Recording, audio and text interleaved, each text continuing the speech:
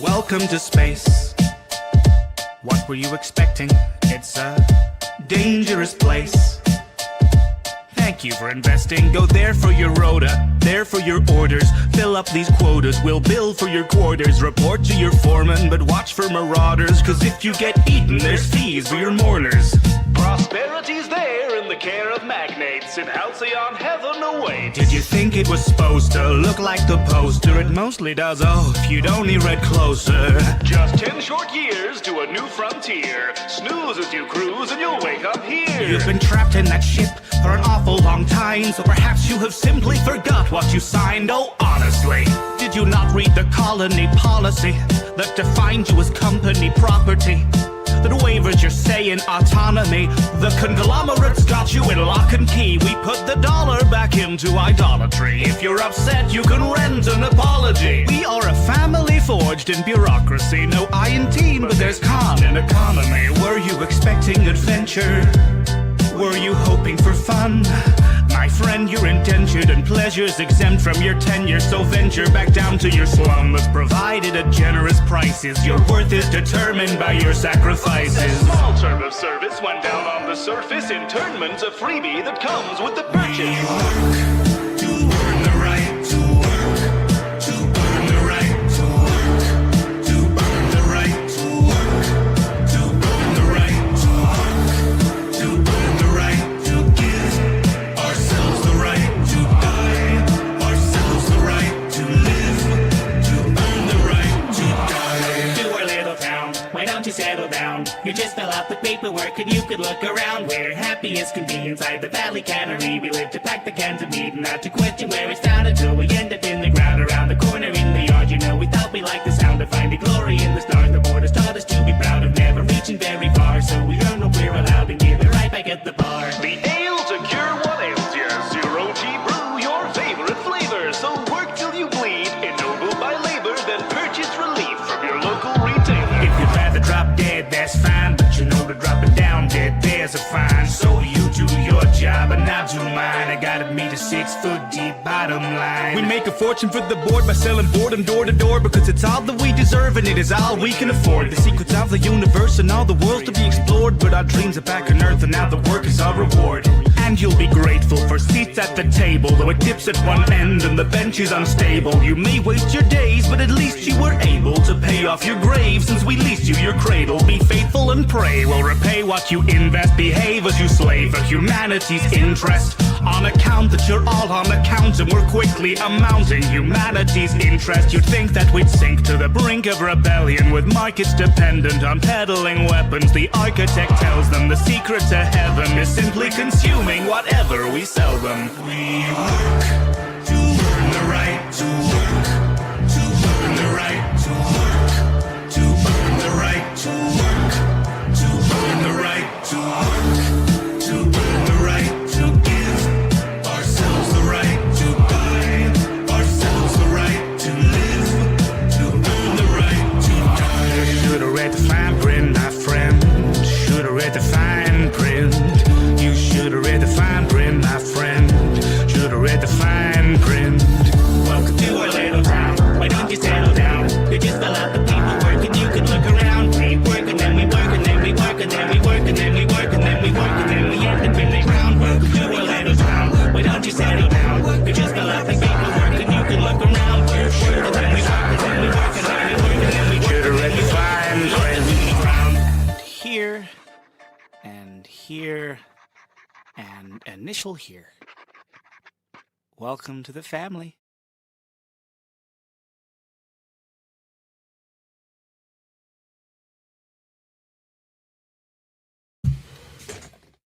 Hi, I'm Sasquatch. And we're going to do some stuff like this until people show up or don't. And that's up to you.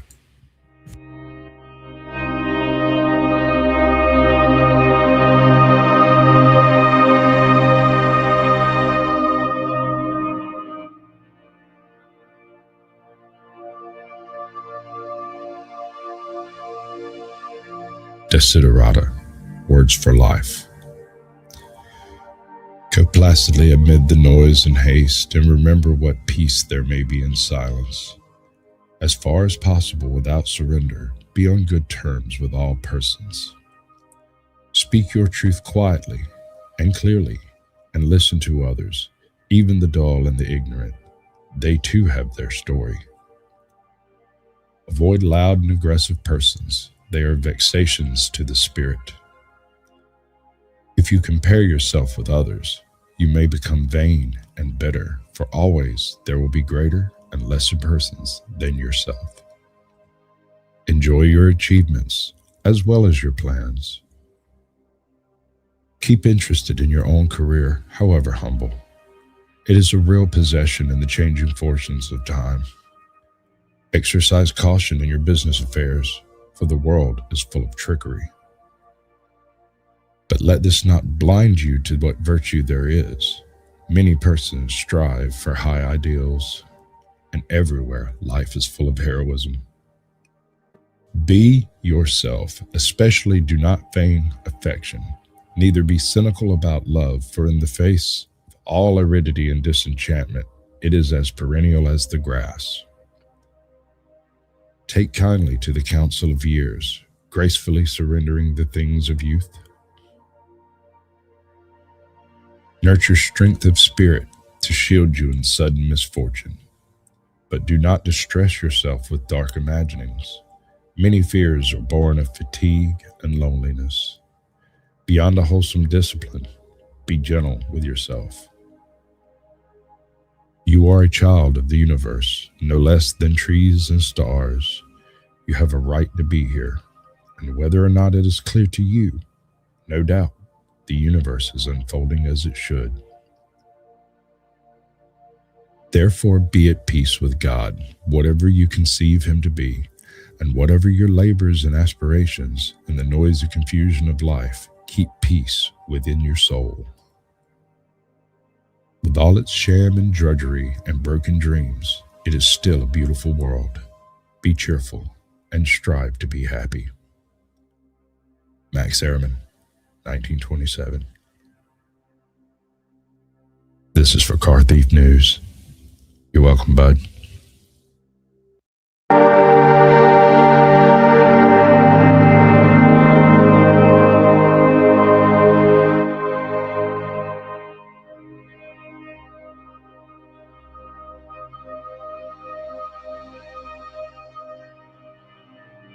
The microphone, there we go. Do not go gentle into that good night, by Dylan Thomas. I beg you all, do not go gentle into that good night. Old age should burn and rave at close of day, but rage against the dying of the light. Though wise men at their end know dark is right, because their words had forked no lightning, they do not go gentle into that good night. Good men the last wave by crying bright, their frailties might have danced in a green bay, rage against the dying of the light.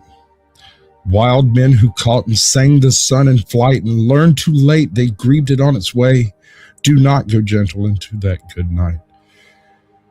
Grave men near death who see the blinding sight, blind eyes could blaze like meteors and be gay, rage against the dying of the light. And you, my father there, on the sad height, curse, bless me now with your fierce tears, I pray. Do not go gentle into that good night. Rage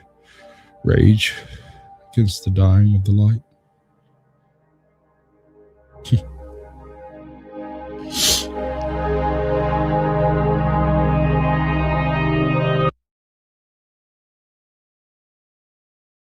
So put 'em up.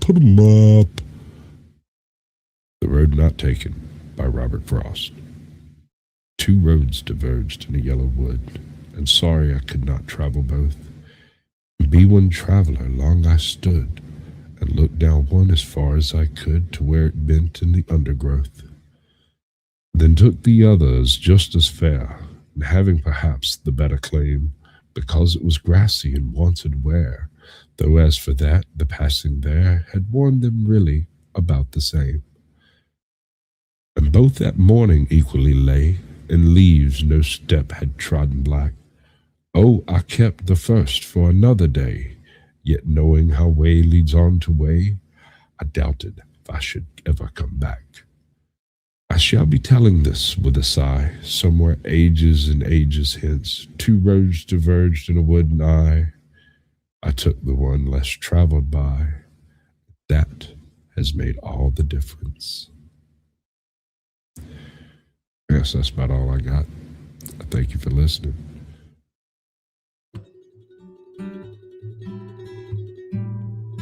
The Shooting of Dan McGrew by Robert Service. A bunch of the boys were whooping it up in the Malamute saloon. The kid that handles the music box was hitting a jagtime tune. Back of the bar in a solo game sat Dangerous Dan McGrew, and watching his back was his light of love, the lady known as Lou. When out of the night, which was 50 below, and into the din and glare, there stumbled a miner fresh from the creeks, dog dirty and loaded for bear.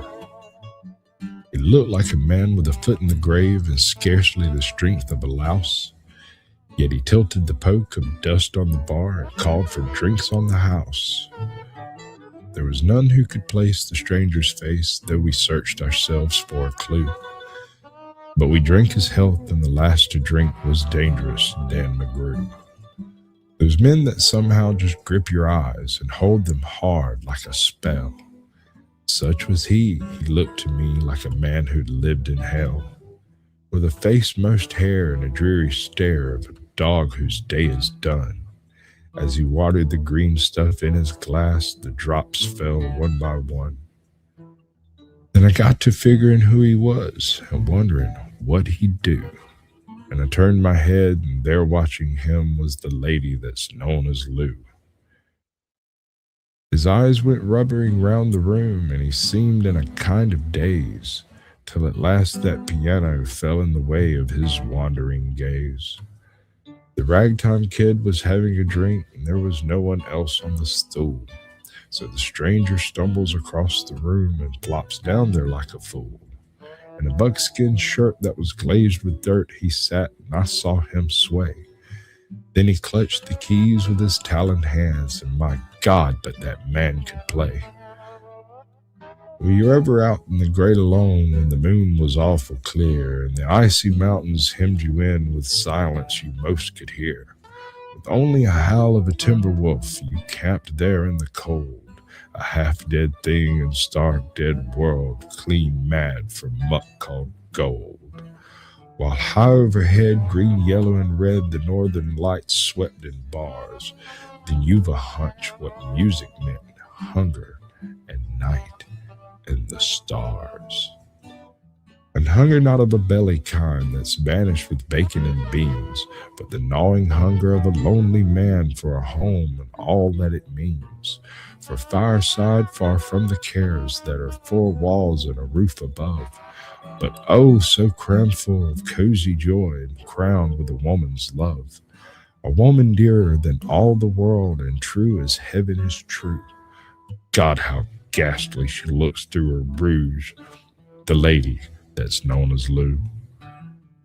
Then on a sudden the music changed, so soft you could scarce hear, but you felt that your life had been looted clean of all that it once held dear, that someone had stolen the woman you loved, that her love was a devil's lie, that your guts were gone and the best for you was to crawl away and die. 'Twas the crowning cry of a heart's despair. It thrilled you through and through. I guess I'll make it a spread misery, said Dangerous Dan McGrew. The music almost died away, then it burst like a pent-up flood, and it seemed to say, repay, repay, my eyes were blind with blood. The thought came back of an ancient wrong, it stung like a frozen lash, and the lust awoke to kill, then the music stopped with a crash. And the stranger turned, and his eyes they burned in a most peculiar way. In a buckskin shirt that was glazed with dirt, he sat, and I saw him sway. Then his lips went in a kind of grin, and he spoke, his voice was calm.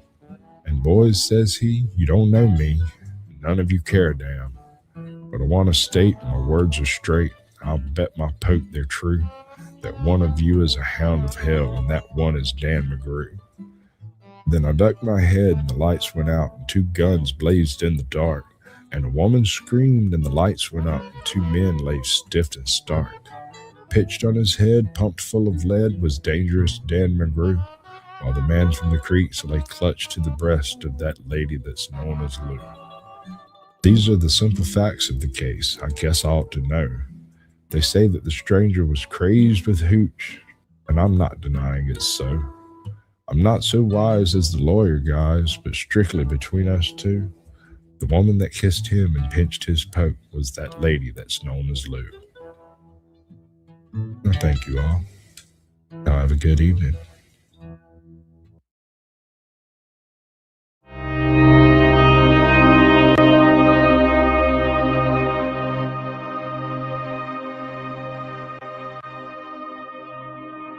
If by Rudyard Kipling. If you can keep your head when all about you are losing theirs and blaming it on you, if you can trust yourself when all men doubt you, but make allowance for the doubting too, if you can wait and not be tired by waiting, or being lied about, don't deal in lies, or being hated, don't give way to hating, and yet don't look too good nor talk too wise. If you can dream and not make dreams your master, if you can think and not make thoughts your aim, if you can meet with triumph and disaster and treat those 2 impostors just the same, if you can bear to hear the truth you've spoken, twisted by knaves to make a trap for fools, or watch the things you gave your life to broken and stoop and build them up with worn out tools, if you can make one heap of all your winnings and risk it on one turn of pitch and toss, and lose and start again at your beginning and never breathe a word about the loss. If you can force your heart and nerve and sinew to serve your turn long after they're gone, and so to hold on when there's nothing in you except the will which says to them, hold on.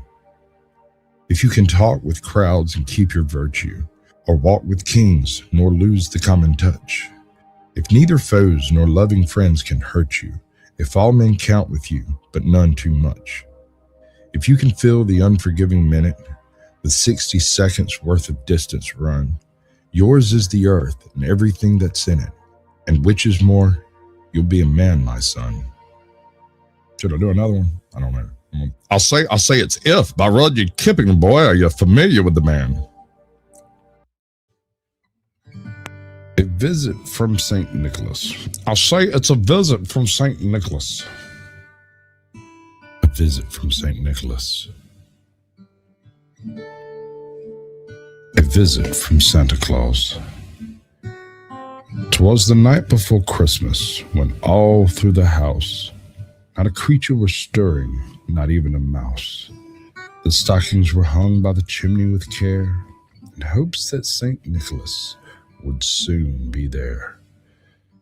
The children were nestled all snug in their beds, while visions of sugar plums danced in their heads. And Mama in her kerchief, and I in my cap, had just settled down for a nice winter's nap. When out upon the lawn there arose such a clatter, I sprang from my bed to see what was the matter. Away to the window I flew like a flash, tore open the shutters and threw up the sash. The moon on the breast of the new-fallen snow gave the luster of midday to the objects below. When what to my wandering eyes should appear but a miniature sleigh and 8 tiny reindeer, with a little old driver so lively and quick, I knew in a moment it must be Saint Nick. More rapid than eagles his coursers they came, and he whistled and shouted and called them by name. Now Dasher, now Dancer, now Prancer and Vixen, on Comet, on Cupid, on Donder and Blitzen, to the top of the porch, to the top of the wall. Now dash away, dash away, dash away all. As dry leaves that before the wild hurricane fly, when they meet with an obstacle mount to the sky.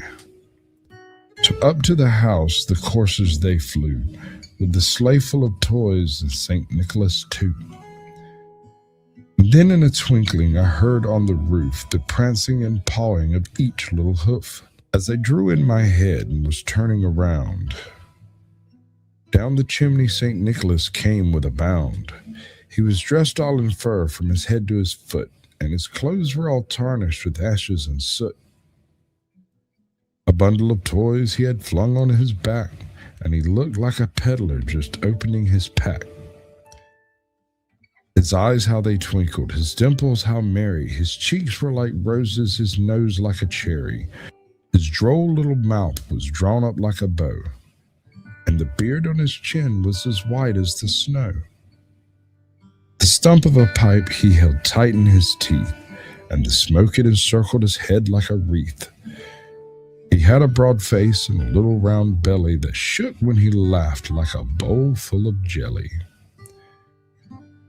He was chubby and plump, a right jolly old elf, and I laughed when I saw him in spite of myself. A wink of his eye and a twist of his head soon gave me to know I had nothing to dread. He spoke not a word, but went straight to his work, and filled all the stockings, then turned with a jerk. And laying his finger aside of his nose, and giving a nod, up the chimney he rose. He sprang to his sleigh, to his team gave a whistle, and away they all flew like a down of thistle.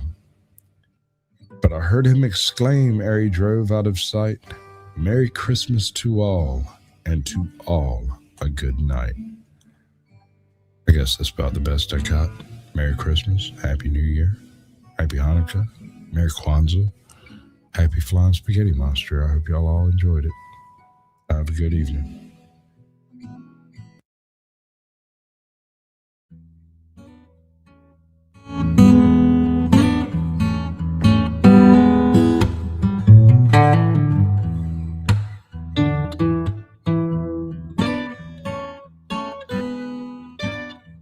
The Cremation of Sam McGee by Robert Service.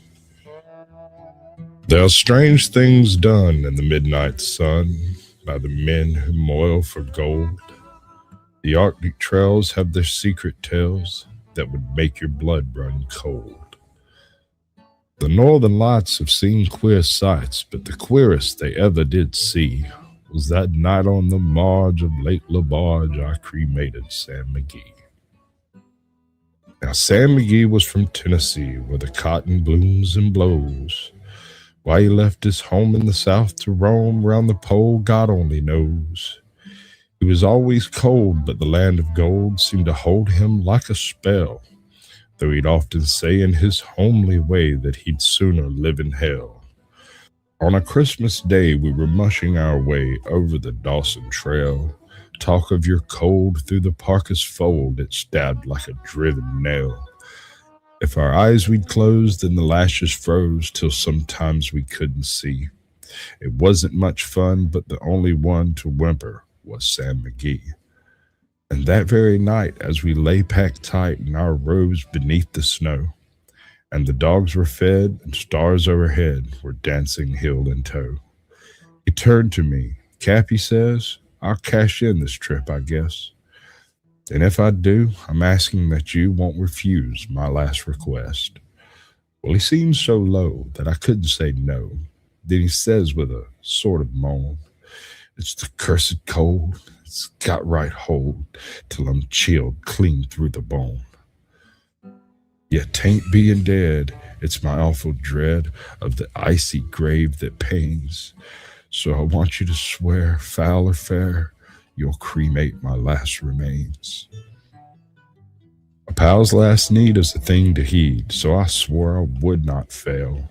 And we started on that streak of dawn, but God, he looked ghastly pale. He crouched on the sleigh and he raved all day of his home down in Tennessee. And before nightfall, a corpse was all that was left of Sam McGee.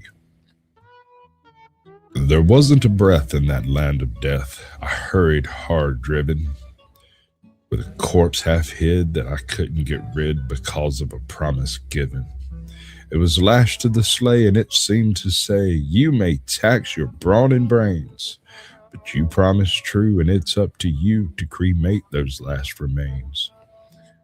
Now, a promise made is a debt unpaid, and the trail has its own stern code.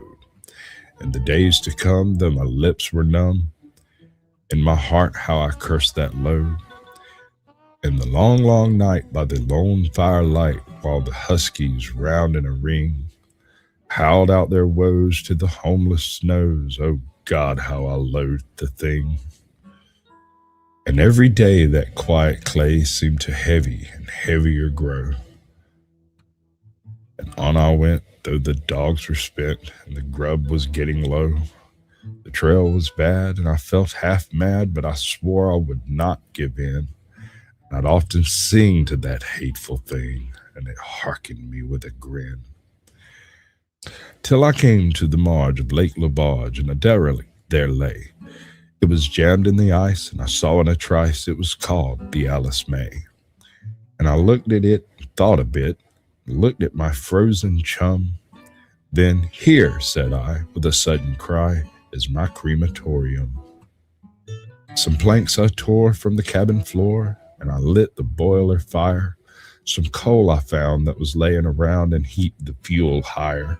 The flames just soared and the furnace roared, such a blaze you seldom see. And I burrowed a hole in those glowing coals and stuffed in Sam McGee. Then I made a hike, for I didn't like to hear him sizzle so. And the heavens scowled and the huskies howled and the wind began to blow. It was icy cold and the hot sweat rolled down my cheeks, and I don't know why. And the greasy smoke in an inky cloak went streaking down the sky. I do not know how long in the snow I wrestled with grisly fear, but the stars came out and they danced about ere again I ventured near. I was sick with dread, but I bravely said, I'll just take a peep inside. I guess he's cooked, and it's time I looked. Then the door I opened wide. And there sat Sam, looking cool and calm in the heart of the furnace roar. He wore a smile you could see a mile. He said, please close that door. It's fine in here, but I greatly fear you'll let in the cold and storm. Since I left Plumtree down in Tennessee, it's the first time I've been warm. There's strange things done in the midnight sun by the men who moil for gold. The Arctic trails have their secret tales that would make your blood run cold. The Northern Lights have seen queer sights, but the queerest they ever did see was the night on the marge of Lake Lebarge when I cremated Sam McGee. Thank you all very much. Have a lovely evening. The cremation of Sam McGee.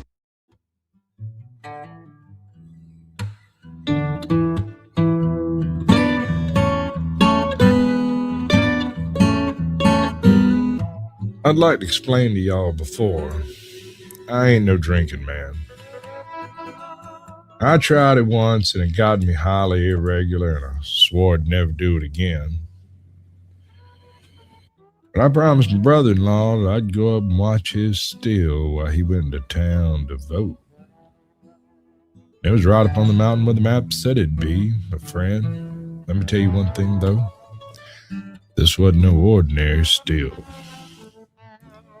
See, it stood up on that mountainside like a huge golden oak. Oh, and there was God's yellow moon a-shining on the cool, clear evening. God's little lanterns was a-twinkling on and off in the heavens.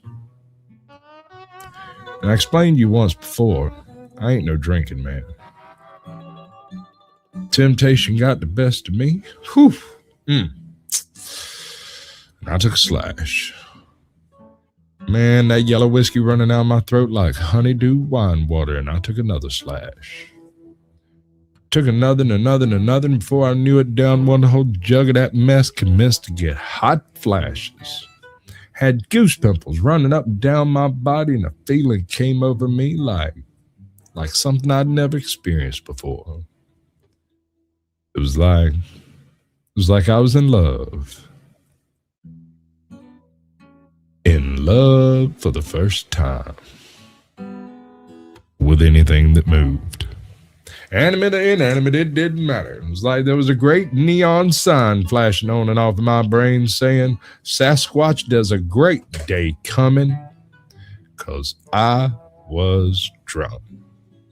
Now, to be clear, now I wasn't no slip sliding Reggie Youngin commode hugging drunk.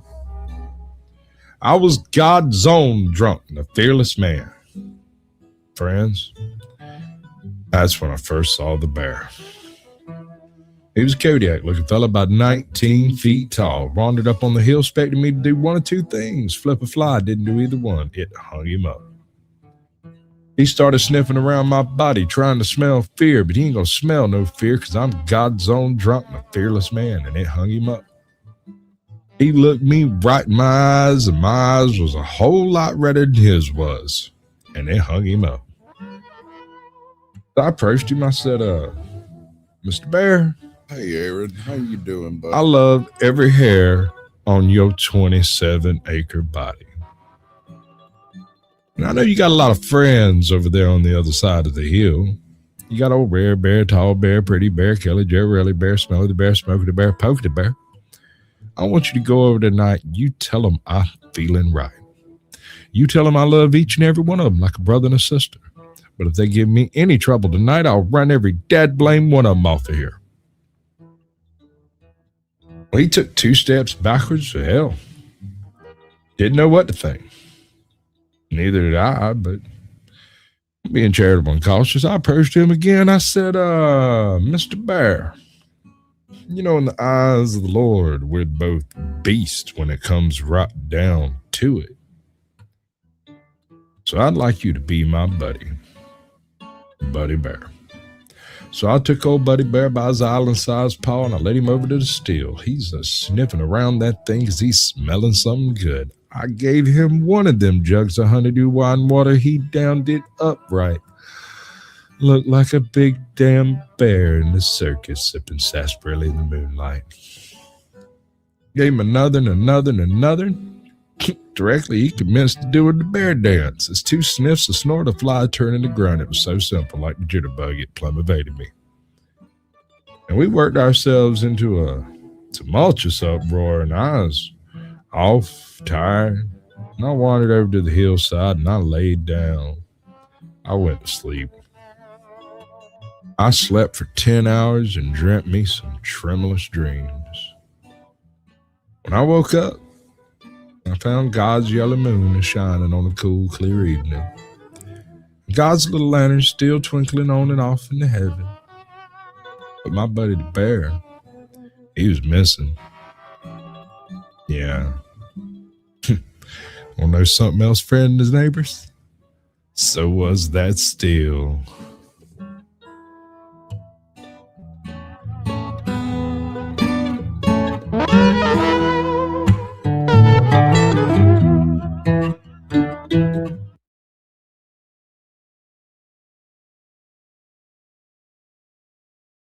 Prologue. No one watched this trip from the village, but they never came back. The searching party that went out after them, among whom was my host Clyde Compton, found nothing whatsoever amiss at the mound. The next trip was the solitary venture of old Captain Lawton, a grizzled pioneer who had helped to open up the region in 1889, but who had never been there since. He had recalled the mound and its fascination all through the years, and being now in comfortable retirement, resolved to have a try at solving the ancient riddle. Long familiarity with Indian myth had given him ideas rather stranger than those of the simple villagers, and he had made preparations for some extensive delving. He ascended the mound on the morning of Thursday, May 11th, 1916, watched through spyglasses by more than 20 people in the village and on the adjacent plain. His disappearance was very sudden and occurred as he was hacking at the shrubbery with a brush cutter.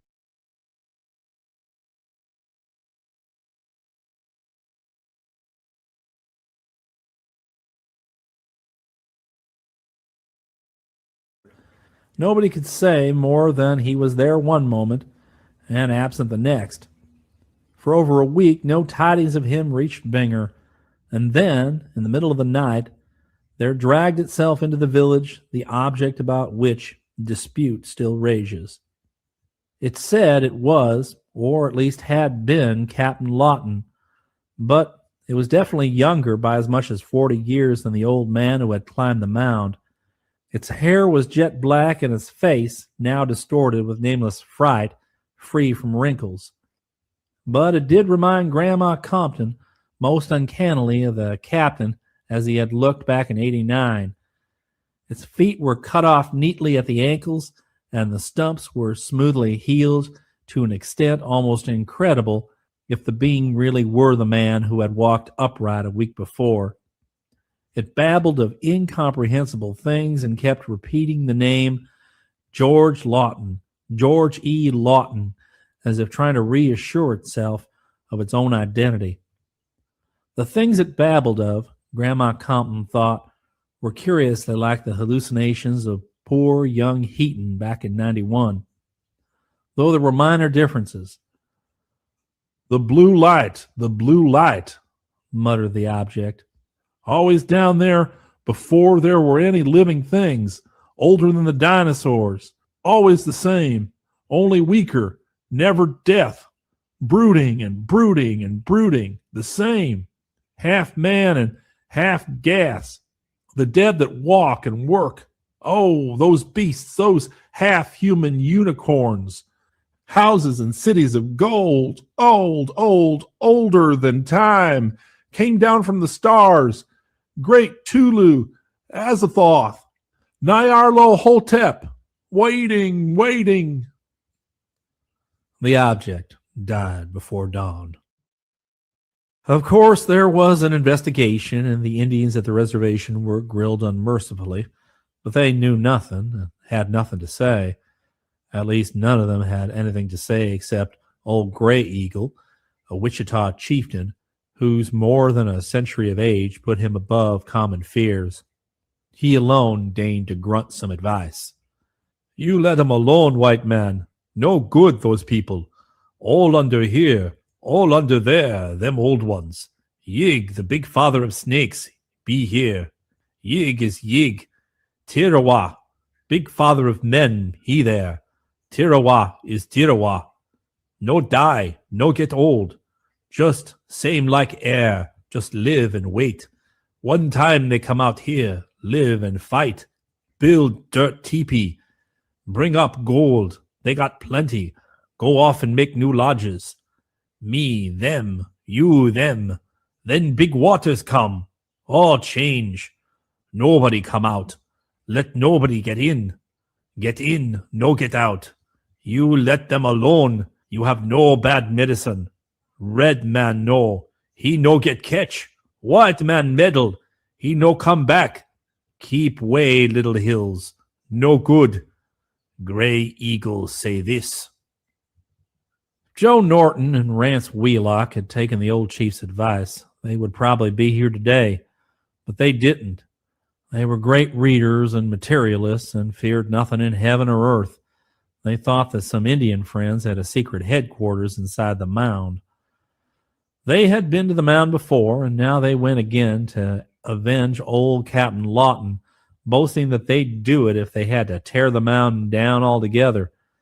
Clyde Compton watched them with a pair of prism binoculars and saw them round the base of the sinister hill. Evidently, they meant to survey their territory very gradually and minutely. Minutes passed, and they did not reappear, nor were they ever seen again. Once more, the mound was a thing of panic fright, and only the excitement of the Great War served to restore it to the farther background of Binger folklore. It was unvisited from 1916 to 1919, and would have remained so but for the daredeviltry of some of the youths back from the service in France. From 1919 to 1920, however, there was a veritable epidemic of mound visiting among the prematurely hardened young veterans, an epidemic that waxed as one youth after another returned unhurt and contemptuous. By 1920, so short is the human memory, the mound was almost a joke at that point, And the tame story of the murdered squaw began to displace darker whispers on everybody's tongues. Then two reckless young brothers, the especially Welcome in, Shantai. Good unimaginative to and see you. hard-boiled Appreciate you playboys, for coming through, decided to fellas. go and dig up the buried squaw and the gold for which the old Indian had murdered her. They went out on a September afternoon, about the time the Indian tom-toms began their incessant annual beating. So I absolutely hate this place. Every time I come to Vault 81, I get lost and I can never find my way back out. I just get sick and tired of being here and eventually just leave. Over the flat, red, dusty plains. Nobody watched them, and their parents did not become worried at their non-return for several hours. Then came an alarm and a search party, and another resignation to the mystery of silence and doubt. But one of them came back after all. It was Ed, the elder, and his straw-colored hair and beard had turned an albino white for 2 inches from the roots. On his forehead was a queer scar like a branded hieroglyph. 3 months after he and his brother Walker had vanished, he skulked into his house at night, wearing nothing but a queerly patterned blanket, which he thrust into the fire as soon as he had got into a suit of his own clothes. He told his parents that he and Walker had been captured by some strange Indians, not Wichitas or Catos, and held prisoners somewhere toward the west. Walker had died under torture, but he himself had managed to escape at a high cost. The experience had been particularly terrible, and he could not talk about it just then. He had to rest anyway, and it would do no good to give an alarm and try to find and punish the Indians. They were not the sort that could be caught or punished, and it was especially important for the good of Binger, for the good of the world, that they not be pursued into their secret lair. As a matter of fact, they were not altogether what one could call real What up, Indians. Scotty? Welcome He in, brother. explained about that later. Meanwhile, he had to rest. Better not rouse the village with news of his return. He would go upstairs and sleep. Before he climbed the rickety flight to his room, he took a pad and pencil from the living room table and an automatic pistol from his father's desk drawer. 3 hours later, the shot rang out. Ed Clay had put a bullet neatly through his temples with a pistol clutched in his left hand, leaving a sparsely written sheet of paper on the rickety table near his bed. He had, it later appeared, from the whittled pencil stub and stove full of charred paper, originally written much more, but had finally decided not to tell what he knew beyond vague hints. The surviving fragment was only a mad warning scrawled in a curiously backhanded script, the ravings of a mind obviously deranged by hardships, and it read thus, rather surprisingly for the utterance of one who had always been stolid and matter-of-fact. What up, Busy Pop? For Welcome God's in. sake, never go near that mound. It is part of some kind of a world, so devilish and old it cannot be spoke about. Me and Walker went and was took into the thing and just melted at times and made up again. And the whole world outside is helpless alongside of what they can do. They what live forever, young as they like, and you can't tell if they're really men or just ghosts. And what they do can't be spoke about. And this is only one entrance. You can't tell how big the whole thing is. After what we've seen, I don't want to live anymore. France was nothing beside this. And see that people always keep away. Oh, God, they would if they could see what poor Walker was like in the end. Yours truly, Ed Clay. At the autopsy, it was found that all of young Clay's organs were transposed from right to left within his body, as if he had been turned inside out. Whether they had always been so, no one could say at the time, but it was later learned from Army records that Ed had been perfectly normal when mustered out of the service in May 1919. Whether there was a mistake somewhere or whether some unprecedented metamorphosis had indeed occurred is still an unsettled question, as is also the origin of the hieroglyph-like scar on his forehead. That was the end of the explorations of the mound. In the 8 intervening years, no one had been near the place, and few indeed had even cared to level a spyglass at it. From time to time, people continued to glance nervously at the lone hill as it rose starkly from the plain against the western sky, and to shudder at the small dark speck that paraded by day and the glimmering will-o'-wisp that danced by night. The thing was accepted at face value as a mystery not to be probed, and by common consent the village shunned the subject. It was, after all, quite easy to avoid the hill, for space was unlimited in every direction, and community life always follows beaten trails. The mound side of the village was simply kept trailless, as if it had been water or swampland or desert. And it is a curious commentary on the stolidity and imaginative sterility of the human animal that the whispers with which children and strangers were warned away from the mound quickly sank once more into the flat tale of a murderous Indian ghost and his squaw victim.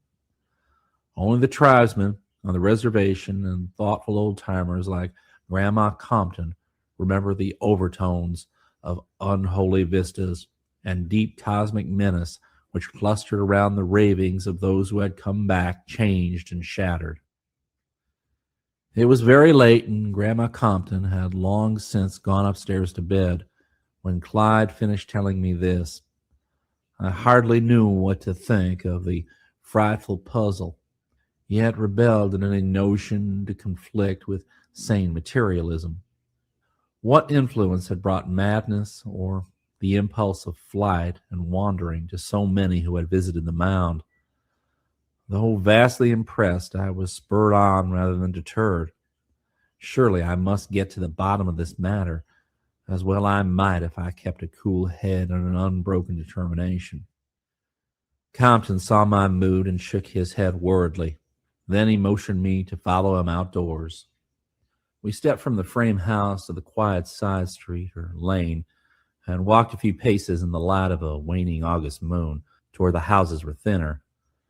The half moon was still low and had not blotted many stars from the sky, so I could see not only the westering gleams of Altair and Vega, but the mystic shimmering of the Milky Way as I looked out over the vast expanse of earth and sky in the direction that Compton pointed. Then all at once I saw a spark that was not a star, a bluish spark that moved and glimmered against the Milky Way near the horizon, and that seemed in a vague way more evil and malevolent than anything in the vault above. In another moment it was clear that this spark came from the top of a long distant rise in the outspread and faintly litten plain, and I turned to Compton with a question. "Yep," he answered. "It's the blue ghost light, and that is the mound. There's not a night in history that we haven't seen it, and not a living soul in Binger that would walk out over the plains toward it. It's bad business, young man, and if you're wise, you'll let it rest where it is. Better call your search off, son, and tackle some of the other Injun legends around here. Heaven knows, we've plenty to keep you busy." Chapter 2. But I was in no mood for advice, and though Compton gave me a pleasant room, I could not sleep a wink through eagerness for the next morning with its chances to see the daytime ghost and to question the Indians at the reservation. I meant to go about the whole thing slowly and thoroughly, equipping myself with all the available data, both white and red, before I commenced any actual archaeological investigations. I rose and dressed at dawn, and when I heard others stirring, I went downstairs. Compton was building the kitchen fire while his mother was busy in the pantry.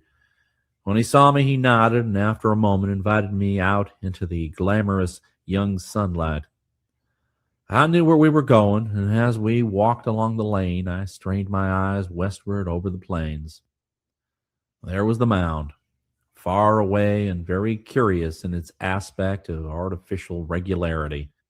Must have been from 30 to 40 feet high and all of 100 yards from north to south as I looked at it. It was not as wide as that from east to west, Compton said, but had the contour of a rather thinnish eclipse. He, I knew, had been safely out to it and back several times. As I looked at the rim silhouetted against the deep blue of the west, I tried to follow its minor irregularities and became Really, Scotty? impressed with a sense I of didn't see something you as a moving upon cotton it. kid. My pulse mounted a bit feverishly, and I seized quickly on the high-powered binoculars which Compton had quietly offered me. Focusing them hastily, I saw at first only a tangle of underbrush on the distant mound's rim, and then something stalked into the field.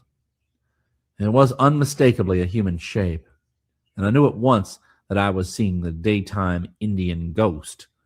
I did not wonder at the description, for surely the tall, lean, darkly robed being with the filletted black hair and seamed, coppery, expressionless, aquiline face looked more like an Indian than anything else in my previous experience.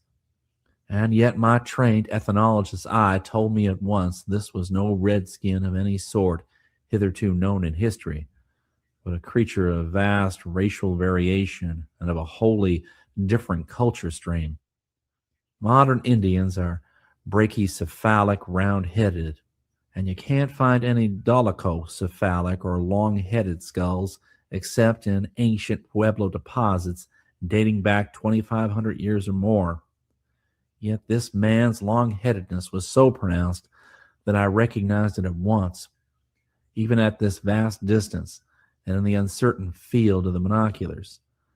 I saw, too, that the pattern of his robe represented a decorative tradition utterly remote from anything we recognized in southwestern native art. There were shining metal trappings, likewise a short sword or kindred weapon at his side, all wrought in a fashion wholly alien to anything I had ever heard of. As he paced back and forth along the top of the mound, I followed him for several minutes with the glass, noting the kinesthetic quality of his stride and the poised way he carried his head, and there was borne in again upon me the strong, persistent conviction that this man, whoever or whatever he might be, was certainly not a savage. He was the product of a civilization, I felt instinctively, though of what civilization I could not guess. At length he disappeared beyond the farther edge of the mound, as if descending the opposite and unseen slope. And I lowered the glass with a curious mixture of puzzled feelings. Compton was looking quizzically at me, and I nodded noncommittally. What do you make of that? He ventured. This is what we've seen here in Binger every day of our lives. That noon found me at the Indian reservation, talking with old Gray Eagle, who, through some miracle, was still alive, though he must have been close to 150 years old. He was a strange, impressive figure, this stern, fearless leader of his kind who had talked with outlaws and traitors in fringed buckskin and French officials in knee breeches and three-cornered hats. And I was glad to see that because of my air of deference toward him, he appeared to like me. His liking, however, took an unfortunate, obstructive form as soon as he learned what I wanted, for all he would do was to warn me against the search I was about to make. You good boy. You no bother that hill. Bad medicine. Plenty devil under there. Catch 'em when you dig. No dig. No hurt. Go and dig. No come back. Just same with me, boy. Just same when my father and he father, boy. All time, buck, he walking day. Squaw with no head, she walking night. All time since white man with tin coats, they come from sunset and below big river. Long way back. 3-4 times more back than Gray Eagle. 2 times more back than Frenchman. All same after then. More back than that, nobody go near little hills nor deep valleys with stone caves. Still more back, Those old ones, no hide. Come out, make villages. Bring plenty gold. Me, them, you, them. Then big waters come. All change. Nobody come out. Let nobody in. Get in, no get out. They no die. No get old like Grey Eagle with valleys in face and snow on head. Just same like air. Some man, some spirit. Bad medicine. Sometimes at night, spirit come out on half man, half horse with horn and fight where men once fight. Well, if you manage to get your marbles Keep away recombobulated, them let me know. place. No I good. could use some You recombobulation. good boy. Go away. Let them old ones alone. That was all I could get out of the ancient chief, and the rest of the Indians would say nothing at all. But if I was troubled, Grey Eagle was clearly more so, for he obviously felt a real regret at the thought of my invading the region he feared so abjectly. As I turned to leave the reservation, he stopped me for a final ceremonial farewell, and once more tried to get my promise to abandon my search. When he saw he could not, he produced something half timidly from a buckskin pouch he wore and extended it toward me very solemnly. It was a worn but finely minted metal disc, about 2 inches in diameter, oddly figured and perforated and suspended from a leathern cord. You no promise? Then Grey Eagle no can tell what get you. But if anything help 'em, this good medicine come from my father. He get from his father. He get from his father all the way back, close to Tirawa, all men's father. My father say, you keep way from those old ones. Keep way from little hills and valleys with stone caves. But if old ones, they come out to get you, then you show 'em this medicine. They know, they make him long way back. They look, then they no do such bad medicine maybe. But no one can tell. You just keep way, just the same. Then no good. No tell what they do. As he spoke, Grey Eagle was hanging the thing around my neck, and I saw it was a very curious object indeed. The more I looked at it, the more I marveled, for not only was its heavy, darkish luster and richly modeled substance an absolutely strange metal to me, but what was left of its design seemed to be a marvelously artistic and utterly unknown workmanship. One side, so far as I could see, had borne an exquisitely modeled serpent design, while the other had depicted a kind of octopus or other tentacled monster. There were some half-effaced hieroglyphs, too, of a kind which no archaeologist could identify or even place conjecturally. With Grey Eagle's permission, I later had expert historians, anthropologists, geologists, and chemists pass carefully upon the disk, but from them I obtained only a chorus of bafflement. It defied either classification or analysis. The chemists called it an amalgam of unknown metallic elements of some heavy atomic weight, and one geologist suggested that the substance must be of meteoric origin, shot from unknown gulfs of interstellar space. Whether it really saved my life or sanity or existence as a human being, I cannot attempt to say, but Grey Eagle is sure of it.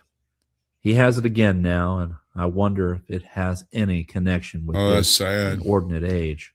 All his fathers who had it lived far I'm beyond thinking the about century taking me a mark, couple of weeks off. perishing of all only in this. battle. Things Is have it gotten possible that odd. Grey Eagle, if kept from accidents, will never die? But I'm ahead of my story. When I returned to the village, I tried to secure more You're mound welcome lore, to come but up. found only I'll excited mute the gossip thingy. and It was opposition. rethingify It was everything. really flattering to see how That'll be solicitous the the thingy people thing were with the about my thinginess. safety, but I had to set their almost frantic remonstrances aside. I showed them Grey Eagle's charm, but none of them had ever heard of it before or seen anything even remotely like it. They agreed that it could not be an Indian relic and imagined that the old chief's ancestors must have obtained it from some trader. When they saw that they could not deter me from my trip, the Bingor citizens sadly did what they could to aid my outfitting. Having known before my arrival the sort of work to be done, I had most of my supplies already with me: machete and trench knife for shrub clearing and excavating, electric torches for any underground phase which We do might know an develop, octopus monster. rope, field glasses, tape measure, microscope, and He was incidentals actually for here a little while emergencies. ago. As much, in fact, as might be comfortably stowed in a convenient handbag. To this equipment I added only the heavy revolver which the sheriff forced upon me, and the pick and shovel which I thought might expedite my work. I decided to carry these latter things slung over my shoulder with a stout cord, for I soon saw that I could not hope for any helpers or fellow explorers. The village would watch me, no doubt, with all its available telescopes and field glasses, but it would not send any citizens so much as a yard over the flat plain toward the lone hillock.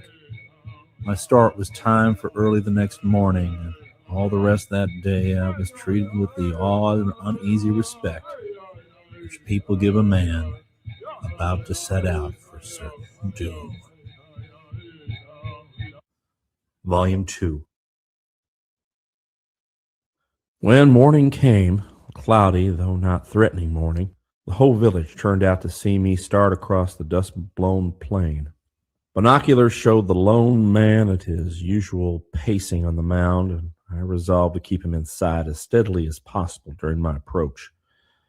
At the last moment, a vague sense of dread oppressed me, and I was just weak and whimsical enough to let Grey Eagle's talisman swing on my chest in full view of any beings or ghosts who might be inclined to heed it. Bidding au revoir to Compton and his mother, I started off at a brisk stride, despite the bag in my left hand and the clanking pick and shovel strapped to my back, holding my field glass in my right hand and taking a glance at the silent pacer from time to time. As I neared the mound, I saw the man very clearly, and fancied I could trace an expression of infinite evil and decadence on his seamed, hairless features. I was startled, too, to see that his goldenly gleaming weapon case bore hieroglyphs very similar to those on the unknown talisman I wore. All the creature's costume and trappings bespoke exquisite workmanship and cultivation. Then, all too abruptly, I saw him start down the farther side of the mound and out of sight. When I reached the place, about 10 minutes after I set out, there was nobody there. There is no need to relate how I spent the early part of my search in surveying and circumnavigating the mound, taking measurements and stepping back to view the thing from different angles. It had impressed me tremendously as I approached it, and there seemed to be a kind of latent menace in its two regular outlines. It was the only elevation of any sort on the wide level plain, and I could not doubt for a moment that it was an artificial tumulus. The steep side seemed wholly unbroken, and without marks of human tenancy or passage. There were no signs of a path toward the top, and, burdened as I was, I managed to scramble up only with considerable difficulty. When I reached the summit, I found a roughly level elliptical plateau about 300 by 50 feet in dimensions, uniformly covered with rank grass and dense underbrush, and utterly incompatible with the constant presence of a pacing sentinel. This condition gave me a real shock, for it showed beyond question that the old Indian, vivid though he seemed, could not be other than a collective hallucination. I looked about with considerable perplexity and alarm, glancing wistfully back at the village and the mass of black dots which I knew was the watching crowd. Training my glass upon them, I saw that they were studying me avidly with their glasses. So as to reassure them, I waved my cap in the air with a show of jauntiness which was far from what I was feeling. Then, settling to my work, I flung down pick, shovel, and bag, taking my machete from the latter and commencing to clear away the underbrush. It was a weary task, and now and then I felt a curious shiver as if some perverse gust of wind arose to hamper my motion with a skill approaching deliberateness. At times it seemed as if a half-tangible force were pushing me back as I worked, almost as if the air thickened in front of me, or as if formless hands tugged at my wrists. My energy seemed used up without producing adequate results. Yet for all that, I did make some progress. By afternoon, I had clearly perceived that toward the northern end of the mound, there was a slight bowl-like depression in the root-tangled earth. While this might mean nothing, it would be a good place to begin when I reached the digging stage, and I made a mental note of it. At the same time, I noticed another and very peculiar thing, namely that the Indian talisman swinging from my neck seemed to behave oddly at a point about 17 feet southeast of the suggested bowl. Its gyrations were altered whenever I happened to stoop toward that point, and it tugged downward, as if attracted by some magnetism in the soil. The more I noticed this, the more it struck me, till at length I decided to do a little preliminary digging there without further delay. As I turned up the soil with my trench knife, I could not help wondering at the relative thinness of the reddish regional layer. The country as a whole was all red sandstone earth, but here I found a strange black loam, less than a foot down. It was such soil as one finds in the strange deep valleys farther west and south, and must surely have been brought from a considerable distance in the prehistoric age when the mound was reared. Kneeling and digging, I felt the leathern cord around my neck tug harder and harder, as something in the soil seemed to draw the heavy metal talisman more and more. Then I felt my implements strike a hard surface, and wondered if a rock layer rested beneath. Prying about with the trench knife, I found that such was not the case. Instead, to my intense surprise and feverish interest, I brought up a mold-clogged, heavy object of cylindrical shape, about a foot long and 4 inches in diameter, to which my hanging talisman clove with glue-like tenacity. I cleared off the black loam. My wonder and tension increased at the bas-reliefs revealed by that process. The whole cylinder, ends and all, was covered with figures and hieroglyphs, and I saw with growing excitement that these things were the same unknown tradition as those on Gray Eagle's charm and on the yellow metal trappings of the ghost I had seen through my binoculars.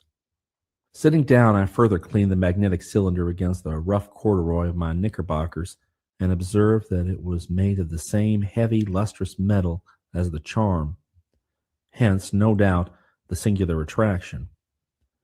The carvings and chasings were very strange and very horrible. Nameless monsters and designs fraught with insidious evil, and all were of the very highest finish and craftsmanship. I could not at first make heads nor tails of the thing, and handled it aimlessly until I spied a cleavage near one end. Then I sought eagerly for some mode of opening, discovering at last that the end simply unscrewed. The cap yielded with difficulty, but at last it came off, liberating a curious aromatic odor. The sole contents was a bulky roll of yellowish paper-like substance, inscribed in greenish characters, and for a second I had the supreme thrill of Welcome in, fancying Tootie that I Bug. Good to held see a you, written girl. key to unknown elder worlds and abysses beyond time. Almost immediately, however, Well, Joe Cool, why don't you hit that link and come ask me straight to my face? Or do I have to get 3 white women up here first? There's also a vertical live stream going on with this, and so I've got part of the screen specified for the vertical and part of it for the horizontal. That's why things look a little weirdo. Well, welcome in, girl.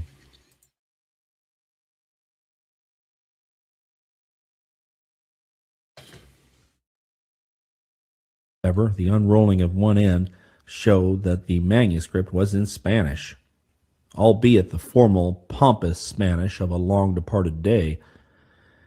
In the golden sunset light, I looked at the heading and the opening paragraph, trying to decipher the wretched and ill-punctuated script of the vanished writer.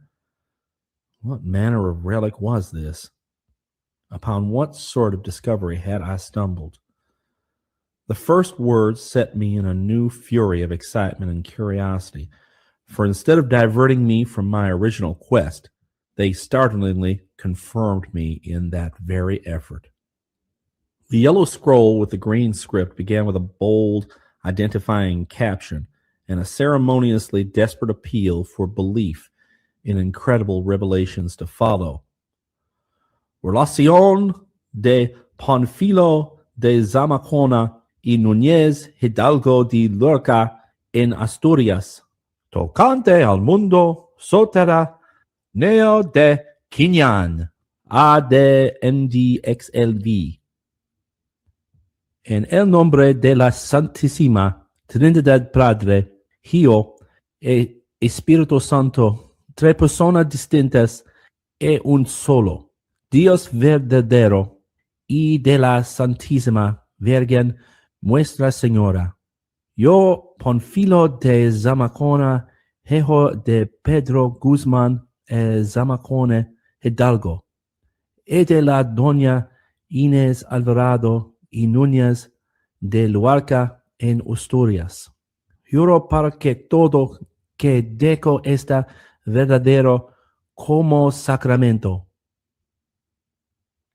I paused to reflect on the portentous significance of what I was reading. The narrative of Panfilo de Zamacona y Núñez, gentleman of Luarca in Asturias, concerning the subterranean world of Quiñán, A.D. 1545. Here surely was too much for any mind to absorb all at once. A subterranean world? Again, that persistent idea of which filtered through all the Indian tales and through all the utterances of those who had come back from the mound. And the date, 1545? What could this mean? In 1540, Coronado and his men had gone north from Mexico into the wilderness, but they hadn't turned back in 1542. My eye ran questingly down the open part of the scroll, and almost at once seized on the name Francisco Vasquez de Coronado. The writer of this thing clearly was one of Coronado's men, but what had he been doing in this remote realm 3 years after his party had gone back? I must read further, for another glance told me what was now unrolled was merely a summary of Coronado's northward march, differing in no essential way from the account known to history. It was only the waning light which checked me before I could unroll and read more, and in my impatient bafflement, I almost forgot to be frightened at the onrush of night in this sinister place. Actually, this is one of my favorite H.P. Lovecraft tales called The Mound, read by a guy on YouTube. It's like his channel's name is like Southern Gothic or something like that. Yeah, I really dig the way he talks. Others, however, had not forgotten the lurking terror, for I heard a loud, distant hallooing from a knot of men who had gathered at the edge of town. Answering the hail, I restored the manuscript to its strange cylinder, to which the disc around my neck still clung, until I pried it off and packed it in my smaller implements for departure. Leaving the pick and shovel for the next day's work, I took up my handbag and scrambled down the steep side of the mound, and in another quarter hour was back in the village, explaining and exhibiting my curious find. As darkness drew on, I glanced back at the mound I had so lately left, and saw with a shudder that the faint bluish torch of the nocturnal squaw ghost had begun to glimmer. It was hard work waiting to get at the bygone Spaniard's narrative, but I knew I must have quiet and leisure for a good translation, so reluctantly saved the task for the later hours of the night.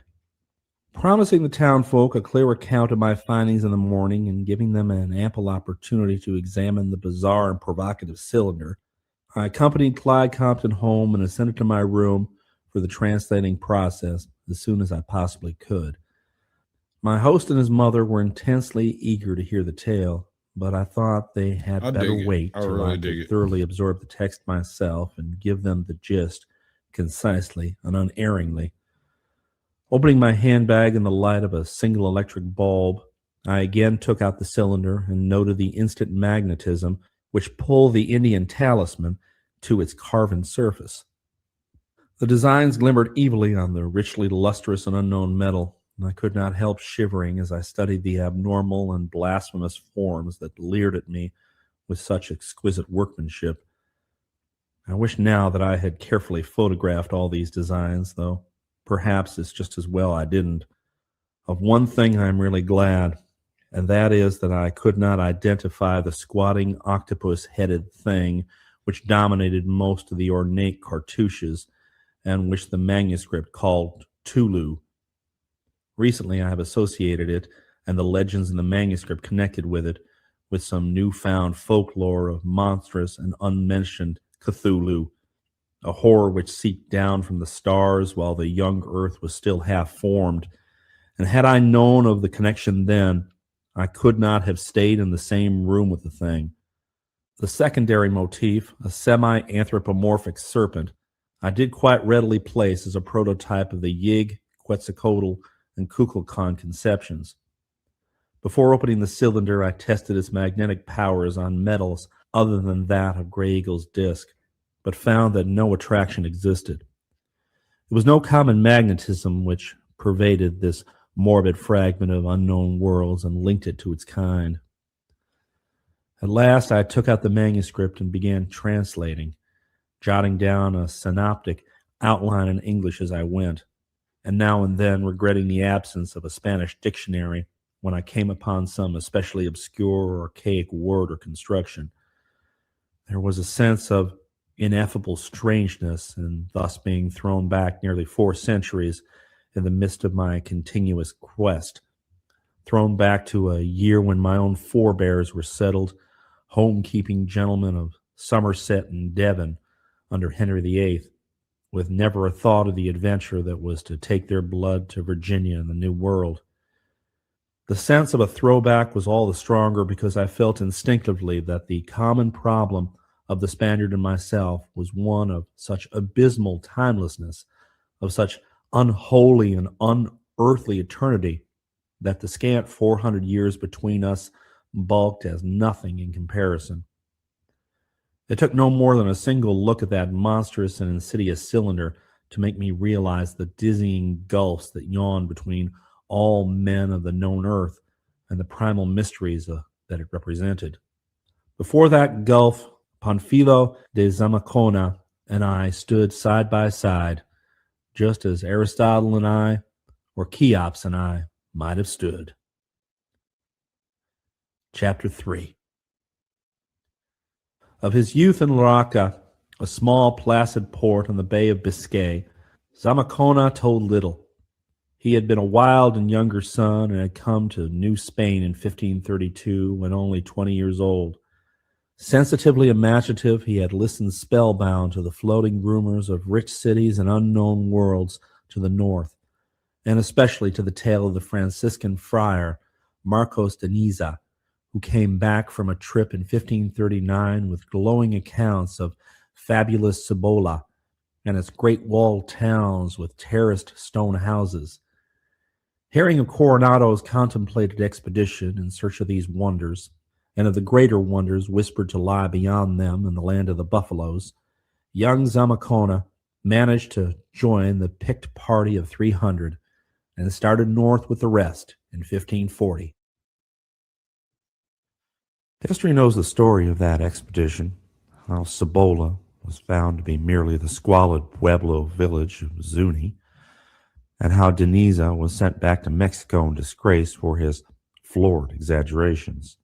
How Coronado first saw the Grand Canyon, and how at Cuchilla on the Pecos he heard from the Indian called El Turco of the rich and mysterious land of Quivira, far to the northeast, where gold, silver, and buffaloes abounded, and where there flowed a river 2 leagues wide.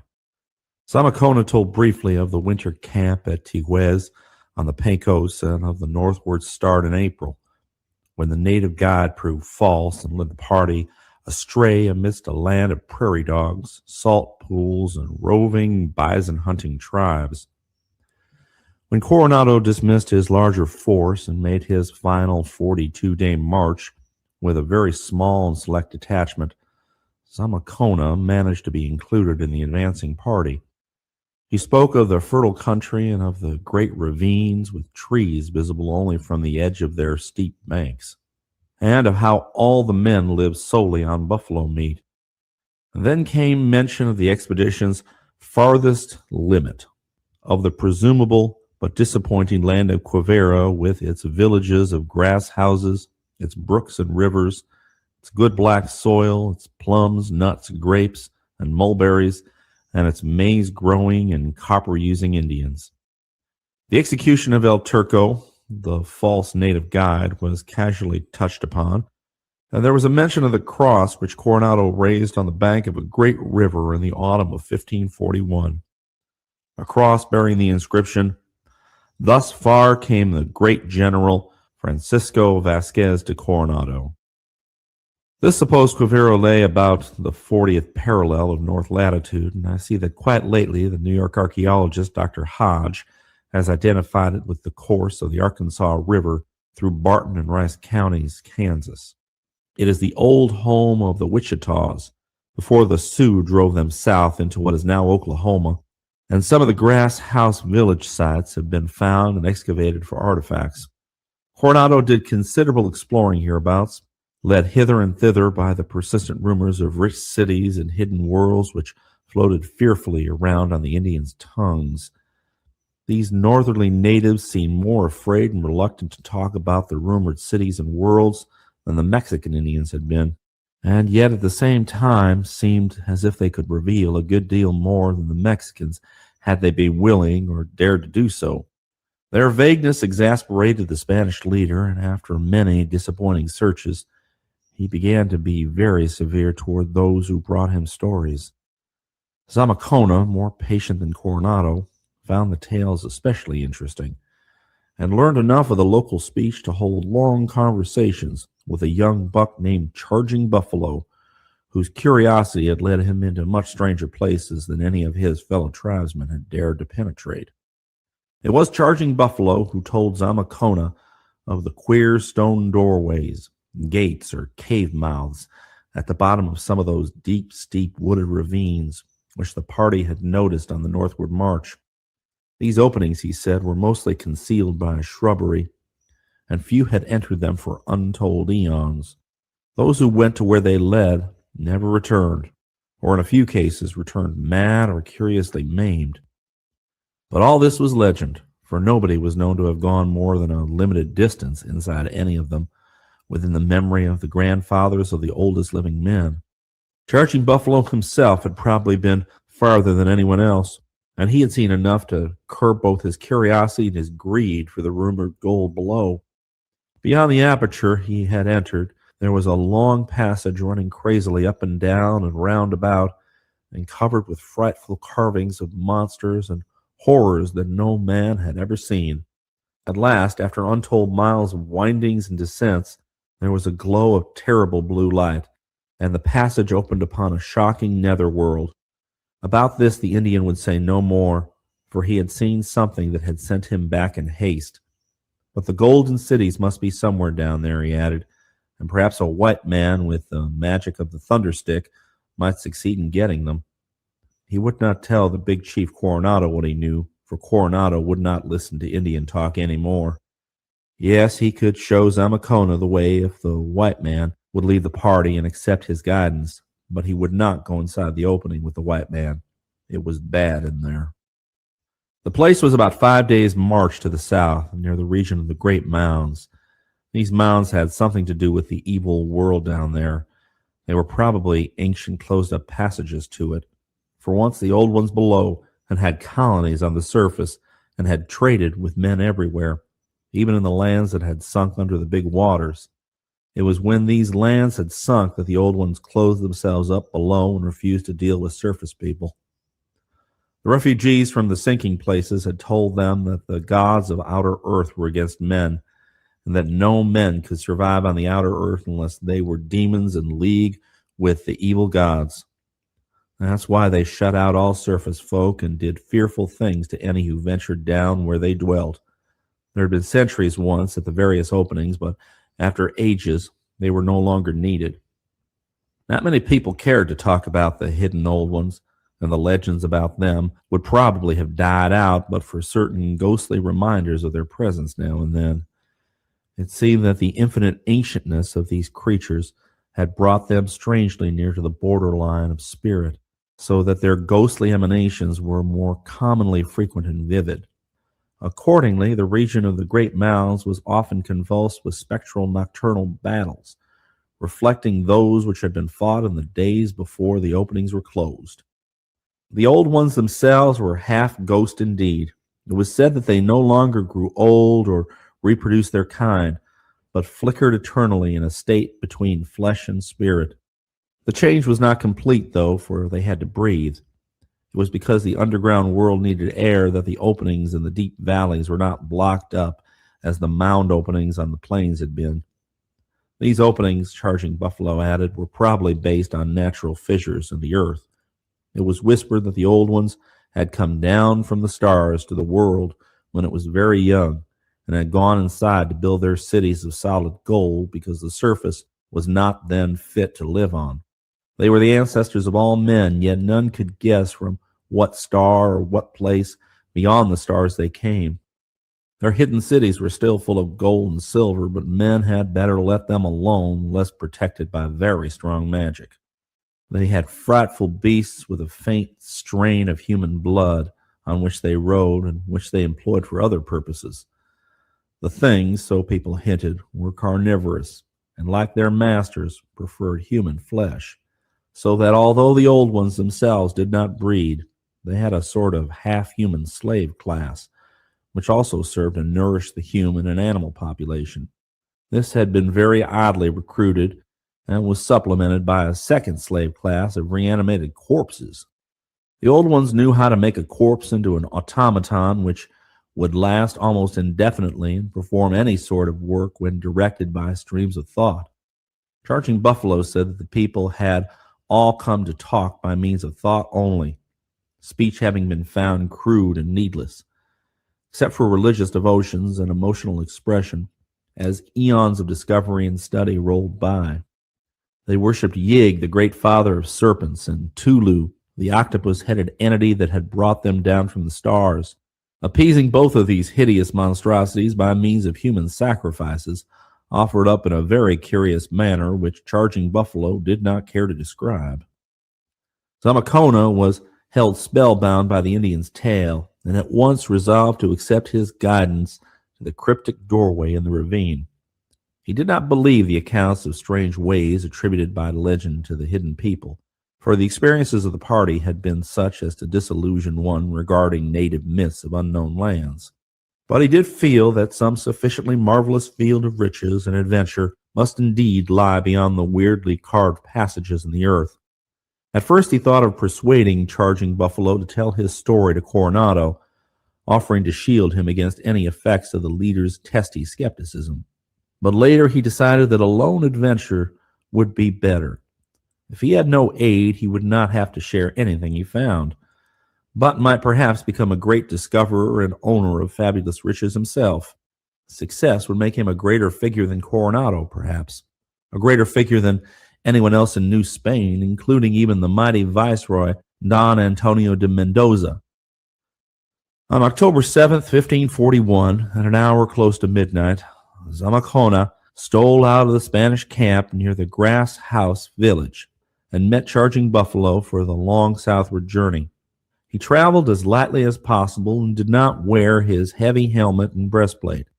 Of the details of the trip, the manuscript told very little, but Zamacona records his arrival at the Great Ravine on October 13th. The descent of the thickly wooded slope took no great time, and though the Indian had trouble in locating the shrubbery-hidden stone door again amidst the twilight of that deep gorge, the place was finally found.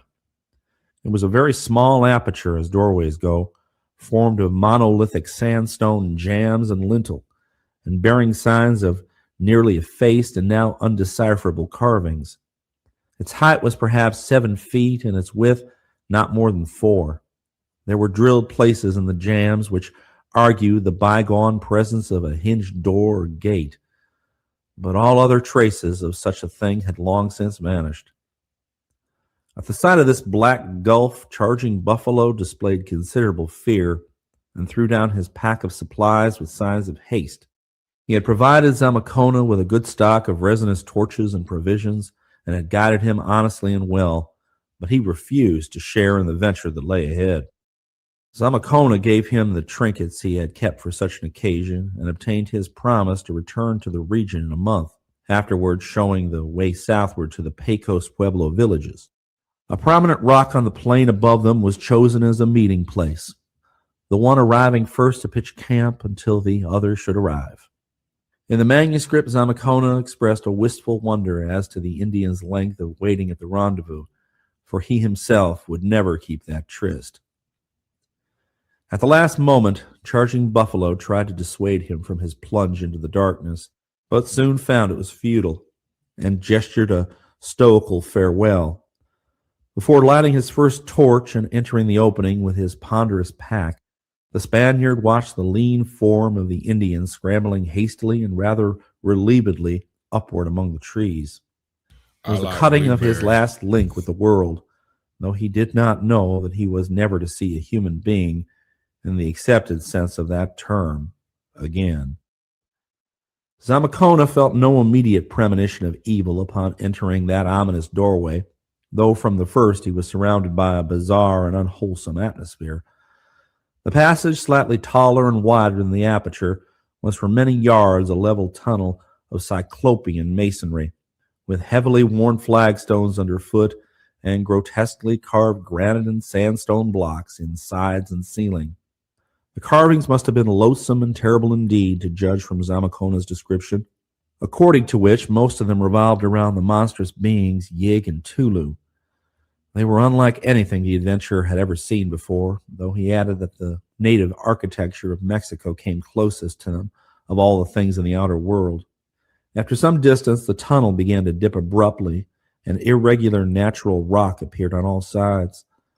The passage seemed only partially artificial, and decorations were limited to occasional cartouches with shocking bas-reliefs.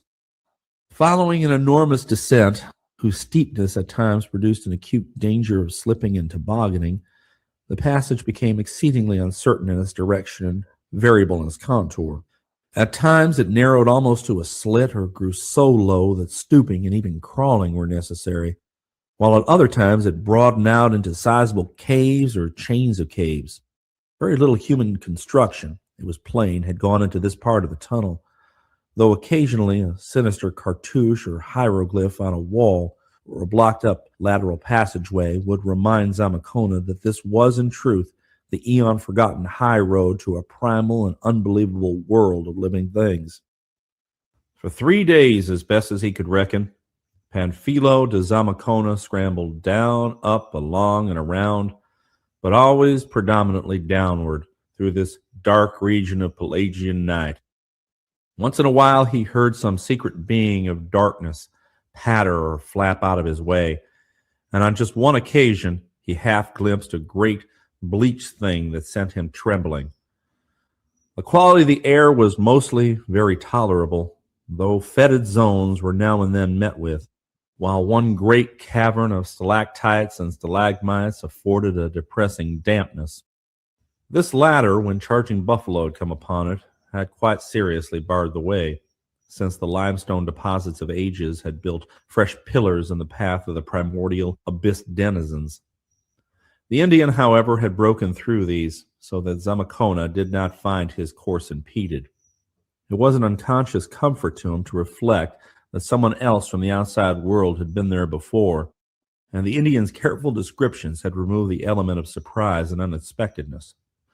More so, Charging Buffalo's knowledge of the tunnel had led him to provide so good a torch supply for the journey in and out that there would be no danger of becoming stranded in the darkness. Zamacona camped twice, building a fire whose smoke seemed well taken care of by the natural ventilation.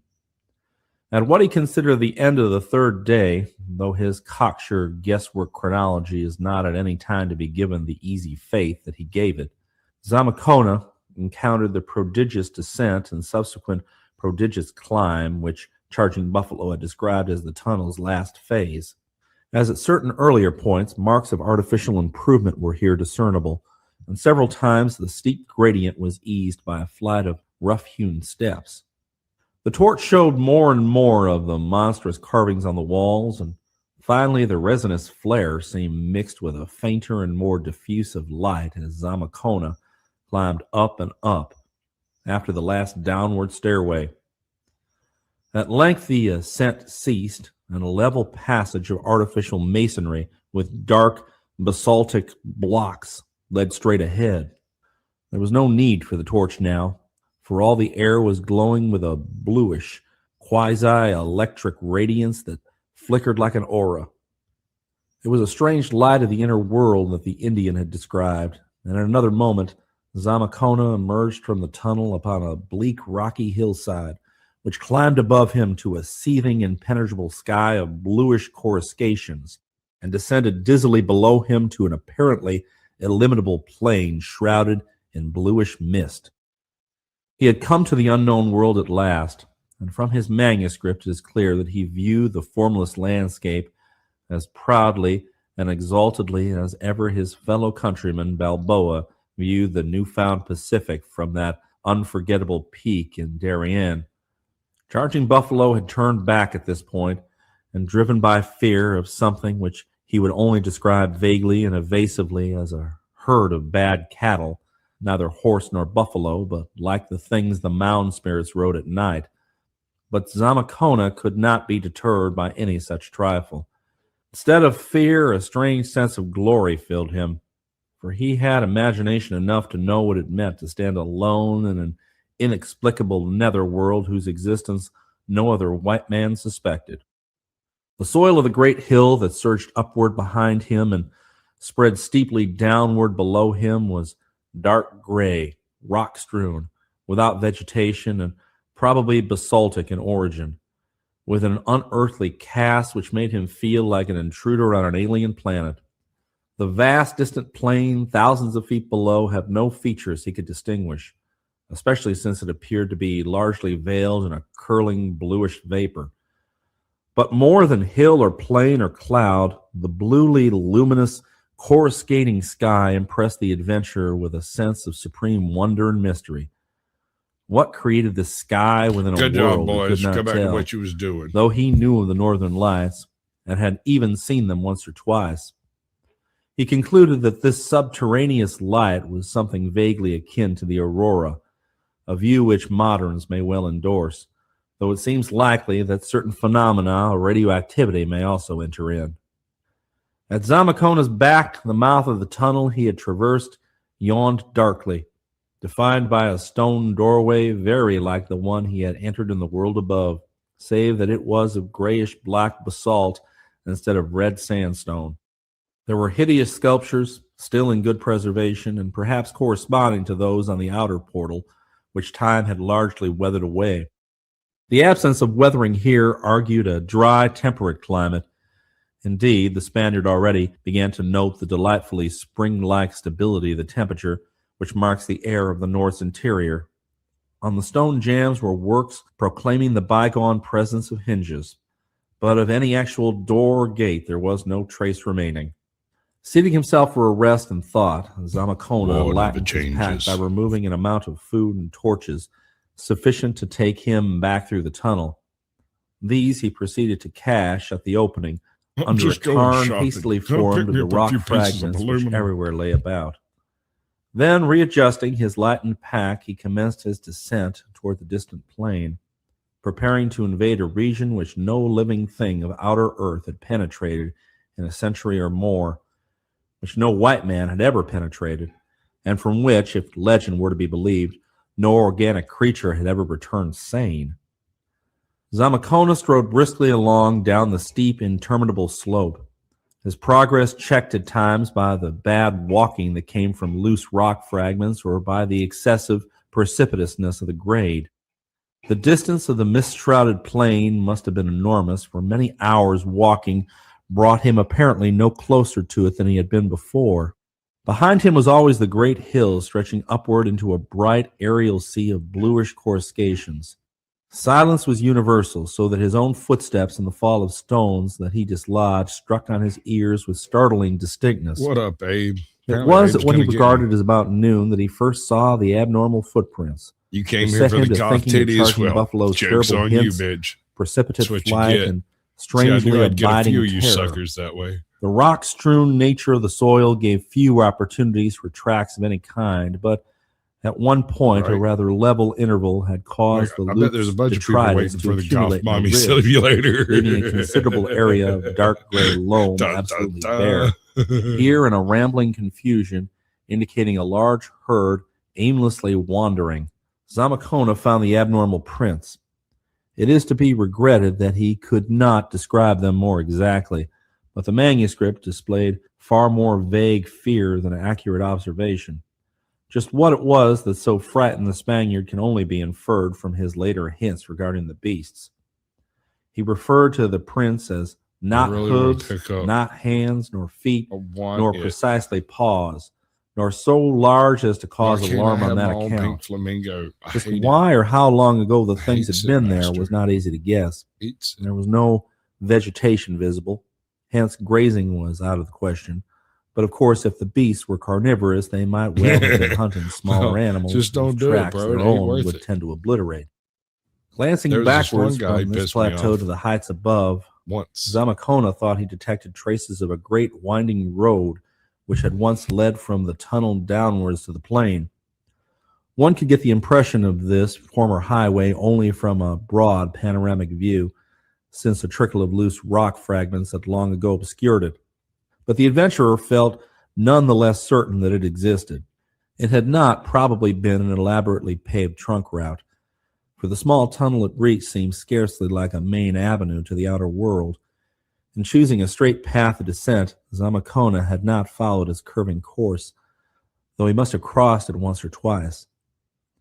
With his attention now called to it, he looked ahead to see if he could trace it downward toward the plain, and this he finally thought he could do.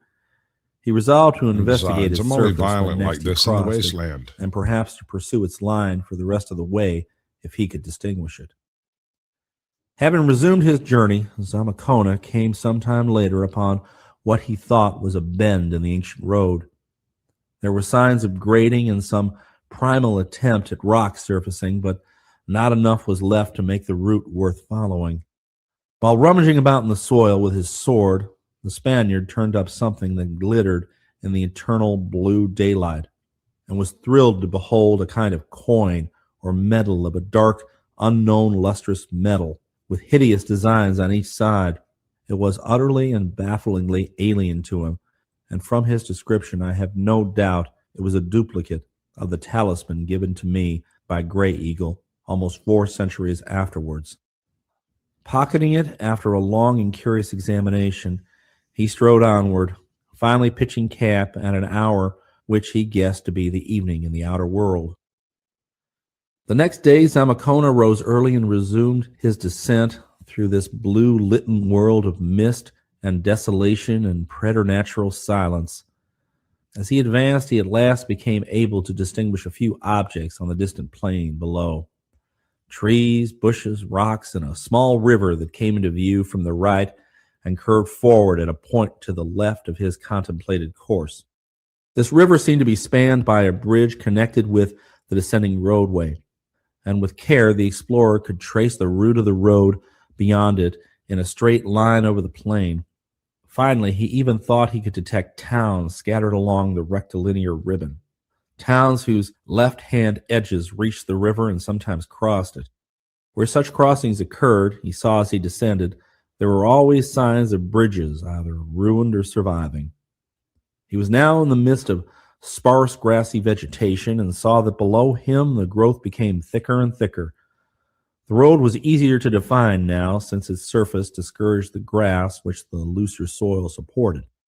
Rock fragments were less frequent, and the barren upward vista behind him looked bleak and forbidding in contrast to his present milieu. It was on this day that he saw the blurred mass moving over the distant plain. Since his first sight of the sinister footprints, He had met with no more of these, but something about that slowly and deliberately moving mass peculiarly sickened him.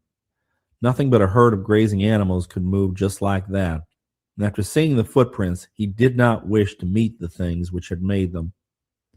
Still, the moving mass was not near the road, and his curiosity and greed for fabled gold were great. Besides, who could really judge things from vague, jumbled footprints or from the panic-twisted hints of an ignorant Indian? And straining his eyes to view the moving mass, Zamacona became aware of several other interesting things. One was that certain parts of the now unmistakable towns glittered oddly in the misty blue light. Another was that besides the towns, several similarly glittering structures of a more isolated sort were scattered here and there along the road and over the plain.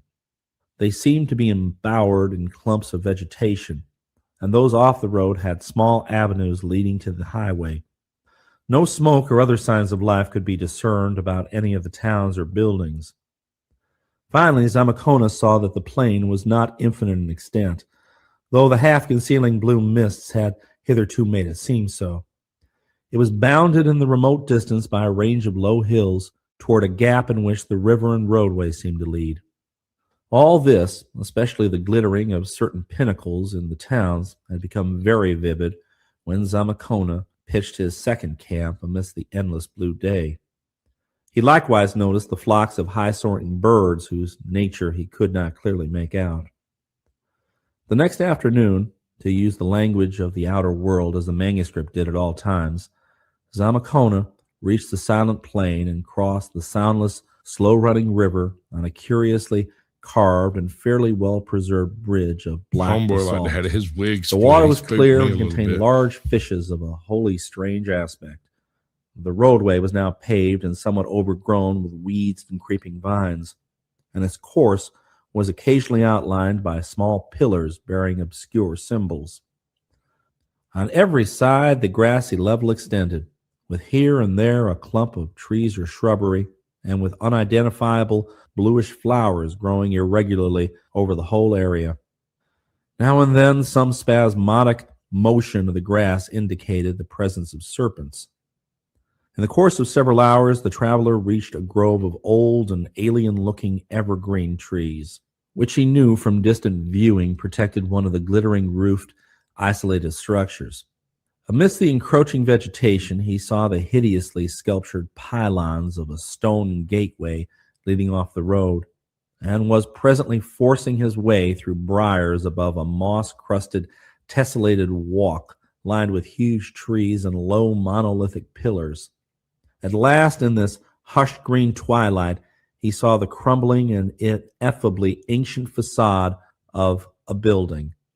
A temple, he had no doubt. It was a mass of nauseous bas-reliefs depicting scenes and beings and objects and ceremonies which could certainly have no place on this or any sane planet. In hinting of these things, Zamacona displays for the first time that shocked and pious hesitancy which impairs the informative value of the rest of his manuscript. We cannot help regretting that the Catholic ardor of Renaissance Spain had so thoroughly permeated his thought and feeling. The door of the place stood wide open, and absolute darkness filled the windowless interior. Conquering the repulsion which the mural sculptures had excited, Zamacona took out flint and steel and lit a resinous torch, pushed aside curtaining vines, and sallied boldly across the ominous threshold. For a moment he was quite stupefied by what he saw. It was not the all-covering dust and cobwebs of immemorial eons, the fluttering winged things, the shriekingly loathsome sculptures on the walls, the bizarre form of the many basins and braziers, the sinister pyramidal altar with the hollow top, or the monstrous octopus-headed abnormality in some strange dark metal leering and squatting broodingly on its hieroglyph pedestal, which robbed him of even the power to give a startled cry. It was nothing so unearthly as this, but merely the fact that, with the exception of the dust, the cobwebs, the winged things, and the gigantic emerald-eyed idol, every particle of substance in sight was composed of pure and evidently solid gold.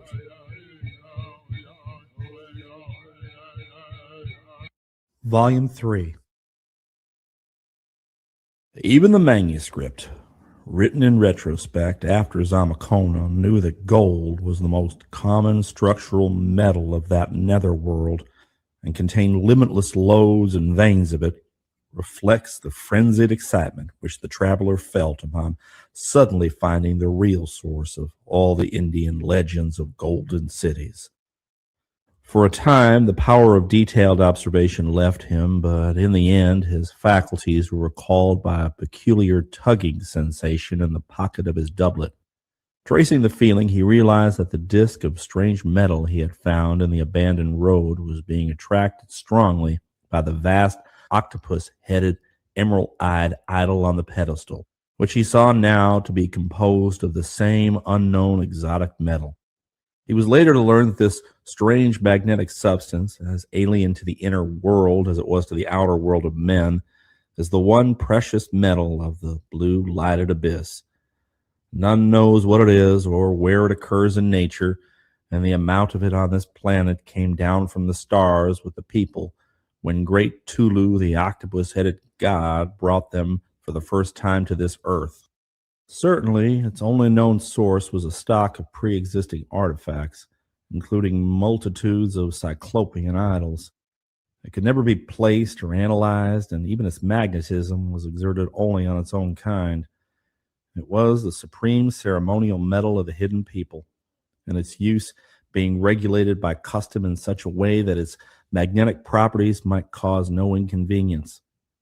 A very weakly magnetic alloy of it, with such base metals as iron, gold, silver, copper, or zinc, had formed the sole monetary standard of the hidden people at one period of their history.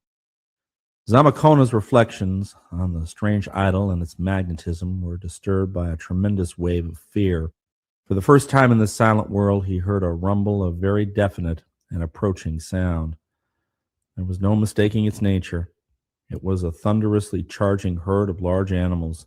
And remembering the Indians' panic, the footprints, and the moving mass distantly seen, the Spaniard shuddered in terrified anticipation. He did not analyze his position or the significance of this onrush of great lumbering beings, but merely responded to an elemental urge toward self-protection. Charging herds do not stop to find victims in obscure places, and on the outer earth, Zamacona would have felt little or no alarm in such a massive, grove-girt edifice. Some instinct, however, now bred a deep and peculiar terror in his soul, and he looked about frantically for any means of safety. There being no available refuge in the great gold-patined interior, he felt that he must close the long-disused door, which still hung on its ancient hinges, doubled back against the inner wall. Soil, vines, and moss had entered the opening from outside, so that he had to dig a path for the great gold portal with his sword. But he managed to perform this work very swiftly, under the frightful stimulus of the approaching noise. The hoofbeats had grown louder and more menacing by the time he began tugging at the heavy door itself. And for a while his fears reached a frantic height, as hope of starting the age-clogged metal grew faint.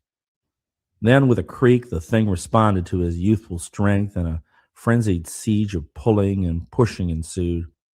Amidst the roar of unseen stampeding feet, success came at last, and the ponderous golden door clanged shut, leaving Zamacona in darkness but for the single lighted torch he had wedged between the pillars of a basin tripod. There was a latch, and the frightened man blessed his patron saint that it was still effective. Sound alone told the fugitive the sequel. When the roar grew very near, it resolved itself into separate footfalls, as if the evergreen grove had made it necessary for the herd to slacken speed and disperse. But feet continued to approach, and it became evident that the beasts were advancing among the trees and circling the hideously carven temple walls. In the curious deliberation of their tread, Zamacona found something very alarming and repulsive. Nor did he like the scuffling sounds which were audible even through the thick stone walls and heavy golden door. Once the door rattled ominously on its archaic hinges as if under a heavy impact, but fortunately it still held. Then, after a seemingly endless interval, he heard retreating steps and realized that his unknown visitors were leaving. Since the herds did not seem to be very numerous, it would have been perhaps safe to venture out within a half hour or less, but Zamacona took no chances. Opening his pack, he prepared his camp on the golden tiles of the temple's floor, with the great door still securely latched against all comers, drifting eventually into a sounder sleep than he could have known in the blue-litten spaces outside. He did not even mind the hellish, octopus-headed bulk of great Tulu, fashioned of unknown metal and leering with fishy sea-green eyes, which squatted in the blackness above him on its monstrously hieroglyph pedestal. Surrounded by darkness for the first time since leaving the tunnel, Zamacona slept profoundly and long. He must have more than made up the sleep he had lost at his two previous camps when the ceaseless glare of the sky had kept him awake despite his fatigue, for much distance was covered by other living feet while he lay in his healthily dreamless rest. It's well that he rested deeply, for there were many strange things to be encountered in his next period of consciousness. Chapter 4. What finally roused Zamacona was a thunderous rapping at the door. It beat through his dreams and dissolved all the lingering mists of drowsiness as soon as he knew what it was. There could be no mistake about it. It was a definite human and peremptory rapping, performed apparently with some metallic object, and with all the measured quality of conscious thought or will behind it. As the awakening man rose clumsily to his feet, a sharp vocal note was added to the summons. Somebody was calling him out, in a not unmusical voice, a formula which the manuscript tries to represent as Oxy Oxy Gathkan Yika Relax.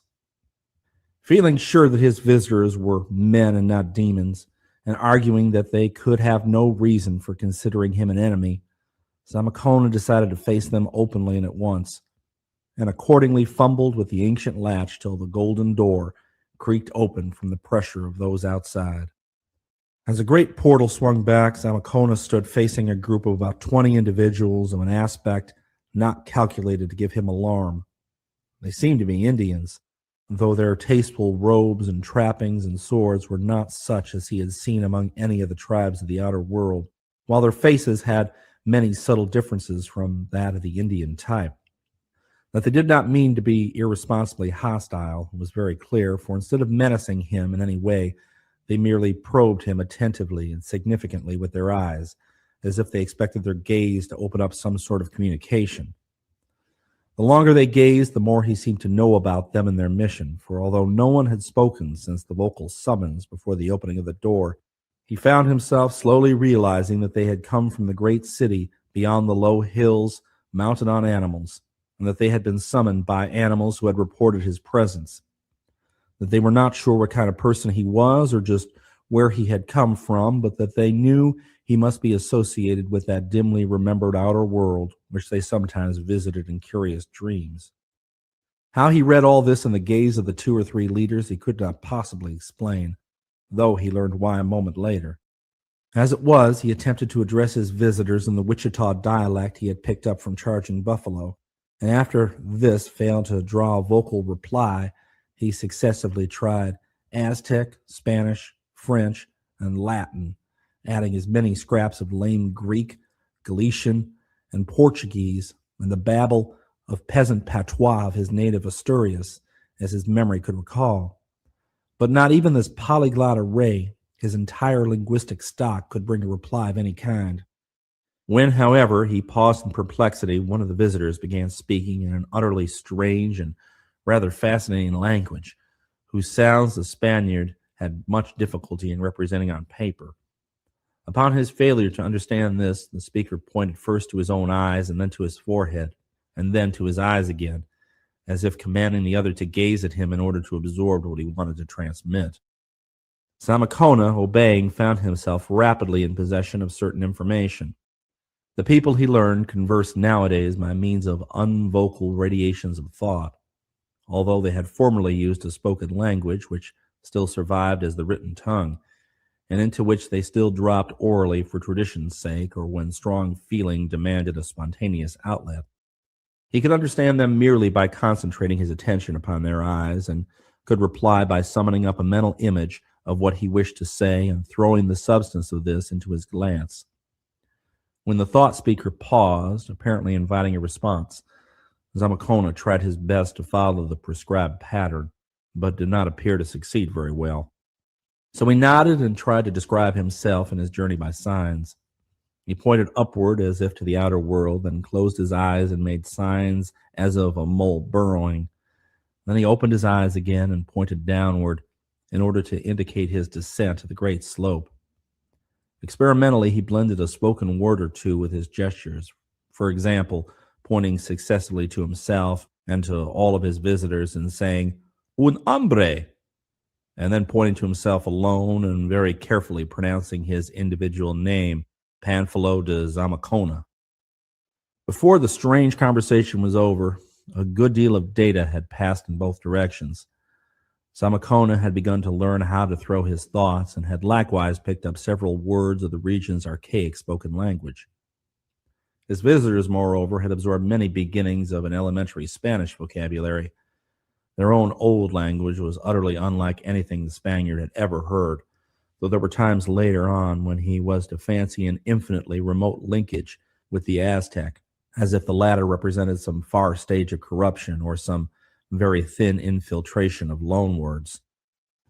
The underground world, Zamakona learned, bore an ancient name which he recorded in his manuscript as Xinaian. From the writer's diacritical marks and explanations, I concluded that the word could best be represented to Anglo-Saxon ears by the phonetic arrangement of Kinyan. It is not surprising that this preliminary discourse did not go beyond the merest essentials, but those essentials were highly important. Zamakona learned that the people of Kinyan were almost infinitely ancient, and that they had come from a distant part of space where physical conditions are much like those of Earth. All this, of course, was legend now, and one could not say how much truth there was in it, or how much worship was really due to the octopus-headed being Tulu, who had traditionally brought them thither, and whom they still reverenced for aesthetic reasons. But they knew of the outer world, and were indeed the original stock who had peopled it as soon as its crust was fit to live on. Between glacial ages, they had had some remarkable surface civilizations, especially one at the South Pole near the mountain Kadath. At some time infinitely in the past, most of the outer world had sunk beneath the ocean, so that only a few refugees remained to bear the news to Kinyan. This was undoubtedly due to the wrath of space devils, hostile alike to men and to men's gods, for it bore out rumors of a primordially earlier sinking which had submerged the gods themselves, including great Tulu, who still lay prisoned and dreaming in the watery vaults of the half-cosmic city Relax. No man, not a slave of the space devils, it was argued, could live long on the outer earth, and it was decided that all beings who remained there must be evilly connected. Accordingly, traffic with the lands of sun and starlight abruptly ceased. The subterraneous approaches to Kinyan, or such as could be remembered, were either blocked up or carefully guarded, and all encroachers were treated as dangerous spies and enemies. But this was long ago. With the passing of ages, fewer and fewer visitors came to Kinyan, and eventually sentries ceased to be maintained at the unblocked approaches. The mass of the people forgot, except through distorted memories and myths and some very singular dreams, that an outer world existed, though educated folks never ceased to recall the essential facts. The last visitors ever recorded, centuries in the past, had not even been treated as devil spies. Faith in the old legendary having long before died out, they had been questioned eagerly about the fabulous outer regions, for scientific curiosity in Kinyan was keen, and myths, memories, dreams, and historical fragments relating to the Earth's surface had often tempted scholars to the brink of an external expedition, which they had not quite dared to attempt. The only thing demanded of such visitors was that they refrain from going back and informing the outer world of Kinyan's positive existence. For after all, one could not be sure about these outer lands. They coveted gold and silver, and these people might prove to be highly troublesome intruders. Those who had obeyed the injunction had lived happily, though regrettably briefly, and had told all they could about their world. Little enough, however, since their accounts were all so fragmentary and conflicting that one could hardly tell what to believe and what to doubt. One wished that more of them would come. As for those who disobeyed and tried to escape, well, it was very unfortunate about them. Zamakona himself was very welcome, for he appeared to be a higher grade man and to know much about the outer world than anyone else who had come down within memory. He could tell them much, and they hoped he would be reconciled to his lifelong stay. Many things which Zamakona learned about Kinyan in that first colloquy left him quite breathless. He learned, for example, that during the past few thousand years, the phenomenon of old age and death had been conquered, so that men no longer grew feeble or died except through violence or will. By regulating the system, one might be as physiologically young and immortal as one wished. The only reason why any allowed themselves to age was that they enjoyed the sensation in a world where stagnation and commonplaceness reigned. Well, now keep it in mind that I might be the monster of the wasteland, like the real one, because I'm a unit. They could easily become young again when they felt like it anyway. Births had ceased except for experimental purposes, since a large population had been found needless by a master race which controlled nature and organic rivals alike. Many, however, chose to die after a while, since despite the cleverest efforts to invent new pleasures, the ordeal of consciousness became too dull for sensitive souls, especially those in whom time and satiation had blinded the primal instincts and emotions of self-preservation. All the members of the group before Zamakona were 500 to 1,500 years old, and several had seen surface visitors before, though time had blurred the recollection.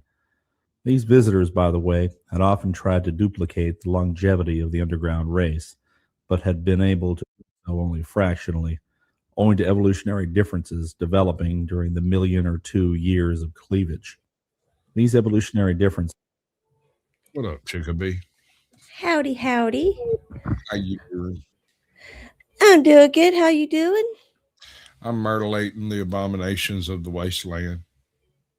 Uh-huh. Yeah, yeah.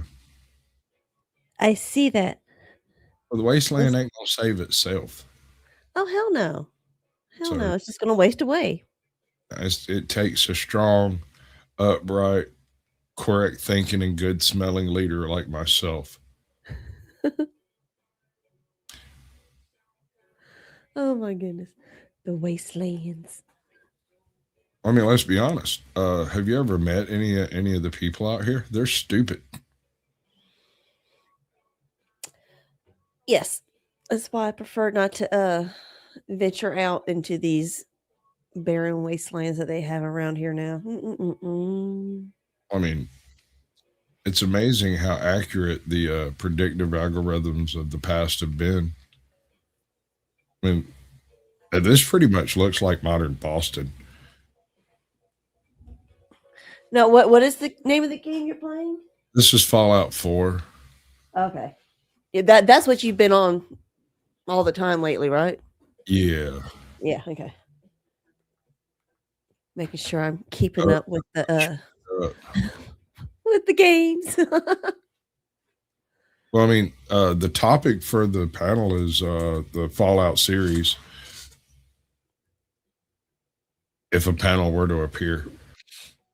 And, Uh-huh. I'm also going to be cleansing the wasteland of abominations.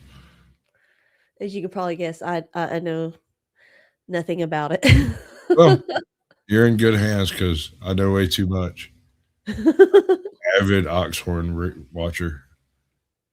Yeah, I was waiting for the right moment to try to come up, but there was never really a right moment with Homeboy talking. So he just kind of he was like, get me into like a little bit of a lull. I was just like, Oh, bro, you talking about the guy that was reading? Yeah. Yeah, he I didn't want to interrupt him. yeah, it's a video I did. I was gonna read The Mound, and while I was looking around to try to find the like it in a PDF file so that I could just read it and didn't have to like buy it or whatever. I've got a copy of it here somewhere. I just don't know where it's at. Mm. I came across his channel. I mean, he's got a bunch of different Lovecraft stuff, and but the rest of it, The Mound is the only one that really fits a Southwestern or Southern drawl. The rest Gotcha. of them do better in like a New England or, you know, Upper Maine type accent. Gotcha. You could even feasibly go Quebecois in a few. Those are like, but then the rest are directly old world. They're like Egypt or Arabia or freaking England. Like, is it The Hole Over Innsmouth? You ever read that one? No. It's Say that I have. It's a fairly basic cosmic horror. Everybody wakes up one morning, there's a big black hole over town. Oh shit. Nothing in particular happens except everybody generally gets creeped out and becomes more creeped out as time goes on. And then What folks the start fuck is leaving. this black hole? What the Yeah, hell? no, I get it. It's just this big black. You just dopey do around town. Oh, yep, that's our black hole. That's exactly how some folks went about it, but it was kind of creepy in the storytelling of it that the less how would I put it, less savory characters found it easier to occupy the daytime hours in the presence of the whole than Mom and Pop Joe over here, right? I mean, from how it was sounding, it sounds like and I believe I've actually seen interviews about this. Like Eric Kripke sounds like, he's pulling a lot of his ideas from Well, I this. mean, H.P. Lovecraft I mean, if you've ever one of watched the any most of his read stuff. character figures in Western writing, just in general. Yeah, but it's just like that whole ominous type of vibe to it. It's like you feel like you're in it with how the guy's reading it. You feel like you're kind of And going through it this too. dude's case with the Mound, yes, it's Mhm. exceptional. I Mhm. really dig the way he delivers his lines in the Mound. Some of his other work it's equally good, but it's not as well suited, maybe, or maybe it's just my ear for it, whatever. Like maybe you've heard it another way and it didn't sound right coming how he did it. Hmm. Or you just perceived it as different whenever you Well, read no, it. What in the world is Dusty doing over here? Whenever I Um, first came up and I saw this, I was like, is this the right link? well, yeah, Why says I when get did it. Squatch have this? I've got lots of toys, Yes. so many wonderful toys. I just don't often get a chance to use them. Like this whole setup that I had going on with the game setup I was using. Mhm. I actually set that up for someone else's channel because they wanted to be able to play a game while doing a panel, and I was like, well, that kind of takes two people to do. And he's like, no, I can handle it. So I set him up a way to do it. And it turns out it takes an awful lot of attention to manage a panel and a chat. And then playing a game takes almost all of your attention. So he kind of needs somebody, he needs a co-host to make that work. So he doesn't use it. He does it like everybody else does, where they either text the speech, which on YouTube's quite the danger. Yes. Oh yeah. Is this Dusty on? Yeah, that's Yeah, he's over Gospel of Bob, right? yeah. Skywalker, yeah. Gospel of it's Bob, and it's got Bob on there too. You know who Bob is, right? Yeah, no, dude. I Yeah. ran across that whole clique back when they first started the Gospel of Bob channel. Yeah, Yeah, he's right. usually over the Bob that's up there right now. He's usually over at CT's a lot. Yeah. CTs. Yeah, Chaotic Yes. Truth. Yeah, Yeah. and I like this new fella that's been coming around, the Emperor. He's pretty cool. Okay. So From what I've seen, he seems okay to me. he's not a moron, but he experienced an exceptional level of hubris. I'll explain. Three times, not three. I was in chat the other time, but twice I've gotten on panel with him and he hit me with an absolute statement, something along the lines of what was it the other night? Only the strong survive. And that is moral. Did you hear any of this? I don't think so. All right. If it gets too late at night, I'm usually already in bed. if the panel's going real late, I usually go to bed, between 10 and 12. So he says something along the lines of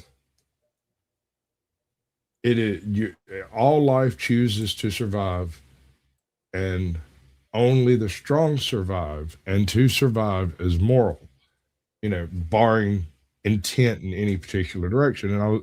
And so anything that helps you survive is strength. And I'm like, bro, like, strong is carrying an awful lot of water in that statement. You know what I'm saying? Like, it means a lot, and yet doesn't seem to mean what you're implying that it means. And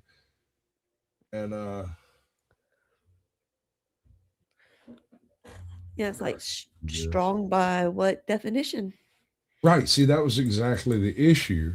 Like, right off the rip, is how do you determine what strength is in that case? See if I can make it work right now. Like it a dis. Is that it? I don't think that's quite it. This one? Yeah.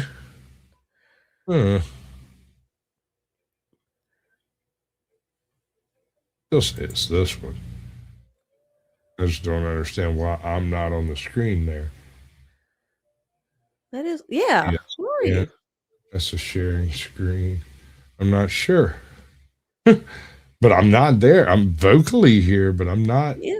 I'm not there. Not even as my little icon, which is what should be up there. Yeah, on the vertical or on the horizontal. You're not on either one of them. That's weird. I guess I mucked it up pretty. Oh, I know what I did. I got lucky and dropped that fucker right perfect. See? Let's see. That's wild work, man.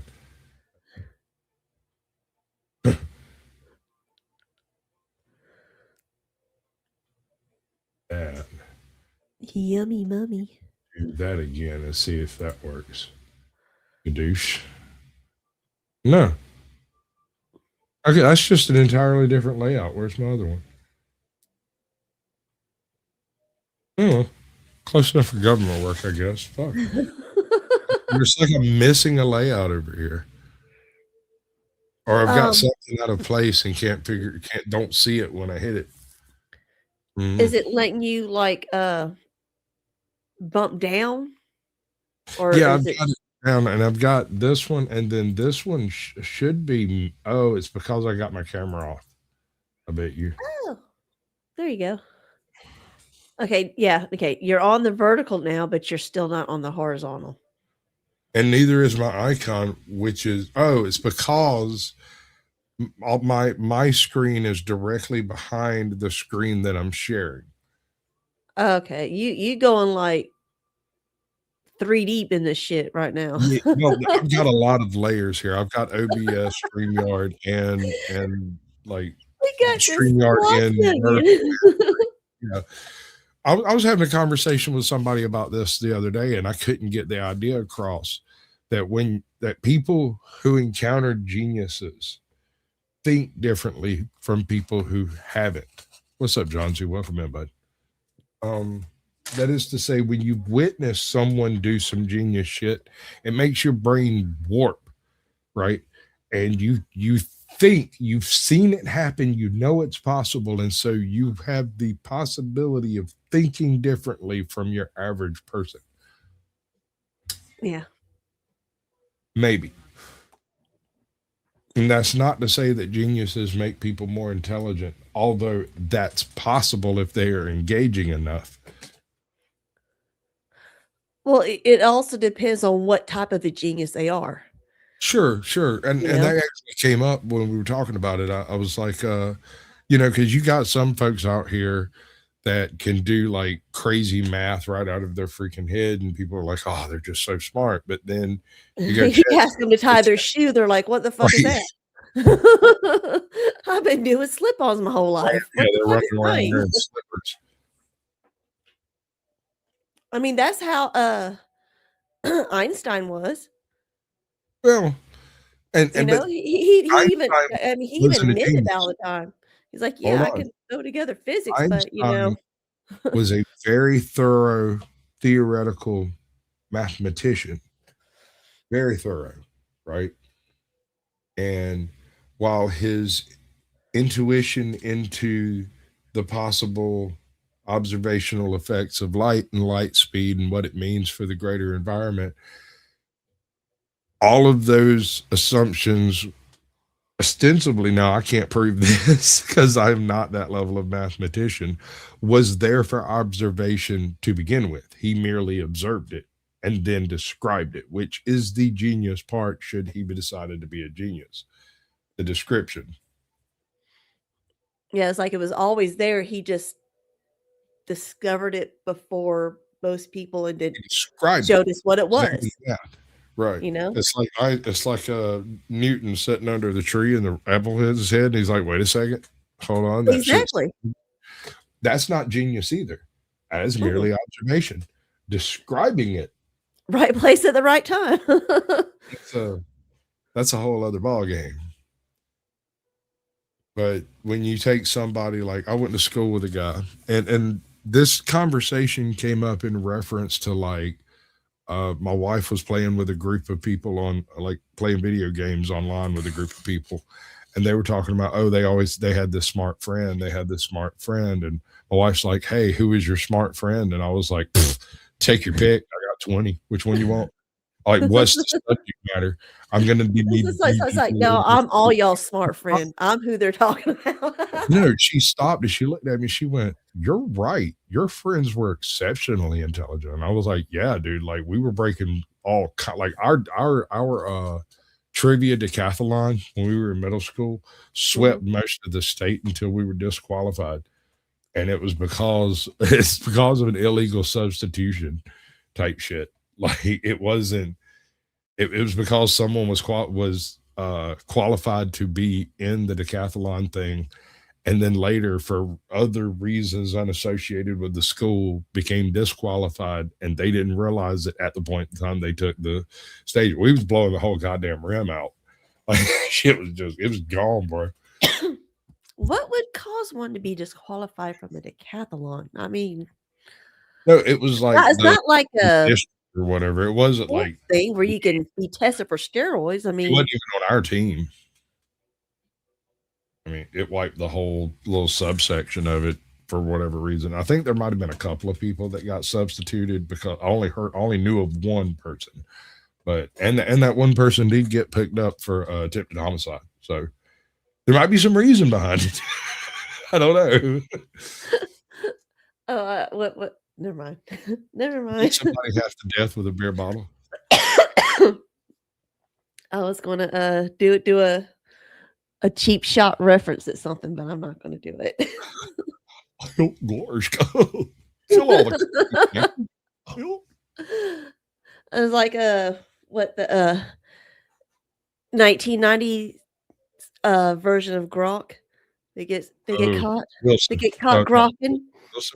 Wilson. Yeah, Wilson. Wilson could sit and have a conversation with you, and except for very rarely with an extra long hesitation, you couldn't. And the fact that it sounded like it was coming from a speaker because the sound wasn't that great at the time, sound reproduction wasn't that great. You couldn't tell you were talking to a person, especially if it was transcripts. That was why it was put on Jeopardy. That was why a lot of things happen associated with Wilson. But it's important to remember Wilson was Sorry. a whole bunch of these experiments running at the same time. And I'll put on my tinfoil hat if I have to go deeper down that rabbit hole. I'm just saying, I want to know.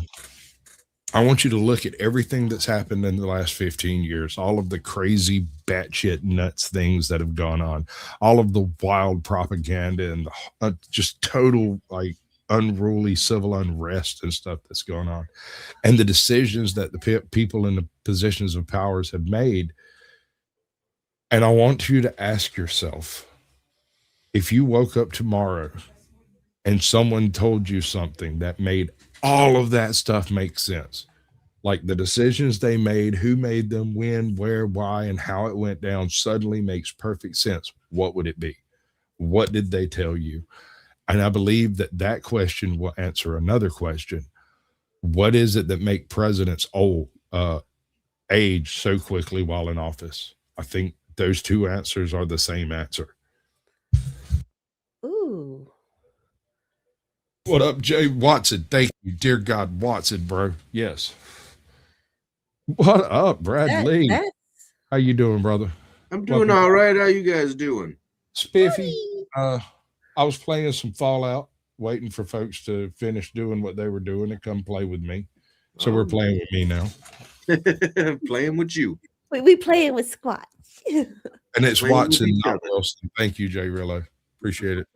That's Juicy J from Juicy J's Hot Topics over there. If you ever get a chance to catch him live, it's worth a listen. He does more of a global, international news kind of thing usually. Ah. Not just the local shit that's happening here on the daily. Ugh. Tootie Bug, this is Bradley. Bradley. We this had is met Tootie Bug. before. Oh, y'all have. I can't remember where. It might have been a Squatch channel or perhaps 10th, maybe. Do you ever go to 10th Man? No, I don't know. It's not sounded familiar, but I might have.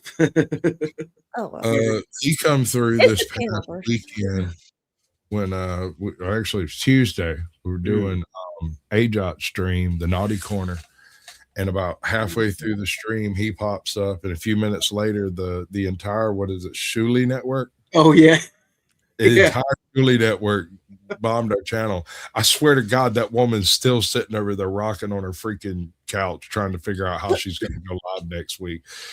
We've had a couple of hundred people in chat before.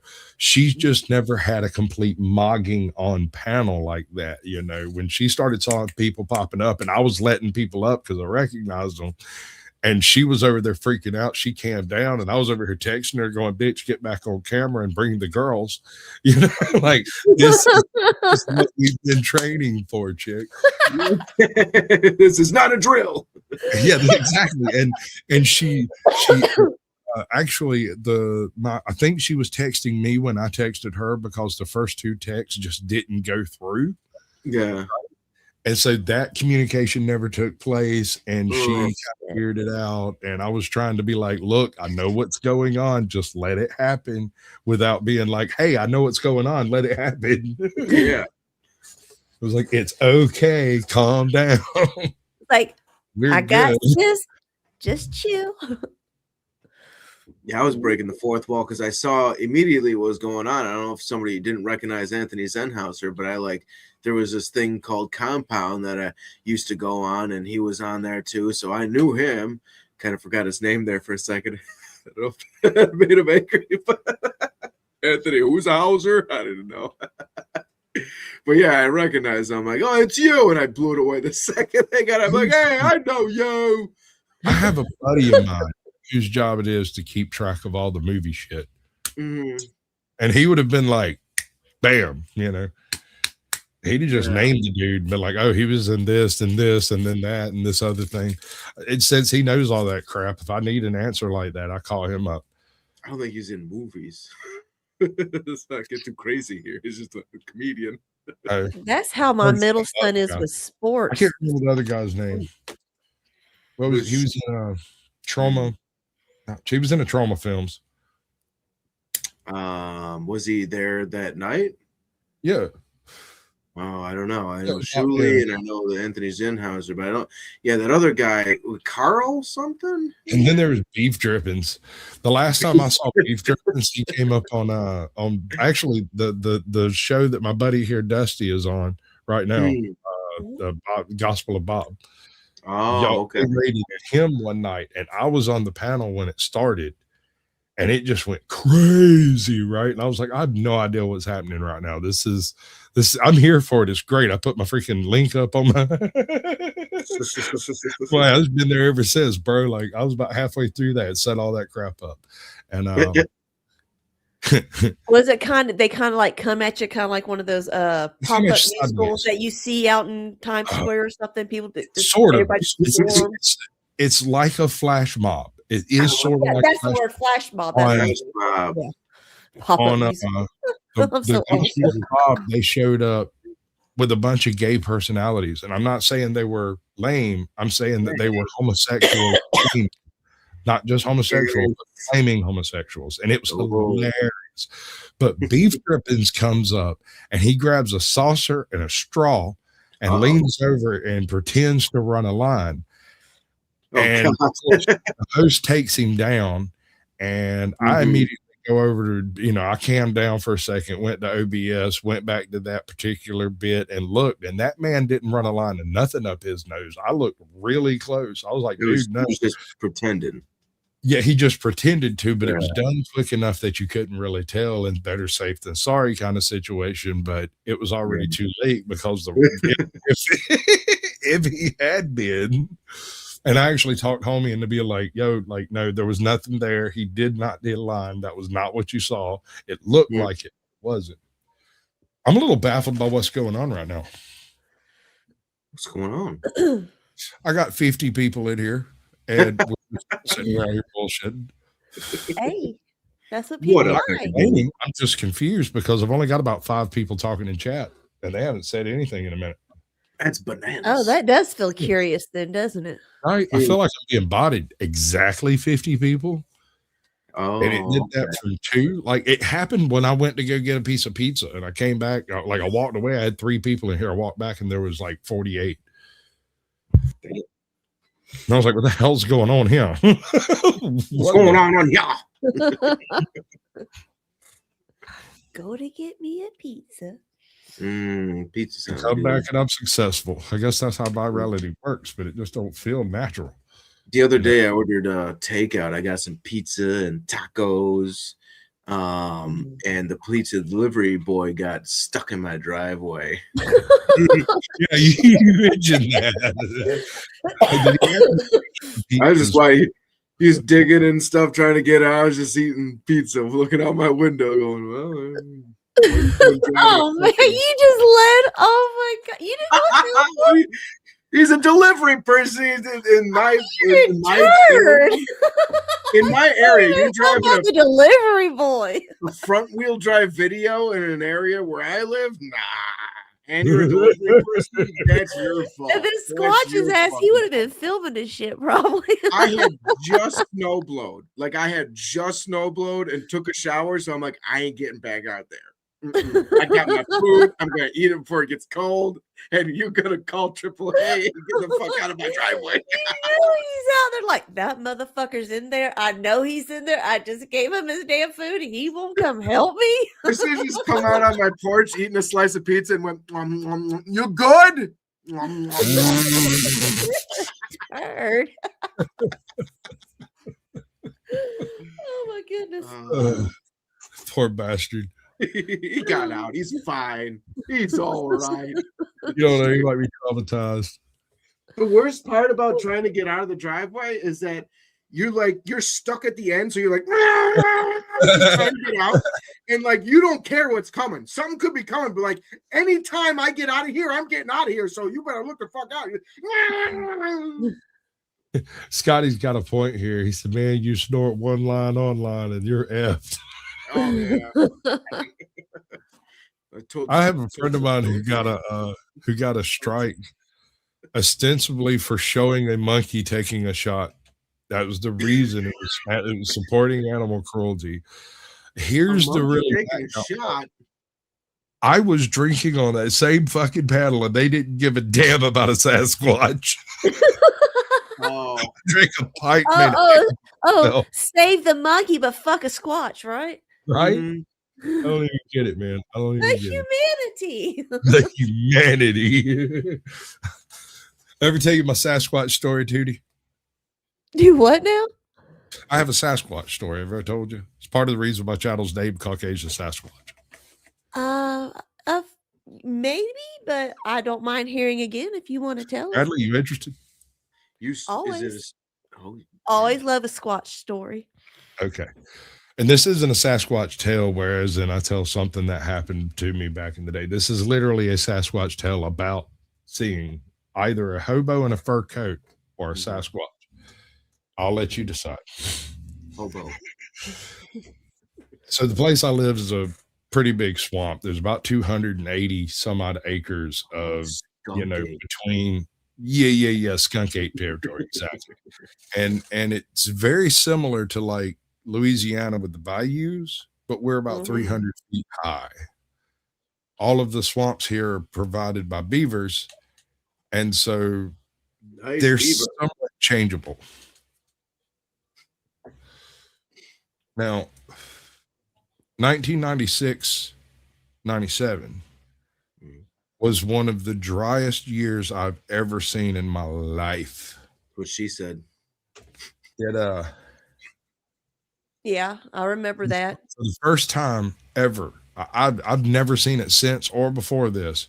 I could walk from my back door to within throwing distance of the opposite side of the valley that I live next to.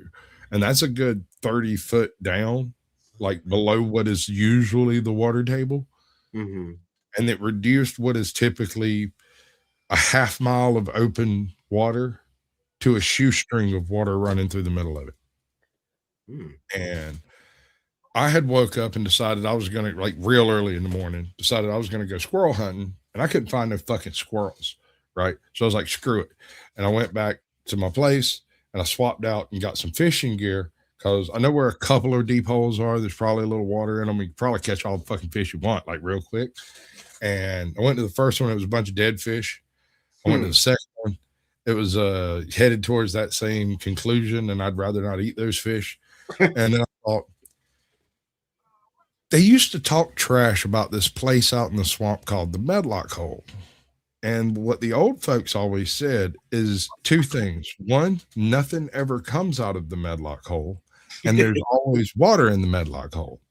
Nothing ever goes in my Medlock Hole, I'll tell you that. So I decided I was going to ride out there on the four-wheeler, and I got as far as I could get until it got a little bit too swampy, muddy, like fucking glue. And I got off and walked the rest of the way. And turns out, and I didn't know this back then, typically when you come across the Medlock Hole, you're in a canoe or a boat or something, right? And literally you drop an anchor here and it's 15 feet deep, and you drop an anchor 2 foot to the left and it's 75 feet deep. And then 10 feet over there, it's back to being 15 feet again. And then it never made sense to me in my head. But when I saw it without all the water on top of it, it's a sinkhole. There's a sinkhole and it's under the swamp. Right. And it makes perfect sense when you think about it that way. Yeah. But what keeps this thing from collapsing in on itself are these three big fat ass cypress trees that are on half of it. And the other half's like I guess maybe limestone or something. I'm not sure. But anyway, there's just this really deep fucking hole out there. And I go out there thinking I'm going to go fishing in this really deep fucking hole since there's, no water anywhere else. And because it had been a couple of weeks since it rained, all the sand had been washed out by what little bit of creek was running through there, which was maybe as wide as your hand. And so when you're walking along the actual water, you're actually walking in a little sand canyon of about 5.5 foot to 6 foot on either side of you, you know. And so it just, I mean, it was just cool looking. I thought it was neat. Is it like you go to step and you go down about 2 feet? No, no. No? It was cut out the Grand Canyon writ small. It was Oh. just sand had washed out of this area because the water had carried it away. And so it wasn't sloppy and sloggy because it had been dry for weeks. So it was Wow. just, you know, cooler in that little groove than it was outside. And when I got up to the Medlock hole, it kind of leveled out a little bit. And there's like this sort of swampy area right before you get to it. And you walk out from between those things. And there's only about, you know, I don't know, waist high sticking up above the sand. And there's this dude in a fur coat drinking out of the Medlock hole. He's just drinking, Like just scooping water with his hands. water up to his mouth. Yeah. Not like taking a water bottle. No. He didn't have a Boda bag or nothing like that. He was just drinking out of the Medlock hole. And I was like, hey, man, you probably shouldn't be drinking. And he looked over his shoulder and he didn't have the right nose.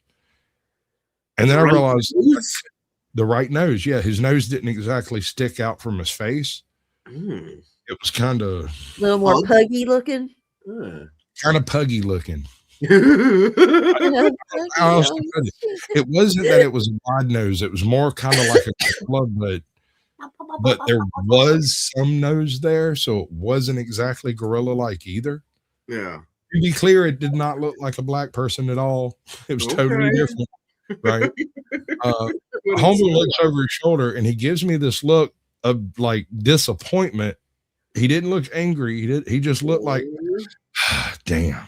And he gets up, walks over the little hill right there on the other side of it, where like 20 yards away there's a little island, and it turns into this like super thicket of like brambles and small pine trees and shit.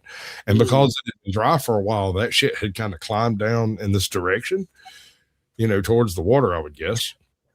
He disappeared. Homeboy took like 4 steps. In fact, the only reason I saw him in the first place really was because he was standing in front of the sand and the water from the other side of the Medlock hole.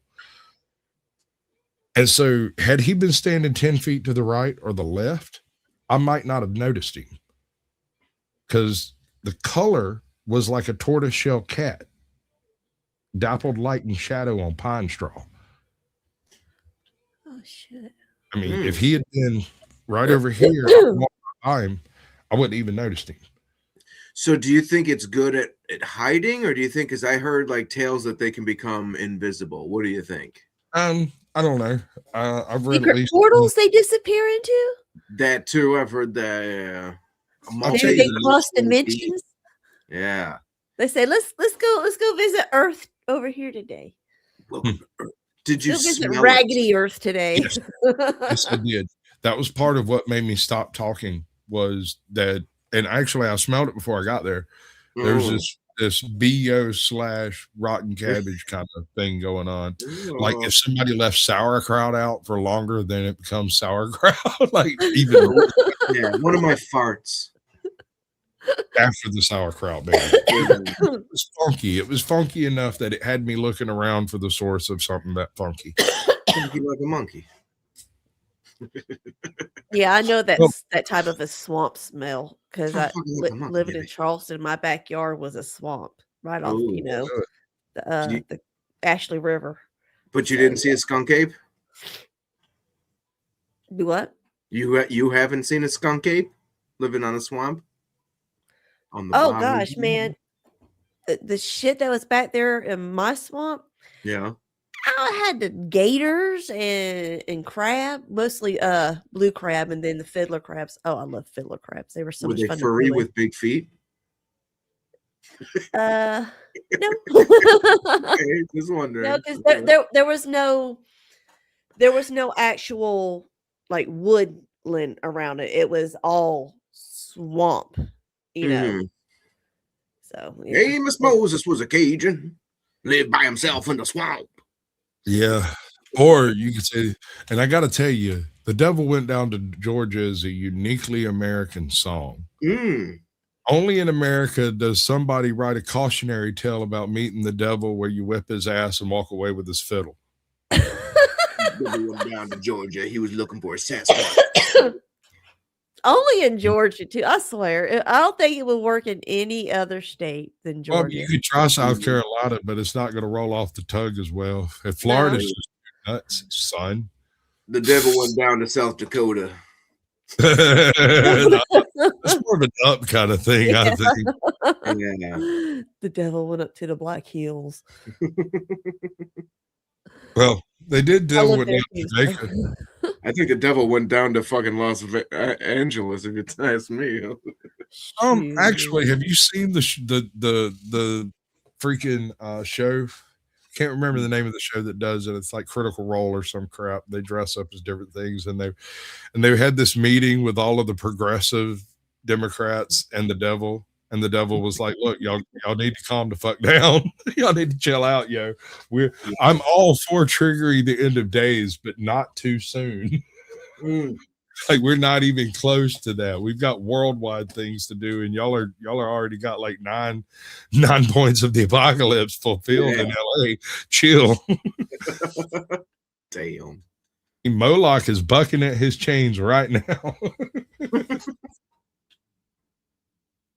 What up, Carrie? Welcome in, brother. What up? Mandatory carry is my complaints department. Any complaints can be directed directly at him in a hateful manner, preferably. I got a bunch. Good. I'm proud of you.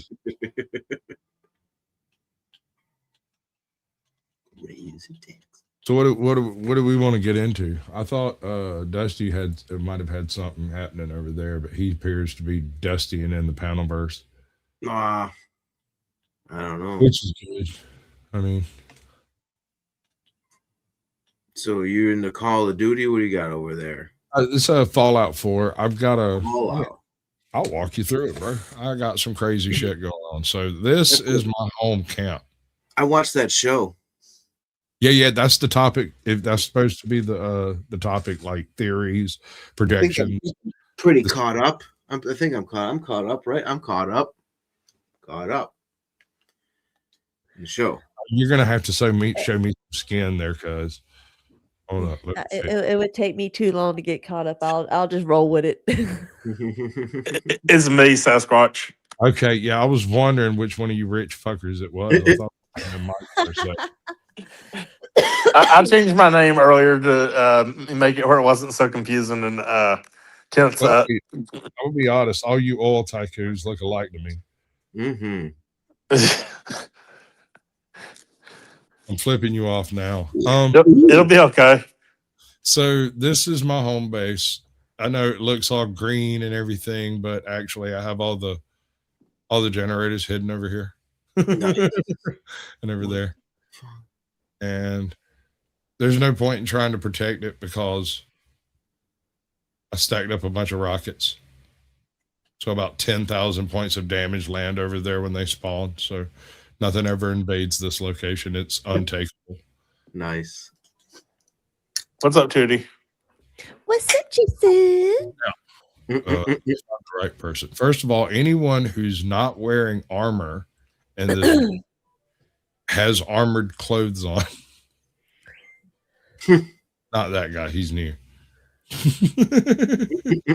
All of these people that you see with armor, they're also all equipped with either chain guns, Vulcan cannons, or some sort. Oh, yes, I know, Carrie, you don't like this particular Fallout, but suck it.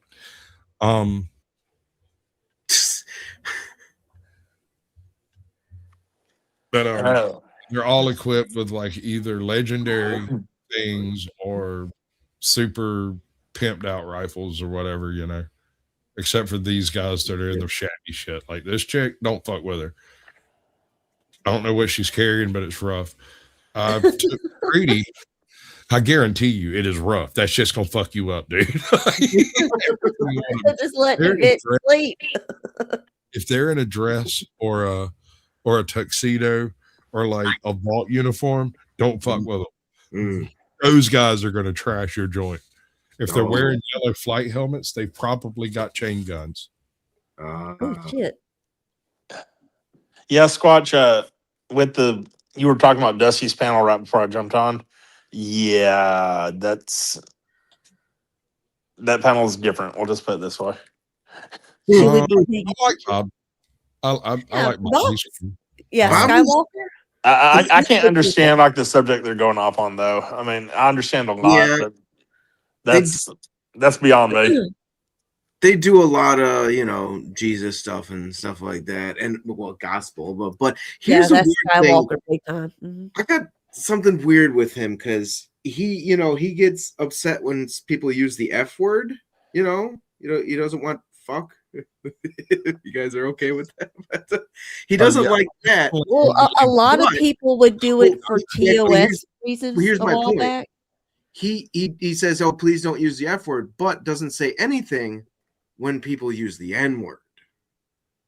I have a little problem with that. That Well, seems he's a little more dark skinned than you, 80. Okay, wait a second. Which F word are you I don't know referring to?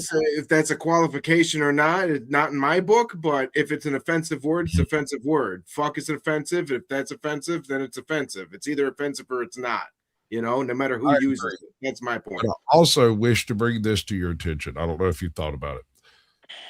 It is only unpopular speech that needs protection.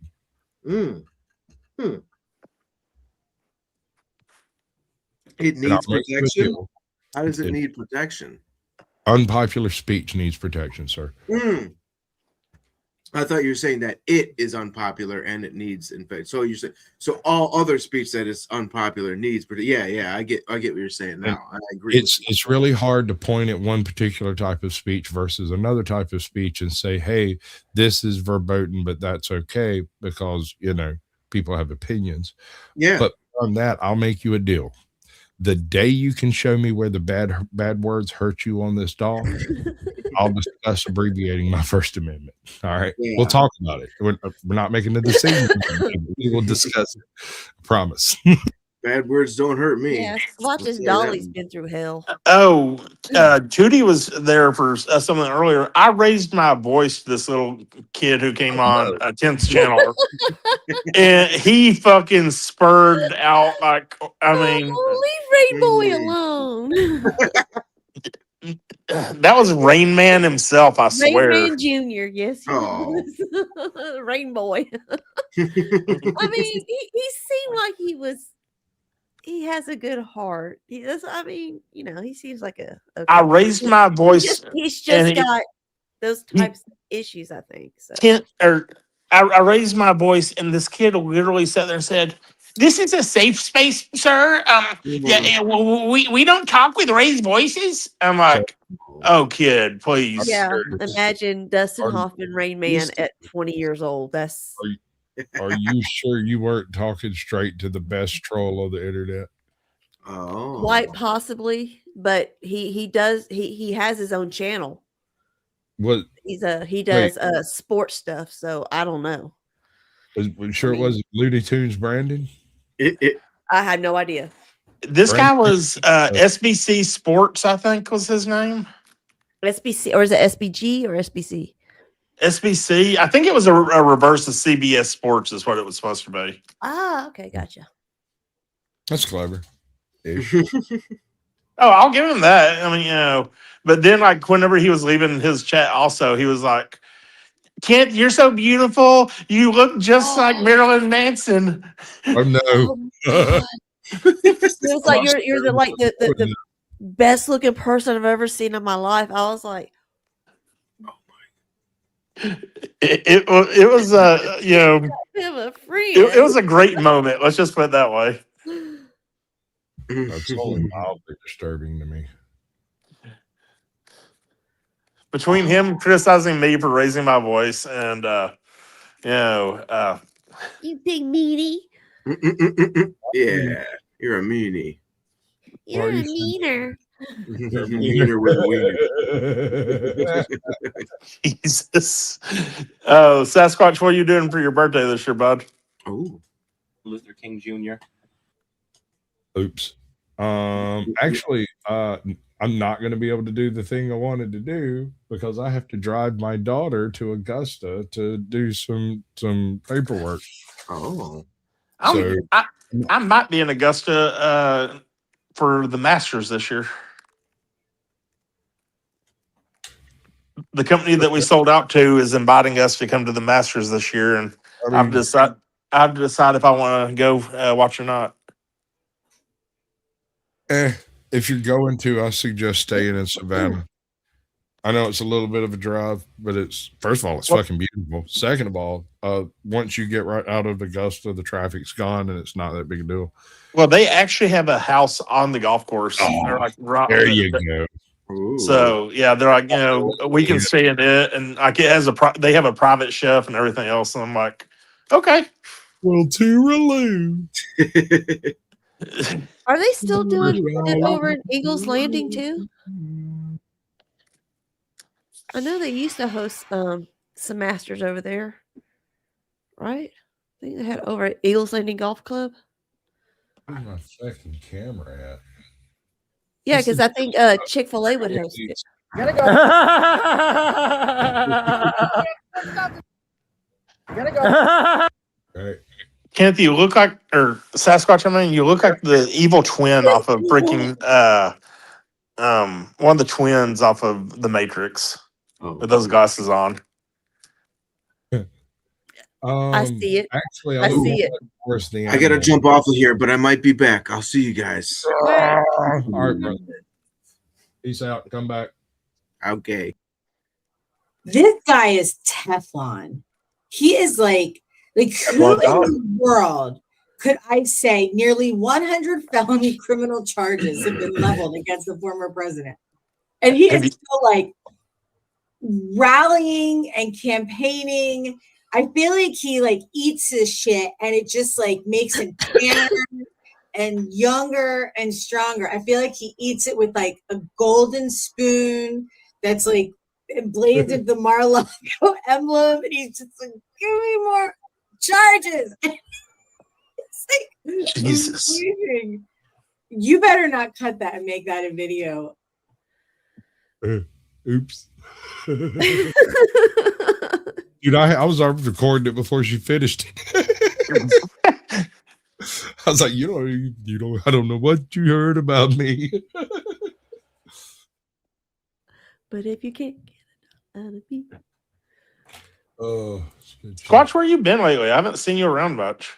You know, with all the cold weather and stuff, I had a bunch of family here doing a bunch of crap. And, Okay. You know, if the dogs are constantly barking, I won't bother. If the freaking kids are screaming constantly, I won't bother. You know. Are you finally de-thawing? Oh no, we've been fine, dude. Like I was south of all that shit. Like were you? Okay. Weeks ago, and then it rained and got really fucking cold, but it didn't actually freeze. It's fixing to come through with another cold blast. Yeah, it's already starting to get cold here again. I got an orange tree in my yard that I haven't brought in to let you know how warm it's been, how well it's doing. I think there's supposed to be like a big snowball dropping on I think North Georgia. Yeah, I can have it all urine. Yeah, I mean, I get it first, then Tut gets it, and then Squatch gets it. I don't got my usual stuff set up. I'm over here. It's overlooking my kingdom. Everywhere the light is shown. I think it may have gotten to the 70s here today, but it dropped quick, probably around the 3. It started getting, when the sun started going down already, it started getting cold. Jay Rillo been working 2 jobs, man. He been he been working. I got no hate for it. My husband just told me that Catherine O'Hare died today. What is a Catherine O'Hare specifically? Actress, the mom in Home Alone, the redhead. Oh shit! Yeah, It's terrible. yeah, she's lot of John's What up, movies. bud? Let me hear the dulcet tones. You spoke me into existence, sir. Right again? Can you hear me? Yes, I can now hear you. Cool. Okay. You spoke me into Yeah, existence, sir. Beetlejuice. Yeah. Welcome to the resistance. Nah, dude. When I said the South would rise again, I never expected to carry the entire weight of the federal government. Isn't Yeah, that man. the fucking truth? That Well, shit was not on my bingo card. Is my audio bad? I don't know. How's my audio? It's Okay. a little sketchy, but it's It's because okay. I'm talking to you from my phone. That's why. I'm actually on my second job right now. I'm on my break. So Man. I was just waiting until I started my break. I wanted to hop up and talk for a bit. That's all. That's part of the reason why you guys don't see me. I wanted to ask you actually, because I noticed that you've been playing Fallout lately. How many of the expansion packs do you have? None. I've never played one. And having done this now where I'm at, I have to buy the new fucking update, like the $39 update, and then all of the expansions will be like $6 or something. I can't remember. Bro, just go on Steam and buy them. Well, that's Go the on thing. Steam. I could do that. You know who it is. I know who it be being at. Hey, what's up, Muslim? What's up, dog? I have not seen you in forever. Cause man, like I listen, Sasquatch is right. I'm down to 2 jobs now. Actually, Yeah. you guys didn't know, but for about 6 months, I was pulling 3 jobs 7 days a week. Yo. Yeah, man, I've been having no life lately, bro. That's why I haven't been streaming. Well, how have you been? I mean, I'm alright. It's So what really did it was my girl's mother got sick again, so she had to take more time off. And then get this, right? Because Sasquatch had clowned me back in 2024 for buying the car I told him I bought, right? And he was right. It was a trick. So God decided to do me a solid, and he sent 2 deer my way this past October, which absolutely totaled my car. And then I had to buy a new car, so I had to pick up another job to make up for that. Now I'm back to baseline again, so I'm back down to 2 jobs. My girl's mother is doing a little bit better, so she's working again. So that's really what it's been, dude. I've been having to do the real life grind, and it's not been fun, but it's got to get done. I hear How about it's you, tough man? for an N-word.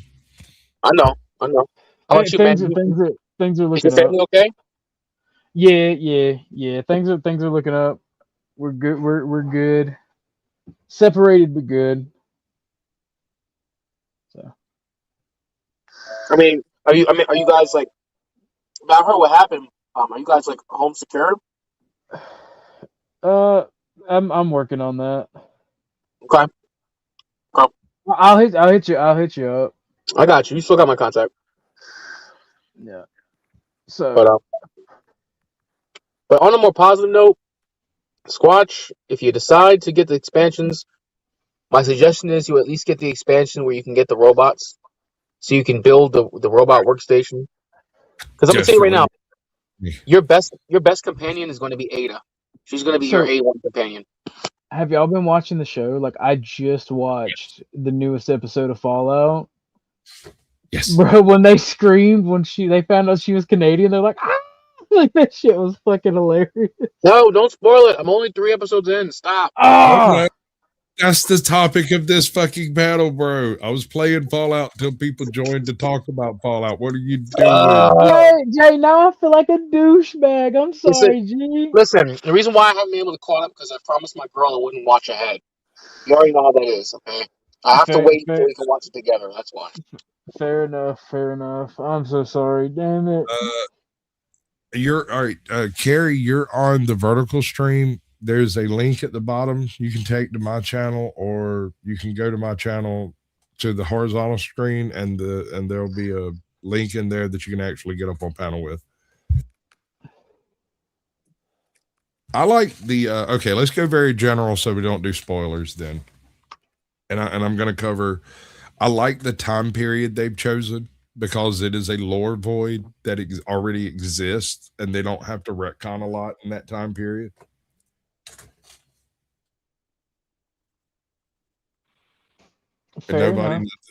So here's my thing.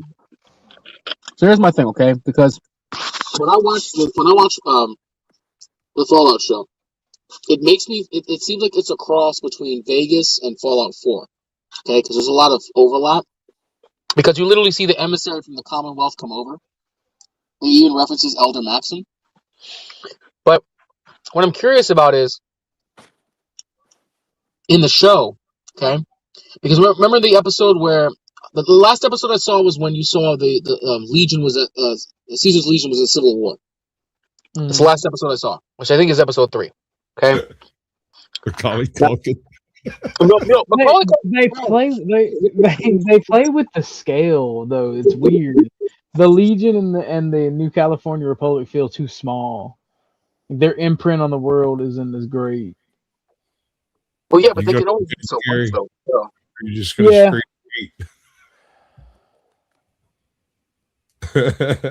All right, it's just hate. Gotcha. Oh, my fault. I didn't hear what you said. Malcontent. I'm sorry, I had somebody join. I just wanted to see whether they were on this side or that side of the line. And malcontent. Don't ever fucking forget the malcontent. Yes, of course. Okay. Scotch, I gotta set this record straight. I don't hate Fake Out 3+ just because I hate it. I don't like the gameplay and all that, but I don't care about that. It's the fact that Todd took a story about saving the world and turned it into violence fetish prawn. I'm watching my language for you. You're doing good. I'm proud of you so far. Yeah, whatever. I can give a fuck. Hey, Tootie, do me a favor. Tell him to go fuck himself. Go fuck yourself. Oh, I missed you too. Yeah. Oh, wait. It's his show. He's the boss, you know. Before I forget, because I wanted to ask a question about I was trying to ask before. What I'm curious about is after the episode where the ghoul comes across the robot when he's trying to find the NCR, is he That robot has a name, sir. It's Vic. I know, but listen. What I'm trying to understand is there a possibility that he's actually the courier from 76? I was watching a video about it, and the parallels are pretty striking because Vic were remembered him. Okay. I dig on that. I dig that idea a lot. I don't think that'll actually check out. Although he's a ghoul, it's possible if he took the right perks that are in the gameplay and then went and took himself a dirt nap. I like the throwback to Fallout 1 with the dirt nap reference with the ghoul, by the way. Right? He just got tired of bullshit. And just went away into him, took a dirt nap. You be taking dirt nap. Also, did they ever explain what the serum is? Because I've never seen that in any of the games. No. It's completely made for the show. It's completely made for the show, and they're injecting it into the world. I think it's FEV. It is I think it is a version of FEV, but it's a fast acting version. You remember the master had this vat of shit. The FEV is a fast acting version. You go in for a swim and come out a super mutant. That's exactly the difference. Here's what I'm getting at. If you remember, the master would toss people in and they'd come out as just abominations and fucking. Some would be super mutants. But most it depends. It depends because he would mix rats, dogs, and like stray animals in there to create the centaurs. Hold up. Right. No, that only happened to the master because he didn't know what he was working with. The master is the only person who ever merged two creatures like that. True. Yeah, that's what the centaur are though. Lore accurate. I think what this snake oil salesman has found, what he has done is taken the master, recreated the master's formula, and has basically created a way to make centaurs reliably. I mean, I guess it might have turned him into a super mutant if the genes were right, but they're not, and so he's going to turn into whatever the fuck he's going to turn into a floater. Floaters are going to turn into a floater. Or Wallamango. Huh. That's wild. What if you turn into a Wallamango?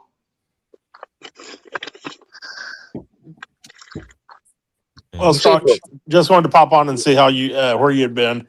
I can go watch a little sports ball. I can't control what you do when I'm not around, but Hold on, who's playing tonight?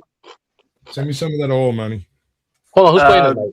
I'm just watching a bunch of the NBA games since it's the trade deadline, trying to figure out what my fucking horrible Maverick team is going to do. Damn, it's trade deadline already for the NBA? February 5th.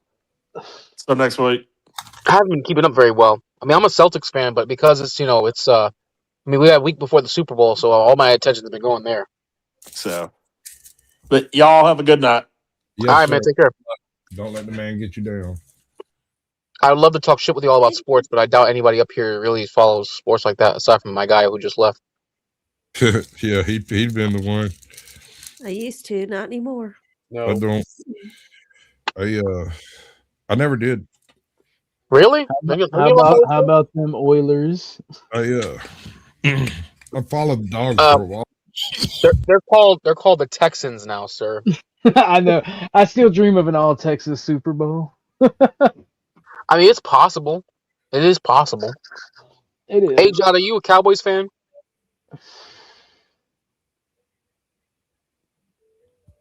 I think her silence is a yes. Me? It's Yeah. Oh hell no! Oh no! My uncle and my cousins are diehard Cowboys fans, and I hate them motherfuckers. No, thank you. What was your team? Never. I used to watch NFL. I liked Tampa Bay, and then my my middle son. He's the one that's a football fucking data bank. I swear to God, he's a Falcons fan, Georgia boy. So Wow, so you were a Buccaneers fan, and he's a Falcons fan. Damn. Yeah. Wow. That's But wild. that was past. I don't fool with the NFL anymore, and it's gotten to where college football has gone the same way as NFL. It's just become. Let me ask you this: did Colin Kaepernick really do it for you? Was Colin Kaepernick the final nail in the coffin? No. I try to hang on a little bit longer, but it's just the last probably 5 or 6 years. It's just gone to shit. I mean, it's nothing but Vegas now, about the money, about the hoot and the holler and the Hollywood aspect of everything now. It's not professional ball like it used to be. Everything's a fucking penalty. You can't do shit. So You reckon professional football is scripted now? absolutely.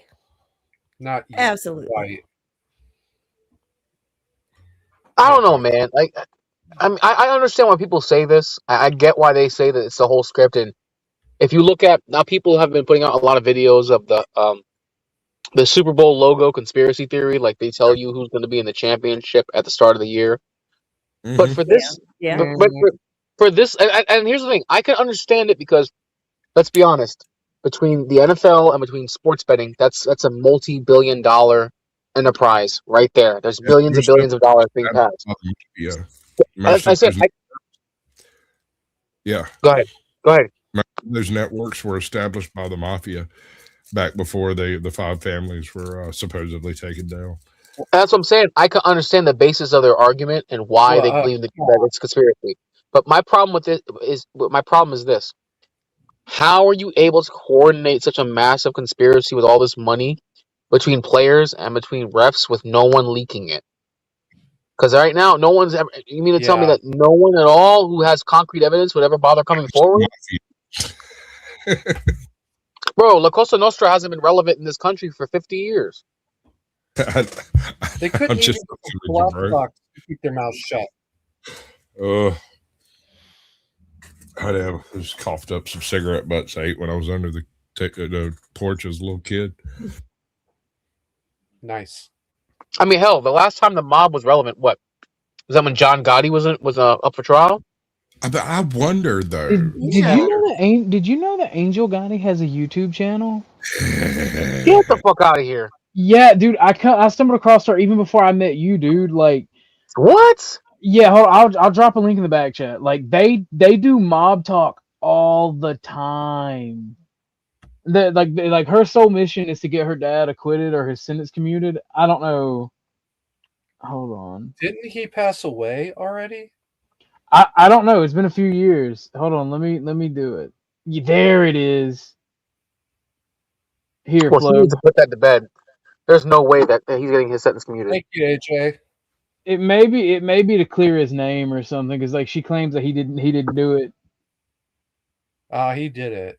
Nah, I'm not buying that. Come on. Bro, Nope. this has been back in like 2020, 2022. Yeah, nah, dude. One of my old friends was all over MobTube. He's an Italian guy from up near your way, Jay. For real? Like 2 states up, yeah. No Rhode shit. Island. Rhode Island, yeah. He's an old Italian dude from Rhode Island, and he knows all the fucking mobsters. Well, I am. You know, it's wild. Actually, I could believe that. So get this. There's a Supermax prison in Rhode Island. The only reason why I know that is because my sister's ex-husband was sentenced there on kingpin charges. It's the only reason why I know that. And he said that, well, she said that when she last visited him, that they were bringing in, they actually have mobsters there, like old school mobsters up in there, in Rhode Island. Is it like an island prison or what? No, like it's on the state of Rhode Island. Yeah, I know. Is that where they sent them off to retire? I mean, it's cold there, by the way. No, I mean, how do they know these people aren't going to escape? Because these aren't the sort of people who sit around in prisons just waiting to die. It's got to be a Supra Max, like concrete, 10 miles deep and wide, and air defenses, anti-aircraft guns to keep these people in there. So I'll be honest, dude. I don't know. I didn't look into it. I'll be honest about that. Okay.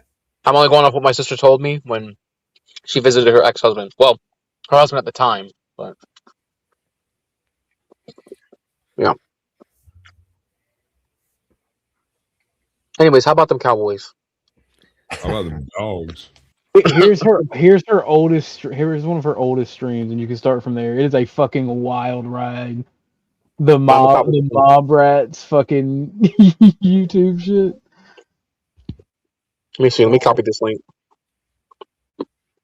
wait, I'm copying Squawk this has a shit. mem for this. Hmm? You have a mem for this. A what? I'm an archaeologist. Oh. Oh yeah. Oh, Well, I mean, all I know about you is you live in a shed with a manifesto. it is And the not a manifesto for the millionth time. No, you potato have potato. you have a mem for this. The one about the archaeologist. Don't Oh, tell me- paleontologist. It's the paleontologist. right? Paleontologist. I'm sorry, you're right. Yeah, I do got a button to push for this shit. Yeah, Because I am a paleontologist. he is. Or used to be. I used to know paleontologists. You know about cars? Yes. Oh, yeah. I know why that's not working. Because I have to do this first. And then we do this. You know about cars? Yes, I'm a paleontologist. Oh, it's okay. There's dynamite in this bag too. I am a paleontologist. I'm a paleontologist. Paleontologists study really old stuff. Like crackers. Because bad movies are funny. Yes, they are. Squatch, is your game paused or are you just idling right now? I'm just idling. And do I see you without power armor? Are you serious? Bitch, I'm a unit. Well, I never use power armor. I hate the way it sounds. If he don't got the XO1, full suit XO1. Yeah, like what are you even doing? Yeah, what are you even doing if you don't have the XO1? No. Check this out. With the jump pack, by the way. With the jump pack. I don't have the jump pack yet, but I haven't gone there to do it yet. There's no jump packs in Fallout. Yes, there are. There is now. There is Our now. time is now, old man. I got XO2s. This isn't even where I'm keeping my armor, but I have like a dozen over here or so. Those are still on the chopping block. I haven't finished them. Yeah. I'm Do you collect suits of power armor? Every one I come across, and because I've got ballistic weave, all these chicks in dresses are wearing bulletproof armor. Right, but here's the thing: how many of your settlers have hijacked your suits of armor without you knowing? A couple. Actually, I've got a place set up for them to get into them. The Boston airport. I haven't done any of those attack missions yet, right? And so I had this stupid idea that I was going to provide a suit of armor for everybody that was at the settlement and make them get in. They won't get in. They will not get in, these motherfuckers. They won't. They have to do it on their own.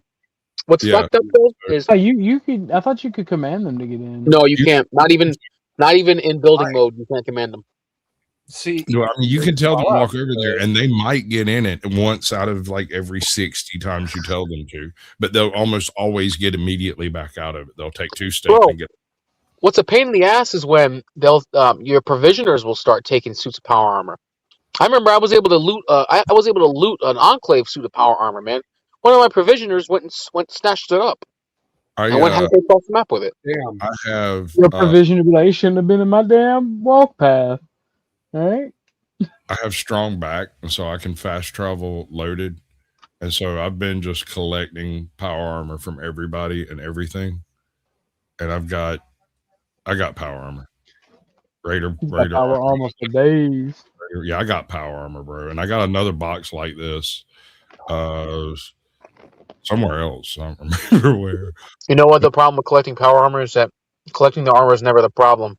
It's getting the exoskeletons. The actual, the frames. Well, I don't know whether I just got lucky or what, but I swear to you, one of the power armor frames that I found respawned. I got it twice. What? You see, I've got, look at this. I know, I think an update or something did it. Look at this. These are all powered, fully fixed. There's nothing Hold wrong on. with Big screen. Oh, I'm sorry. My bad. Big button. It's been bigify. Hit Wumbo. Still the wrong button there. There we go. All right. So 1, 2, 3, 4, 5, 6, 7, 8, 9 here. There's 5 more at Starlight Drive-In. I've got 2 at Grey Gardens, 2 at There's always a Starlight Drive-In, isn't there? There's 3 or 4 more at Sanctuary and a couple at the Red Rocket. I've got a shit ton of them, dude. All right, never mind. You blew my collection off the water. I got a bunch, but keep in mind, like I said, yes, every time I find a frame, I either buy it if they're available in a shop. I found 2 that I can just outright buy. If I come across anywhere and I can sneak up on them fuckers and wax them before they get in it, I do that. I've got the Saugus Bosses power frame floating around somewhere. I think it's in Warwick Homestead. Or no, actually, that thing got stolen by a provisioner, and he's out there raking that bitch now. Of course it did. See? Of course it No, bro, you should spec into stealth so you can get behind them and just yank their power fusion core. Right, I got you. I didn't do that. But I'm showing the perks. Well, if you yank their power core, They get out. Yeah. yeah, they'll just get out. And I believe if you can get a sniper shot on the power core, it'll eject it. Or it used to. Yeah, but it'll eject it. It'll eject it in a way that explodes, and like they won't. Right. They won't hop out. But I got strong back as one of my very first early perks, so that I could fast travel, carry an unlimited weight, and I did the whole life giver bit for protection, so I'm basically immune to everything that would normally hurt you. And I did a little bit of a luck build over here to pick up caps and salvage. Right? Did you do Idiot Savant? I did not. I love Idiot Savant. I do too. and I like Bloody Mess, but I knew I'd be streaming it. And first of all, I hate that fucking laugh. Drives me crazy. I love the I love the laugh. I love the laugh. That's why I love it. I used to, but then I did a straight luck build, and it got ridiculous. That was my Mary Sue build where I killed all the white men. Wow. Yeah. Did a social justice warrior build, and inadvertently created a Second Amendment sanctuary commonwealth, and realized my horrible error that I'd made, and just didn't feel like going and disarming everybody. So I started a new game, and I didn't do a luck build on the new game. I was so sick and tired of hearing that dude laugh. Now I'm going to do the Wild Wanderer eventually, but I haven't gotten there. Bro, Wasteland Whisperer is such a fun perk. It really is, especially once you max it out. When it works. Bro, you just use cheats and get all the perks, and then cut them off. Yeah, but that kind of takes away from the fun of it, though. Well, I'll put it to you this way. I like the ultimate Mary Sue build. The whole reason I started this build was for the settlement system. This is less I want when we come out the other end of this, it's going to be the railroad and the Minutemen are going to win, and they're going to be in possession of every major power available and in control of all the factions. The railroad and the Minutemen. That was a Fallout online thing. They stole that from The- Fallout Online. Yeah, sure. The railroad Sasquatch. It's the only one I haven't played through to any extent. That's why Bruh. I've played through Brotherhood of Steel. I played through like 10,000 times. Bro, I inadvertently, you know the meme where like the just clueless guy gets whisked away into leftism? That was me. I did that. I inadvertently did the railroad. I wanted to do Brotherhood, but Deacon was so cool. I'm just like, yeah, Deacon, we can go do that. And it hurt me a little bit. Did you play through the Institute? Never the Institute. I don't like the Institute. You had to protect all the fucking machines. They're literal machines. You were protecting toasters. They're goddamn Cylons. What are you doing? For real. I'll be honest. Even when I play through with Brotherhood of Steel, I still shoot down vertebrates every chance I get. Why? I got Bro, because vertebrates. You know how much XP you can get from shooting down one vertebrate? No. Yeah. Yo, you can get over 100 XP shooting down one vertebrate, plus killing the pilot and whoever's inside. So I'm at this point right now where I am not an enemy to the Institute or the Railroad or the Brotherhood of Steel or the Minutemen, right? And so nobody attacks me when I enter a particular area, and I've cleared about half the shit. So I can just walk in and go collect resources right now. It's really neat. On the other hand, because they've been cleared, they now take like fucking 30 days to reset. So Wait, are the random synths not attacking you on the map? nope, not yet. I am one mission away from them triggering on me. I'm one mission away from the Brotherhood of Steel triggering on me. I'm one mission away from losing the support of the railroad, and I haven't touched the fucking Minutemen because Preston Garvey should be dragged out in the street and shot with his own goddamn musket. Hey, Sasquatch, another settlement needs our help. Damn it, dude, shut up. I will burn that motherfucker to the ground. I am the reason another settlement needs your fucking help. That's Bro, that's why I side with the Raiders. That's why I side with the Raiders in fucking Nuka World, dog. So, bro, the Nuka World expansion is a pain in the ass, but it is fun fighting those what are they called? The croc what are they called? The croc claws? You know what I'm talking about, right? They're like death claws, but the crocodiles. What the fuck are they called? The alligators, they're called croc calls. Is it croc claws? Something like that, right? Yeah. You know, gator claws. The gator claws. That's what Gator they are. Gator claws. claws. Those are fun as shit to fight. You know what's interesting though? You know when you become an enemy of the Institute, if you throw a synth grenade, that synth will shoot at you. I'm dead serious. I'm dead I serious. know, me too. I've tested this. Listen, I gave some synth grenades to my fucking provisioners, and it works just like a normal grenade, except every time they throw it out, the synth immediately attacks the provisioner. And they're badasses too. It's like a random synth. It's not, I don't know what that's about. It was the robot from iRobot trying to escape. Yeah, no, dude, that's what it looks like. I'm not lying. So it ain't Gen 3, it's like Gen 1 and 2. Yeah, it's like those Terminator looking fuckers. It's not a human looking. They don't send coursers when you talk. I guess it might be possible to spawn a courser, but I doubt it. Bro, if it started spawning coursers, that would be the best fucking grenade you can get in the game. Well, it says So are all- synth, but it doesn't give any percentages or nothing that I could tell. How often do y'all use the homing beacons? I use the artillery. I use the artillery more. Like I don't give a fuck if they got food and water. All right, they're gonna have an artillery cannon and it's gonna be manned. Yeah, but you guys never use the homing beacons for the Yangtze? I haven't. Oh, you're talking about the fucking the Yangtze. the freaking nukes. Yeah. Yeah, the I can submarine. never beat that mission. I can never beat that mission without killing ghouls. So he don't like me afterwards. I mean, you gotta kill ghouls in order to beat that. Part of the mission is to clear out the rest of the crew outside of the captain. Really? You have to. Yeah, that's how you get the homing beacons. When you go down there, when you find the Yangtze, because when you go there, I forget which expansion it is. When you go by the Boston Harbor, there's a kid who sees a sea monster, right? Now, it helps if you have a jetpack to do this. It helps a lot.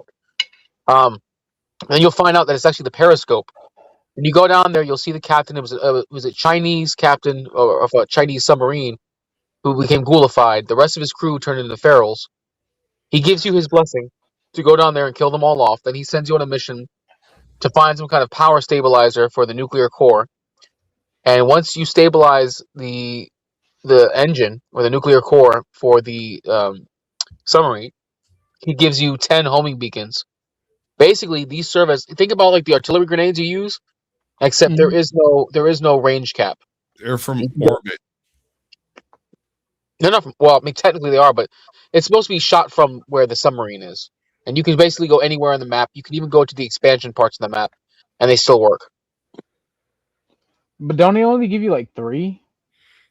You get 10, however, and now I'm going to sound like a hypocrite. I did look up online how you can spawn more. You have to input command codes in order to get more. So I basically just do that, and I can get an unlimited amount. But they're fun to use. Fuck that. They are fun to use. They are. He is the Very first fun. non-hostile Chinese character. That's funny. To be honest, the oldest and best character in Fallout, in my opinion, is probably going to be the samurai from Mothership Zeta. Here we go. Yo. I'm dropping them just to show you what it looked like. Theoretically. Supposedly. You have a homing beacon? Yeah, I just threw one right over there. Can you throw them too far? Trust me, when it pops off, you're going to know. There's no way you won't. Well, I aimed it at a car in hopes that it would do like a some megaton explosion. I don't get it.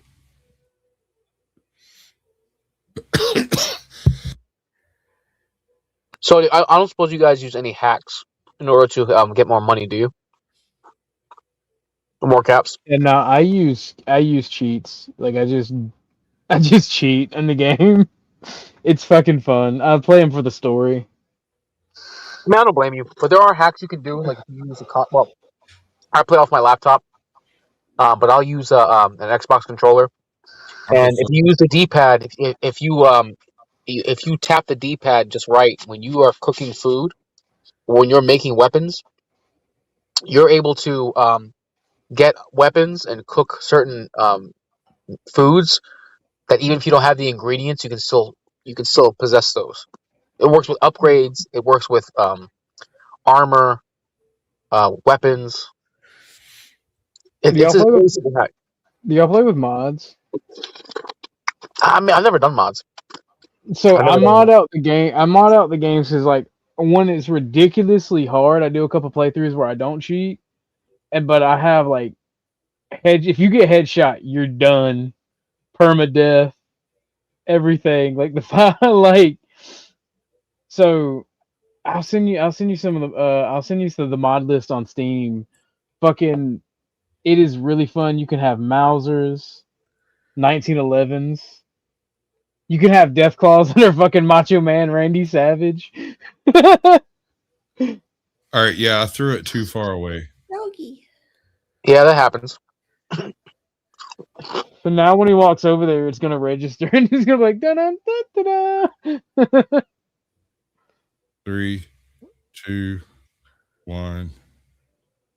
Boom. Bro, I love the homing beacons. That's gotta be a stealth though, because like that's too long of a delay to not catch you in it.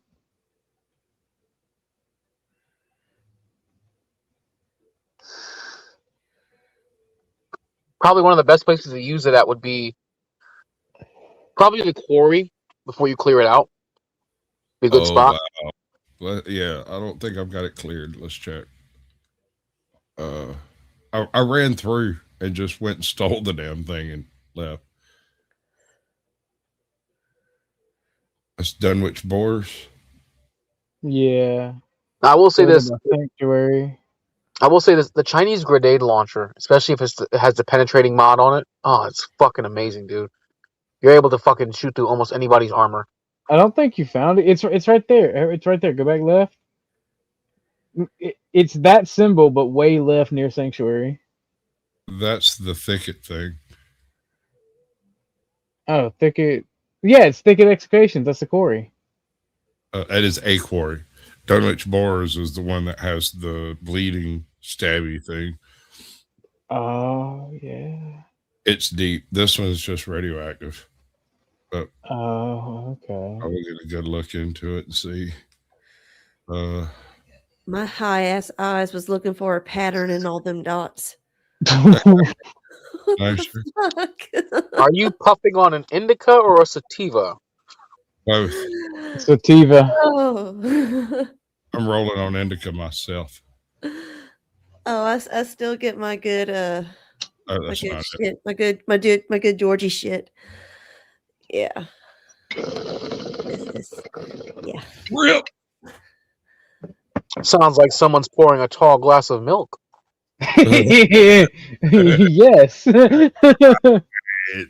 And I am thirsty. Exactly what it is, and I'm a thirsty, hungry boy.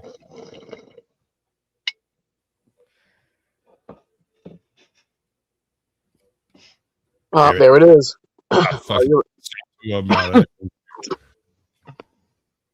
See what happens. We're in a hole.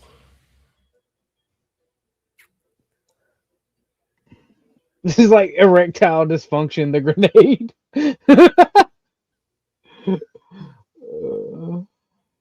Sorry, Bono. It ain't your day. It's my dog, Ma. Oh, the doggy. Okay, apparently I threw it too far. The ICBM has a limited range. It went too far away for me to trigger. So what do I do? Let's see. Go to your options and turn your field of view up. The same right there. Well,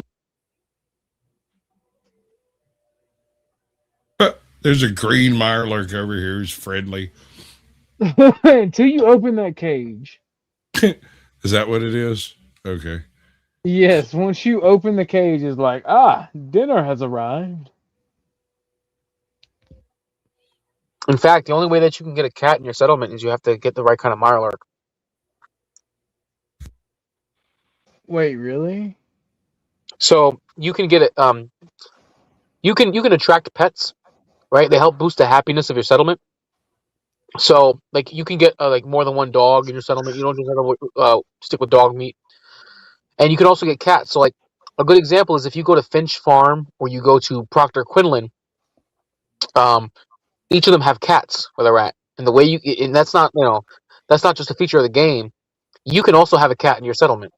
So you have to get a cat trap, and you have to get, I think, several pieces of I think it's specifically soft shell mirelurk meat. So basically, like the smaller mirelurks, you have to kill them. I love And how cats are still picky in the apocalypse, brother. yeah. You want me to go kill this big ass? But you go kill it, cat. But they do wonders for your settlement for happiness. I can't even catch a rad roach.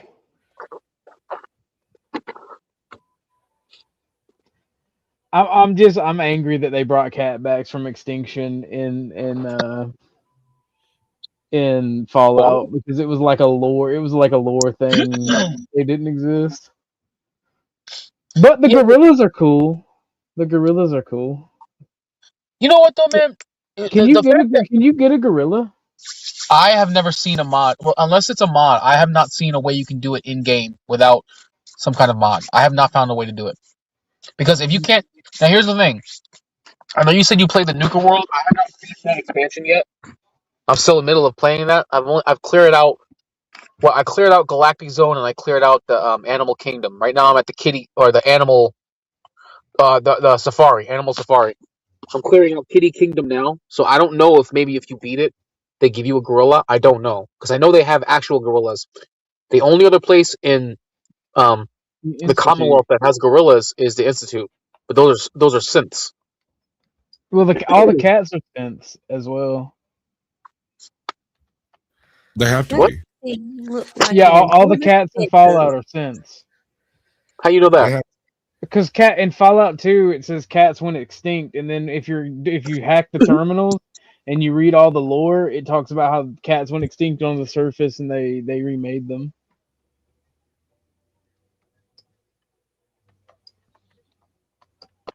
That's a shame. Yeah. People were eating them, bro. It was the apocalypse. A lot more people survived the bombs than people thought. It's crazy. You know, my girl That's why I always like the lore so much. It tells a really awesome They're story. eating the dogs. They're eating the cats. Yeah, my girl got mad because You can I had catch to my defend. head. My girl got mad. I had to defend my settlement one time against raiders, and I ended up throwing a grenade and I killed our local cat. So she got mad at me for doing that, and I had to go back and get another one. It was a pain in the ass. Shit, there is a gorilla cage. You have to have the Wasteland Workshop DLC. Right. You must complete the nuclear option quest with either the Brotherhood of Steel, Railroad, or Minutemen. You must issue the evacuation order at the Institute's via Father's Terminal. The gorilla cage can be built at any settlement in the Commonwealth, but not on the island or Nuka World. What? That is wild. You can get a gorilla? Get the fuck out of here. The gorilla cage is 4 copper, 4 gears, 16 steel, and 5 wild mute fruit. That seems like a little, that doesn't seem like a lot for a gorilla, bro. Gorillas be cheap in Fallout. But here's the question: does the gorilla fight for you? Yes, the benefit is it is 20% settlement happiness equivalent to tier 2 bar or clinic, plus 10% defense, same as a death claw. Gorillas are docile by default and do not attack settlers. If you side with the Institute, you cannot obtain gorillas throughout normal gameplay. However, PC players can use mods like Gorillas for All to bypass this restriction. See, that's why I've never sided with the Institute. I've always liked getting gorillas in my settlements. They just walk around sniffing shit. So you have to you have to allow the Institute to evacuate in order to get the gorilla cage. Okay. Yes. Okay.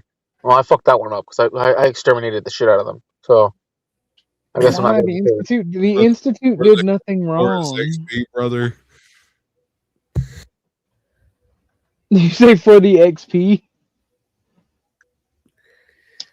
Well, I mean, I didn't say that, but I mean that's a good point. You figure you do level up way faster when you're evil. I'm just saying.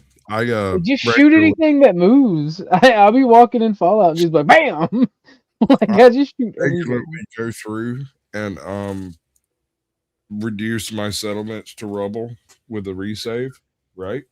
And then any of the the cents that I find, I ship them off to specific settlements.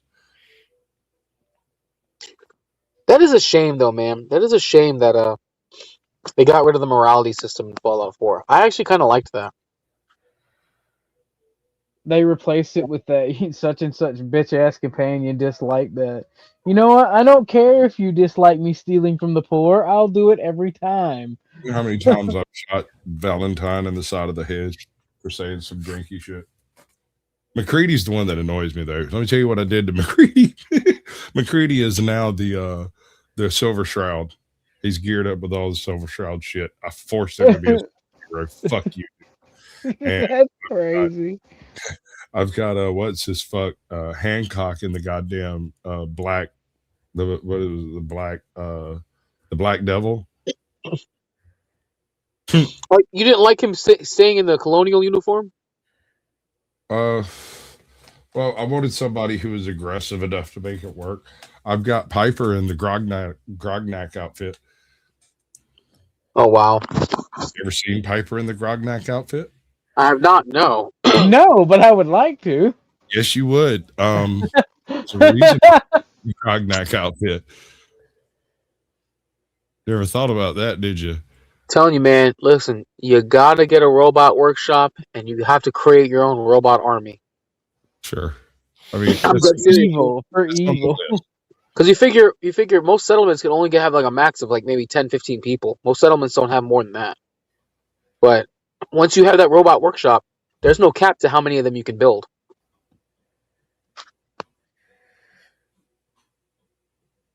At least I've never seen a cap.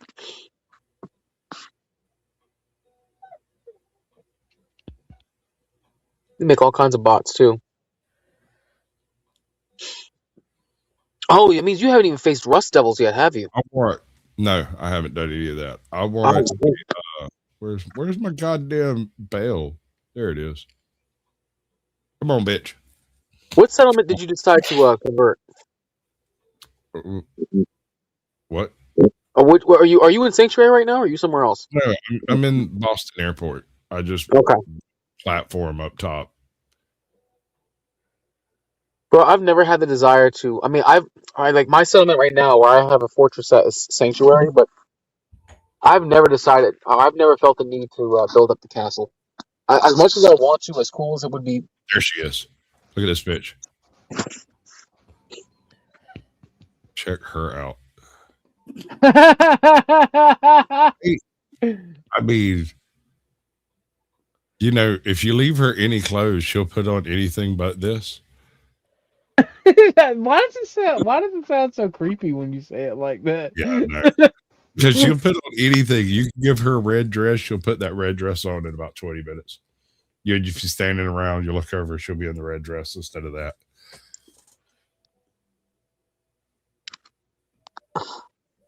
Well, damn.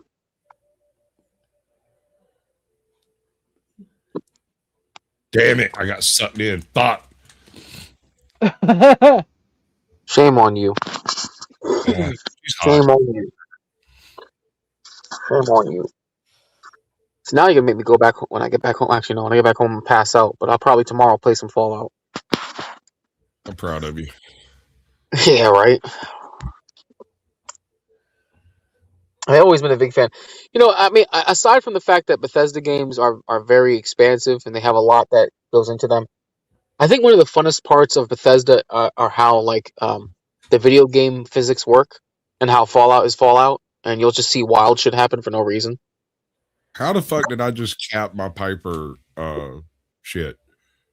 Like, she's not even my companion, and she just went up to max companionship stat. I keep dog meat for the extra weight because I'm an absolute unit. Have you tried to form a relationship with what was it? I think it's either Piper or there's two of them you can actually have a relationship with in the game. I think Piper's one, and the fucking you don't have the Nuka World expansion. Never mind. You don't even know. Do you know what I'm talking about, Wisdom? Yeah, I do. The chick over there that everybody wants to get with. Yeah. No, but they made it so that way you can. I didn't know this until one day. This is in the Nuka World expansion, but even if you're a male character, you can end up forming a relationship with the dude from Nuka World. Okay. I didn't know that. I didn't know. I don't know. I'm just fucking with you. I didn't know that Fallout built that in that way. That's magnificent. I'm dead serious. I had to look it up to see if what I saw was a glitch. I came across a weird glitch that was going on. I wonder if I don't think I recorded it. I didn't think about it till after I went to go tell somebody about it. It was like, oh shit! But I had a Colossus.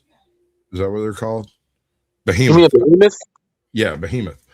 I had a behemoth that got stuck on my referential grid. So he wasn't attached to the landscape. He was attached to where I looked. So he was stuck like 40 foot away, and he was just throwing fucking rocks at me. But I could like walk over next to a building and put him behind the building. The rocks would hit the building. Like lift him up and over it by looking up, just like picking up an object, picking up a body or whatever, right? It was like I was picking up the behemoth. It was weird, dude. One of the most badass things you see is when you do finally attack the Institute, and you see Liberty Prime literally yoke up a behemoth and snap its neck. That's probably one of the coolest things I've seen in Fallout. Yeah. Especially to, of all things, a behemoth.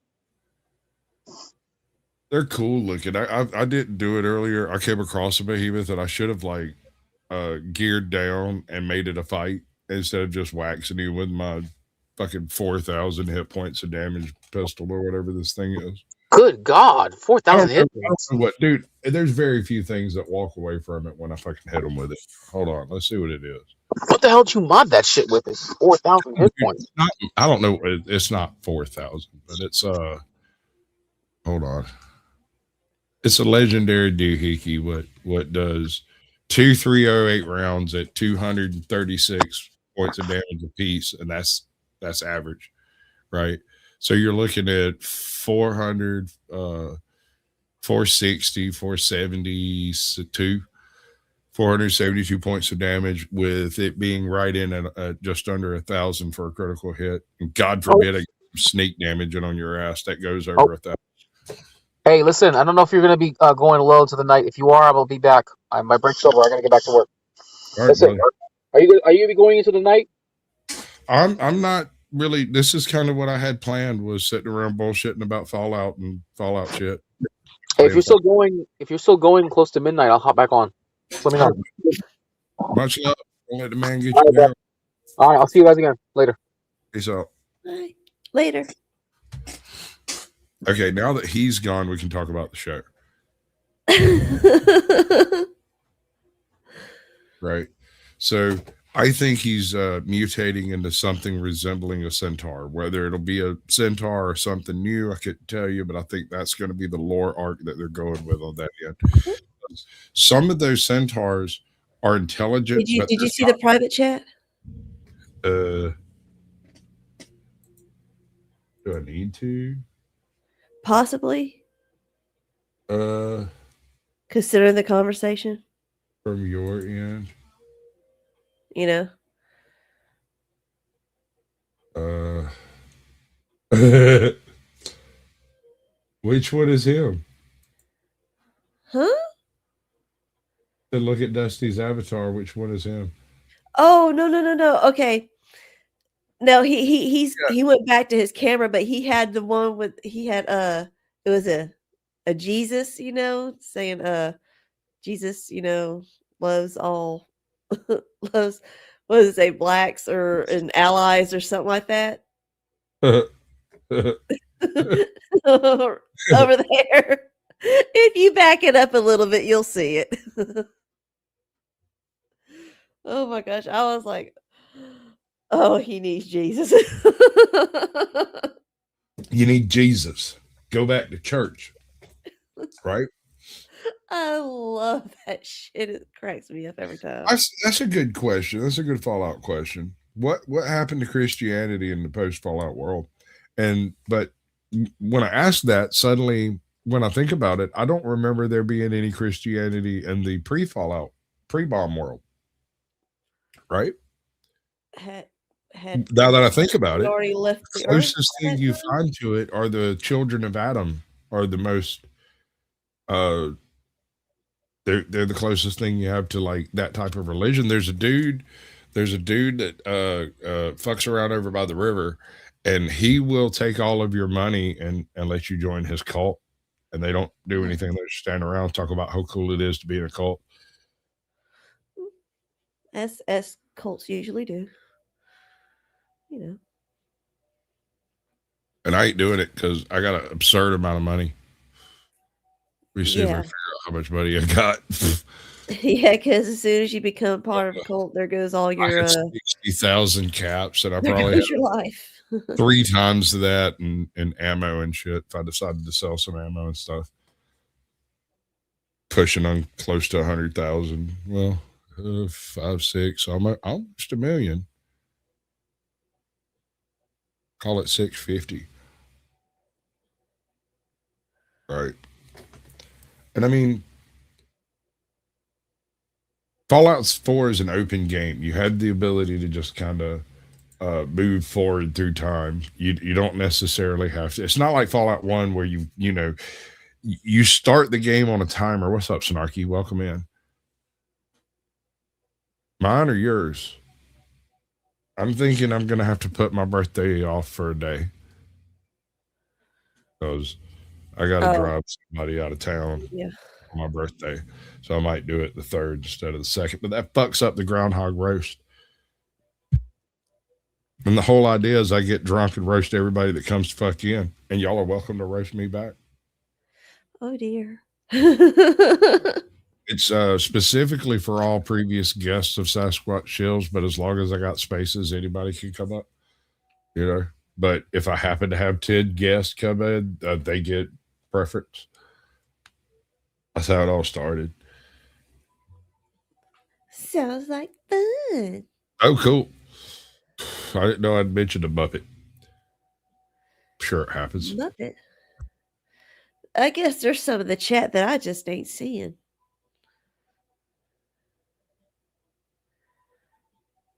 Huh. I don't know. Snark says. Yeah. She's in the vertical Yeah. chat. I believe I'm subscribed to her. Yeah, probably. She's Yeah, I came across her with one of your shows, probably with Age on it. I would doubt it. People, I've covered a lot of ground in my YouTube career, girl. Like, and I'm not even necessarily talking about the people that I've interviewed. The interviews to get the interview. I would go and talk to 5 or 6 people before I found one that was willing to be on camera and have the conversation. Oh shit. And then 1 in 6 of them wouldn't show up. Another 1 in 6 would show up, but then basically act like they didn't know what was going on and pretend that they've never been asked a question. Well. Right. I mean, like I said, it's like herding cats. There's a reason why I chose to do one-on-one interviews instead of like panels and shit. Yeah, it took me a while to like. This thing that we do is one of the most dangerous things you can do with a channel. The whole live streaming thing. I mean, right now I'm kind of safe because I've got a game screen and I'm not showing anything that's here.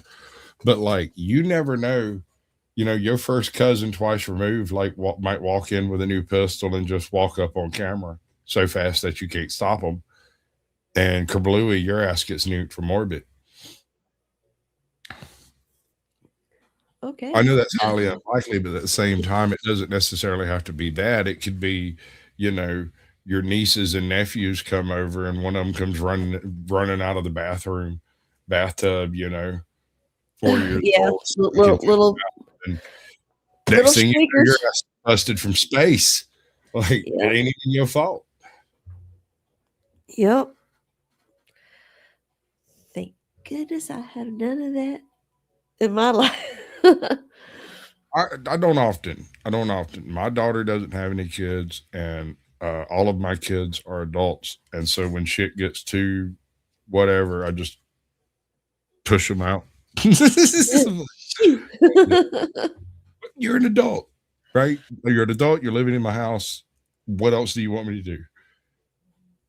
If I get involved, I'm stepping on toes, and if I don't get involved, I'm abandoning them. I can't win, so don't play the game. Okay? Let me know what I can do. I'm just gonna go back here and go talk online. I've done my entire life. I have sat quietly in the background and had absolutely everyone in their lives talk trash about me all the way through. Meanwhile, being the most solid point in these people's lives. The fucking well pump stops working. I show up and fix it. I don't care who she's dating, what, none of that shit matters. I just show up, look at it, leave, come back, and it works when I leave again. Whatever it might be. You're the person that everybody gravitates to. I was talking about you earlier. That is correct. I'm sorry. Dark Side I was talking about earlier, and I couldn't remember it, but it was about the drunk monkey. She's the one that got a strike for me and a monkey taking shots together. Oh, okay, gotcha. And I got far more intoxicated than that monkey ever thought of getting. Her ass for a drunk Sasquatch. They struck her for a drunk that probably ain't even have half a buzz. Oh, they care about the monkey, but not the Squatch. Absolutely. I mean, why would they? They don't even admit I exist. And I guarantee you, if they did concede the existence of a Sasquatch, they'd never concede the existence of a Caucasian Sasquatch. That would be just too far. Yeah. Go squatching. Absolutely. I think that's probably one of my favorite little sayings that came out of that show. I have a little army of little Sasquatch things that I need to put on my vehicle that I hadn't done because it's been fucking cold. Have you seen the Sasquatch? Yes. I love him. I spent 6 months sweet talking that motherfucker, trying to get him to do a interview. So that's the one that you were talking about, is him? Did Jay leave? Yeah. He said he'd be back around midnight if we were still going. All right. I'm about Sasquatch. All right, bud. Don't let the man get you down. Never.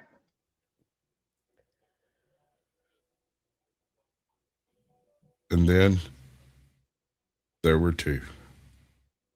Dos.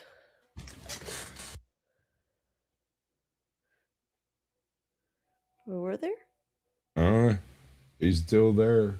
It's fine.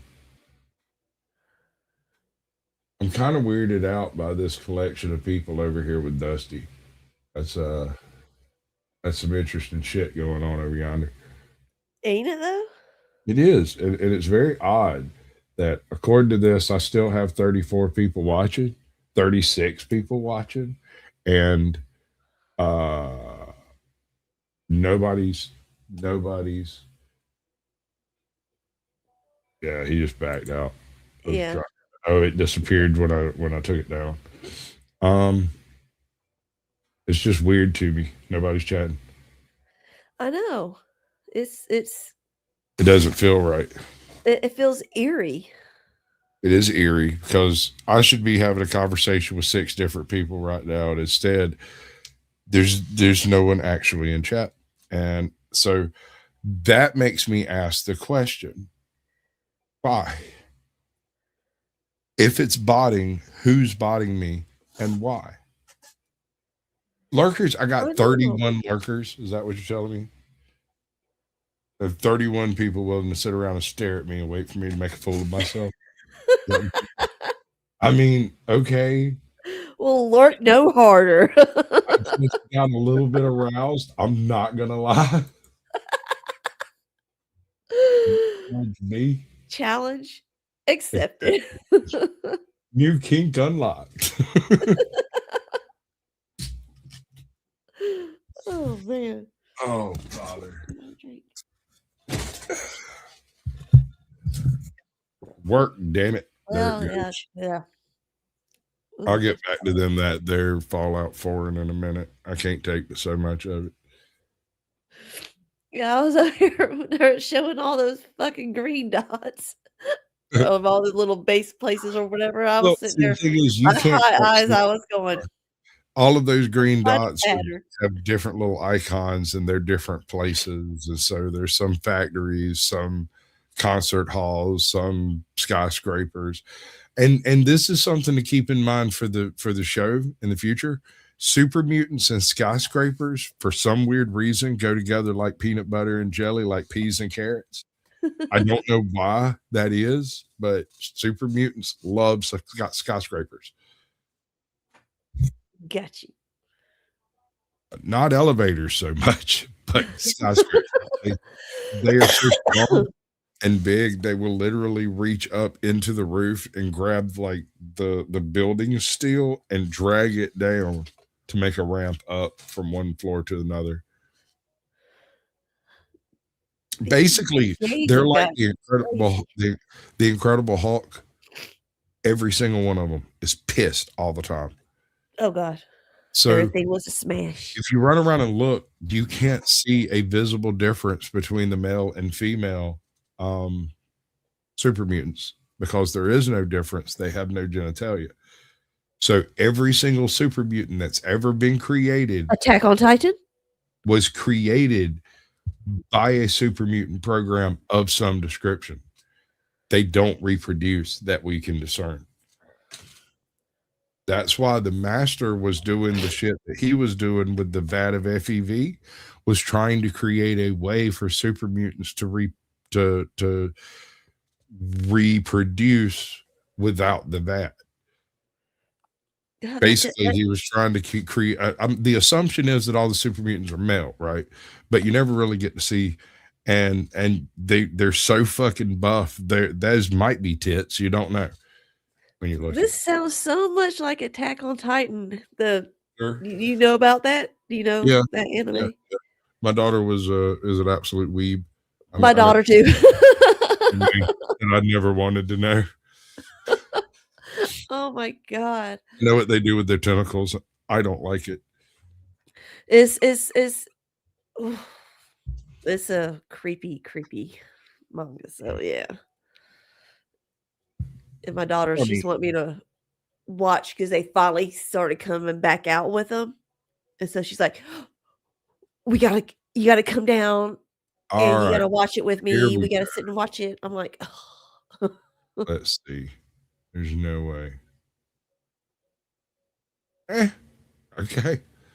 It says there's 34. There's 34 or whatever.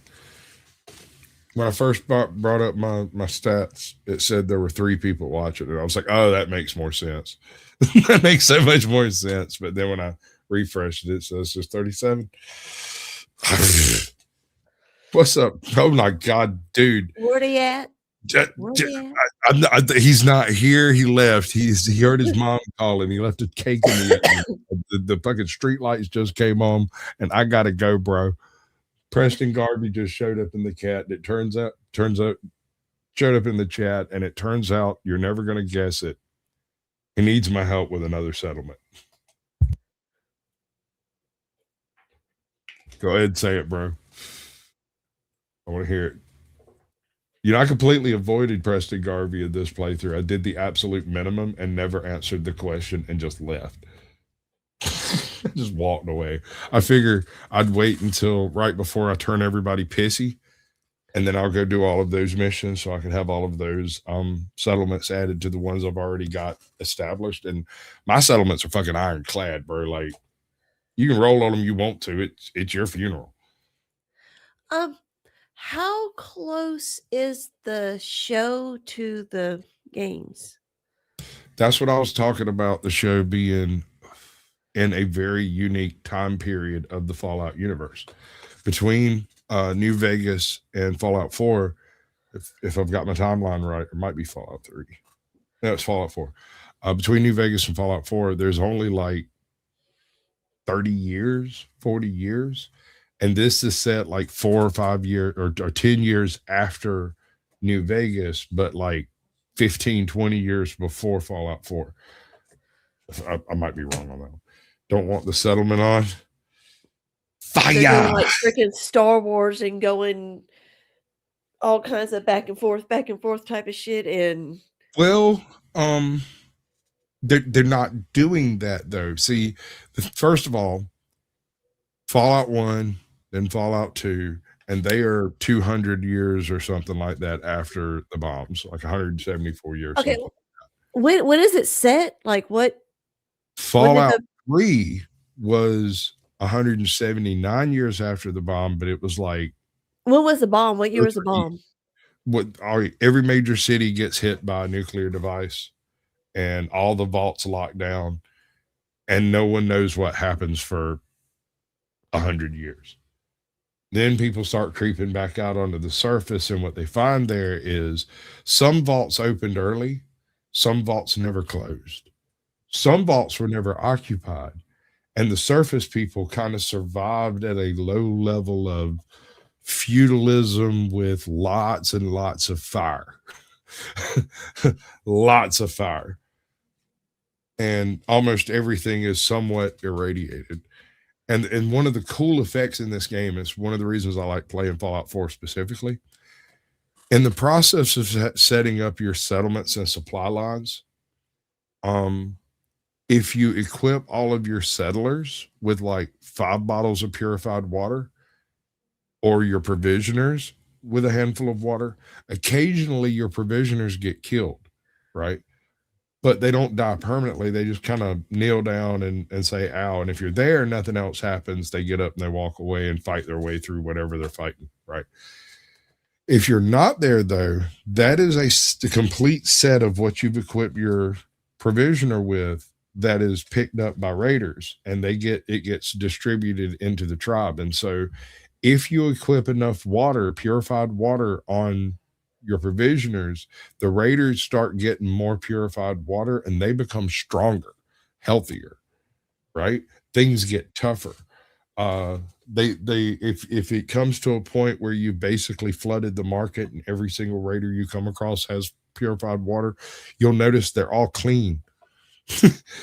They're no longer the smudgy, sooty, nasty people, or at least it used to do that. I don't know if it still does. They've done a bunch of weird updates in the past year or two, but at one point they don't do this anymore. This was patched up in one of the updates. There used to be an exploit to duplicate certain types of items. One of the items that's most difficult to find is a nuclear mine. Once you find one, though, you could give it to a provisioner and send his happy ass off to the farthest reaches of great fucking Africa or whatever. And he'll walk from here to there. And regularly, every so often, anytime he's in combat, anytime he meets any kind of stress, he'll toss out a couple of mines and run away. Later, while you're traveling across the wasteland, you know that this dude travels this specific path. And so anytime you get near there, you check it out in general for mines. Anytime you cross over that line, right? You just look around. They pop up on bats anytime you look at them. And so bloop, they're right there. In my Mary Sue playthrough, I had a freaking ton of nuclear mines because I found one really early and one of my first provisioners got it. And so from then on out, I was just picking up mines from here to fucking Warwick Homestead and back. Anytime I wanted another group of mines, I mean, it was retarded. I took Spectacle Island because I had so many nuke mines, and I mined all of the spawn points and then set up individual generators to run one missile so that when they spawned, the missile would hit the mine and kill everything. And it seemed to work. That was right around the time I stopped playing that one there, because I realized I had done some things inappropriately. Like on this playthrough right here, I don't think I'm going to be able to get the jump jet because there's a thing you have to build beforehand, and on like 10 or 15% of playthroughs, there's a chance that this object spawns inside a closed cabinet instead of under it. And so it won't be in the spot it's supposed to be in when you go through there. And so you can't complete that mission. And I've gotten there and I've done all the things and I don't have it. Oh, shit. And I've been back there 3 or 4 times to puzzle my way through it and just left frustrated because I swear to God, it's in that cabinet. No, this is just a single player game, right? Yeah, well, this one, yes. 76 is an online thing. But almost all of these are single player, like role playing style, but in the wasteland. There's Skyrim with radiation. Okay. Yeah, my son and both my sons and my husband played Skyrim,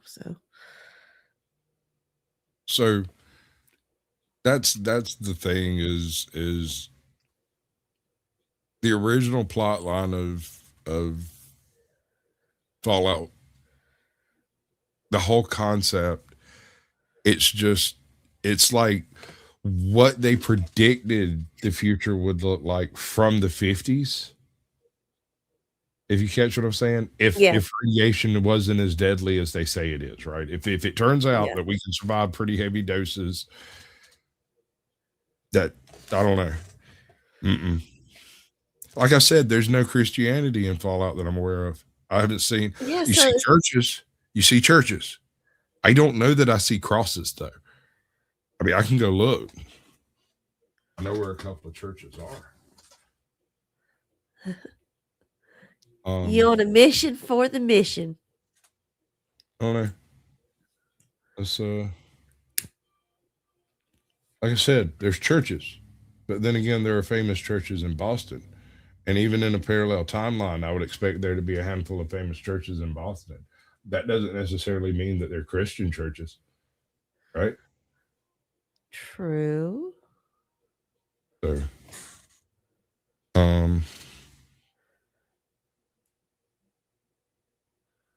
right.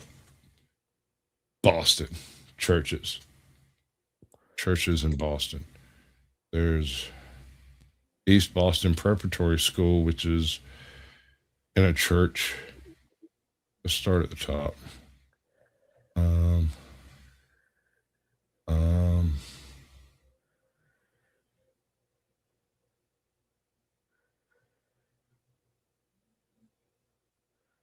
Nahant Chapel. This is literally a chapel.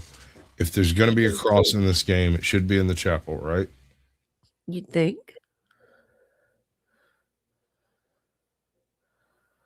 There is no cross on top of this church. It's almost like there is no purposely cross removed in this church. Is this a specific design because of maybe the people who created shit. it? Oh, that looks like a bed bug on crack. It's a giant lobster, basically. Ooh, that thing is.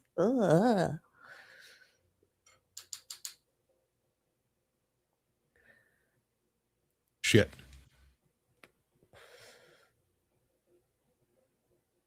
Oh my God, there's mutants here too.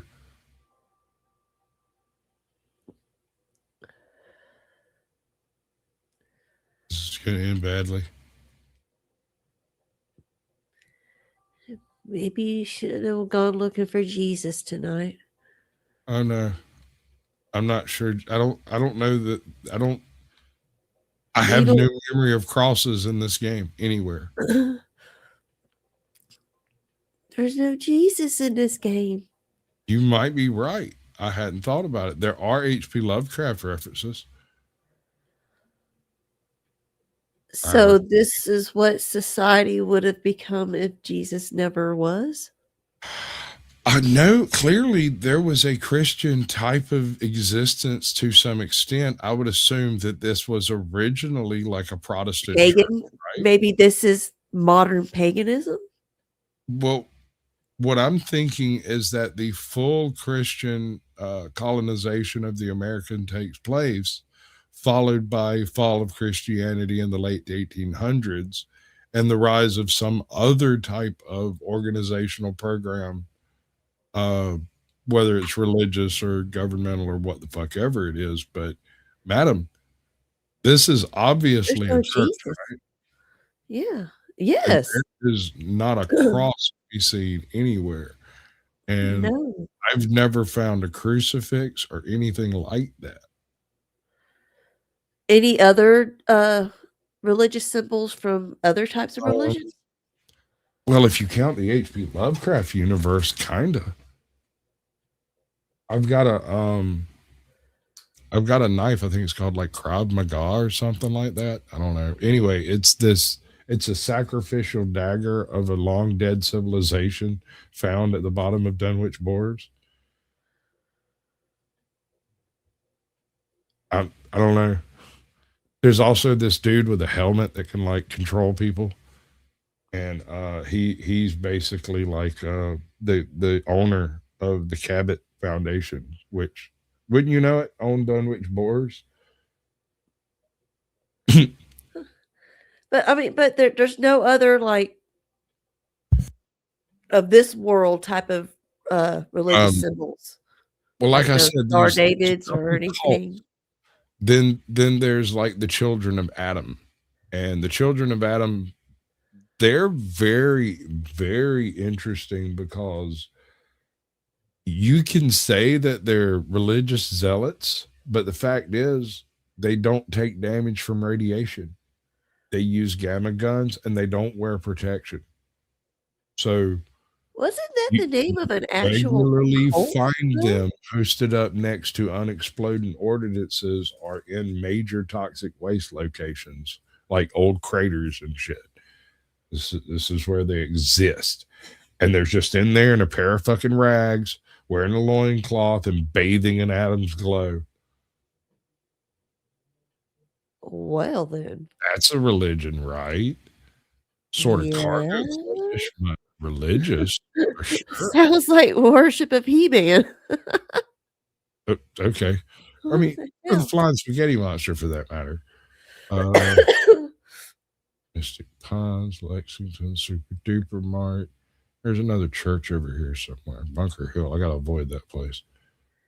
I guess eternity is spilled over into Earth. I don't know, man. Like, Yeah, it's just I thought something about it, but at the seems same off time, about that now. like Trinity Plaza's no, Trinity Tower. Trinity Plaza. Did they maybe kind of change up the names of things a little bit too for the game? A little bit, yes. Like There you the go. neighborhoods are also a little abbreviated for the map of Boston. So it's like one of those maps you get on like a school lunch menu placemat thing where it's a map of your local town, but it's like cartoon map, not real.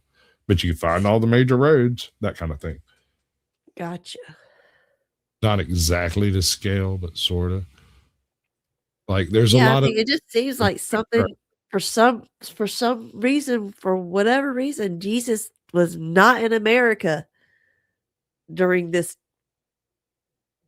it does game, appear this era, this I don't that there know. was never any Christian or at least all right, let's go check out University Point. I think it's a step. It's not a church anymore, but I think it's established in the church, if I remember right. There's another one, but it's actually one of my bases, and I hate going there because that place sucks. There's a bunch of people in there that want to talk to me, and I really don't want to go to do the things they want me to go do.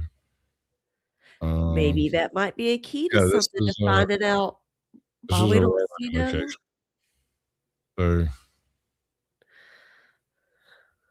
well, if this motherfucker ever had a cross, it ain't got one no more. Roof. I think this is what we're looking for right here. Scooby Dooby Doo, where are you? Got some crack to smoke now. My dog's over here dreaming. Would you do it for a Snoring. Scooby snack? Would you do it for 2 Scooby snacks? Would you do it for 3 Snoopy's cats? Snoopy's catch. Snoopy's cats? That's a new name for it, Snoopy catch. No, joint. Uh-oh. Fall in the hole. Let a leg fall down the hole. Let it jump up the hole. Is this a church or is this just a building? This is, I think the chapel thing is supposed to be on the top floor. This might be the wrong building. I just was hoping there was a way into it. That look kind of hotel looking. Yeah, that do be looking.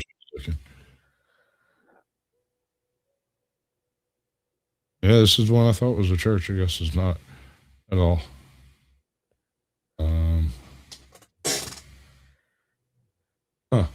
It's weird how Actually, this isn't it. It's over there somewhere.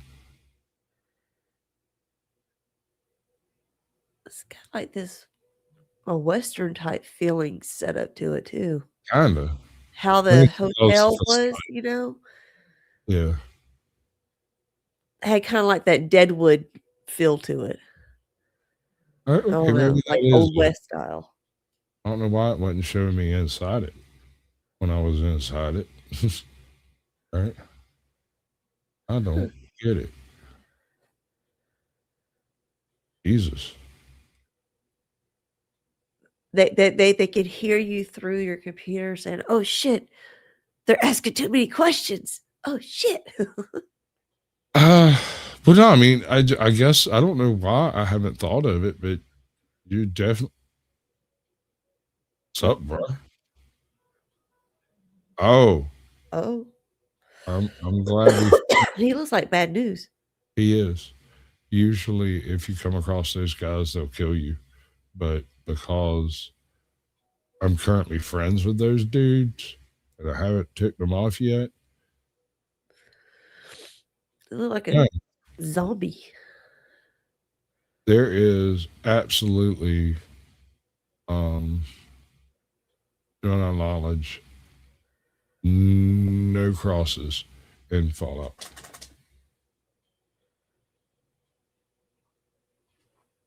Lighthouse House. Old North Church. It's literally a church, says so right in the fucking name. Church of what though? I don't care. We're here to see if there's a cross anywhere here. Church of the Stay Puft Marshmallow Man. Sure, whatever. Got a lantern in the window. There is no cross on the roof, and there is no cross on that Nope. spot. Nope. It looks like there may have once been one. Yeah, but yeah. possibly That's what I was saying removed. about the other one. The other one looked like it might have had a cross once. Like it was built like there was going to be a cross, and there's just not one there. Or perhaps it was removed before I mean, shit went down. I feel like that might be a little bit of an assumption. Maybe there was Also, some type of even a cleansing before the even in the actual interior college. architecture, right? You see the building structure of a classic Protestant church or a pick your pick. But at the same time, there is none of the crucifix Yeah, because informing usually whenever you look at a nice tall steeple like that, you expect to see, you know, the cross on top of it. on top of it, yeah. And in this case, I mean, they didn't even have a weather vane. I mean, shit. nothing. There's nothing up there. That's And the eerie part about it. It's like there was something that might have been the there, second but you it said just something about religion, mysteriously I went, gone. well, actually, it's not quite like that. There aren't any pre-war religions that survive in the post-war that I'm aware of. Ooh. In fact, I have no idea what pre-war religion looked like, to be honest. No one's ever asked that question that I've heard out loud to think about it. Leave it to my my high brain over here. Well, But no, I mean, it's a solid it's question. a natural question to me. You know, I mean, sure. And considering the fact that one of my main bases is actually in a church, I've wandered around wondering where all the crosses went, but I never got as far as actually saying it out loud for it to be a fully formed thought. Just looked around and went, huh. yeah, just like It must have got real hard around this motherfucker for them to snatch the crosses. There's no angels. There's no iconography. It's like the Puritans showed up here. They did all of the groundwork to set up the culture, and then it turned baseline communist temporarily, and now there's this fight because Liberty Prime was literally programmed to destroy communism. That's its prime directive, and inspire Americans to fight harder against communism. well, I think something got in the way of that. Maybe that was the catalyst for what's going on now. Maybe there's a video on it. Hold on. Let's get clever over here, right?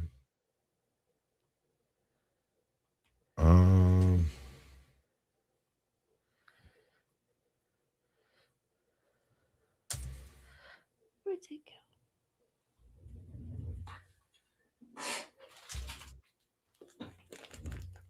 Okay, we got a straight up video on what happened to Christianity in Fallout. I got good news and bad news. Which one do you want? Bad news. So it's an hour and 14 minutes long. Fuck a duck. Okay, so Good there's news is it discussion exists. on pre-war Christianity, and that's 12 minutes. And then we've got what did Christians think of whatever the fuck that is? What happened to the churches? A known post-war Christian, new post-war Christian religions and cults. So let's go with the religions and cults. That's about 12 minutes. Plenty of post-war secret because in an area behind the altar is a stash of heavy weapons. Okay, so this is Rad King, and he covers shit from all of Fallout. He doesn't have a particular genre of Fallout. It's anything Fallout. If it was fan fiction Fallout, he might include it as a nod if it was famous enough. All things Fallout, all things canon. So he's fixing to go into the different cults that developed post-war that aren't Christianity. Right. And armor. I guess you can't be too prepared out there in the wasteland. There are plenty of post-war religions and groups that may not be Christian themselves, but certainly seem to have derived some or much of their iconography, theology, or practices from Christianity, even perhaps my beloved Church of the Children of Adam. We can start with the most. See, the Children of Adam are some of my favorites too, because like I said, they're the only ones I've seen that actually seem to produce something akin to magic. They stand literally in the glow of a nuke and are unharmed. That seems miraculous to me. Even if you take all your perks and you do everything right, you might still catch rad damage if you're not in power armor, a leaded power armor suit or some shit like that. Mundane, which we must go out west to find. The town of Modoc, which is only seen in Fallout 2, has a small chapel, seemingly made of adobe, most likely meaning it was a post-war construction, like many of the other buildings. It has pews and crosses on the wall, but it doesn't seem to have a priest or pastor, and is otherwise not worth much note other than this is where you, the chosen one, can get married. It isn't a religious ceremony, however. It is performed by the local sheriff and invokes frontier law. Modoc has fallen on hard times, and apparently no one attends the sermons anymore because they don't believe they have anything to be thankful for. At least Bessie here hasn't given up on her faith. Another chapel is in Nevada's second most sinful city, New Reno, known as the Drunk Cupid Chapel. The name is pretty revealing as it is run by Father Tully, a perpetually drunk priest. Yes, this again, the whiskey priest. Additionally, it is the only place that one can get a divorce from the marriage performed in Modoc, if you bribe Father Tully with alcohol, of course. Since he is apparently the only priest in the city, But those that are Jesus, religiously we're getting divorces though. confessing some of their sins, which makes Father Tully a great resource of information and rumors. If you can bribe him with alcohol. The Drunk Cupid Chapel is at least based on Catholicism, although I'm trying to break Fallout 4. There's a couple of characters in the game that are hopeless addicts, and I have made something called a refreshing beverage that will cure addiction, any addiction. I just can't figure out how to make them drink it. Now, I do have a syringer, and there might be a way to use that to force it on them. And I think it would be funny to end the game with Mama Murphy and Alex both being clean. Just tell there's alcohol in it. It has, you have a conversation tree. You really can't do that. Right? Gotcha. Like you can't equip Mama Murphy with a bunch of combat gear. It just doesn't work. She doesn't do that. When you talk to her, she's like, "Hey, do you have any drugs?" Maybe this is showing the results of what the world will become if we That's actually worth leave mentioning. out Jesus. If we was to, everybody just said all of a sudden, If fuck it all, everybody said all of a da-da-da-da-da. sudden there was no Jesus, it would become Muslim in 18 months. We'd have the greatest of all November Springs or whatever it's called.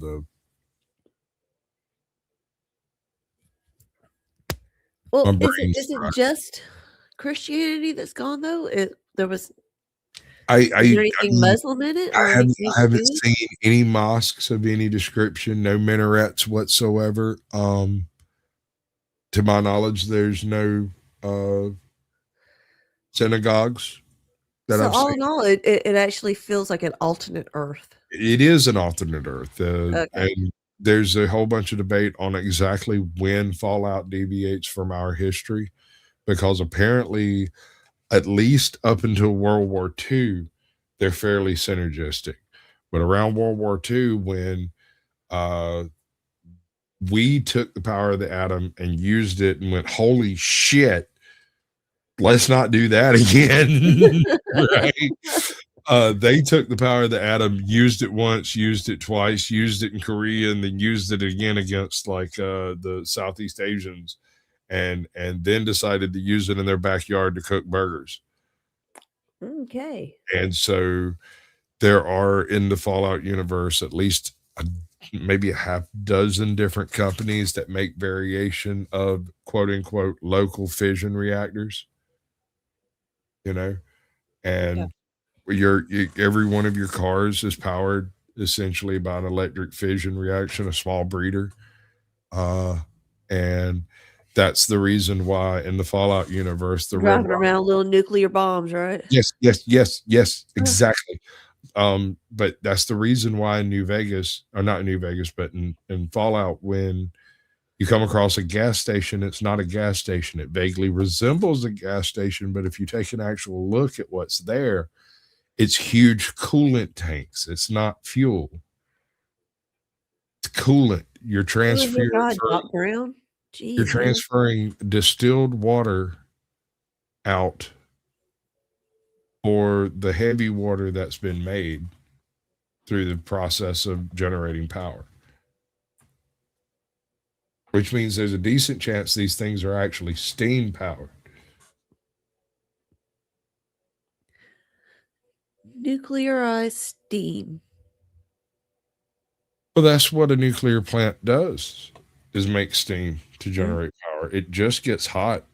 That's all it does, is get really, really, really, really, really fucking hot. in so many ways. Chernobyl. It has obviously deviated quite a bit and is more reminiscent of the drive-through wedding chapels that are associated with Las Vegas in our day. The Modoc Church does have Christian iconography, although the Drunk Cupid Chapel does not, with crosses adorning the walls, which is quite rare in Fallout. The mother of Fallout 3's main character, the Lone Wanderer herself, appears to have been a Christian and familiar with the Bible. One of the first things our Father James shows us as a toddler that can barely walk is a frame with the scripture written inside. This promise of giving unto those that are athirst of the waters of life was so inspirational to Catherine, our mom, that it guided her entire scientific pursuit, which became known as Project Purity, the first real attempt to clean the Capital Wasteland's irradiated water on a large scale. The pre-war town on the west coast called Searchlight shows up in Fallout New Vegas, and by the time the game takes place, the new California Republic had claimed the town and turned it into a base. It was sabotaged by their enemy. I can't hear you at all over the. In a thick haze of Ashton, Bud, on my channel, the other live stream that I got going has the clickable link that you can actually join the panel on if you wish. radioactivity. The only two churches in the whole game are in this town, and one of them has a sign out front. Someone who knew their Bible well was able to reuse the existing letters to reference Revelations 9:6, which reads, "And in those days shall men seek death, and shall not find it, and shall desire to die, and death shall flee from." That is a cold. Ooh. That's a good one. That is a good. That's some creepy, hard-hitting shit. That is. Ooh, that's dark. In those days shall men seek death, Well, Revelation. So yeah. and shall desire to die, and death shall flee from them. That means something's going to happen to where you're suffering. I read a series. It was a series of short stories. I can't remember who wrote them. But the premise behind it was that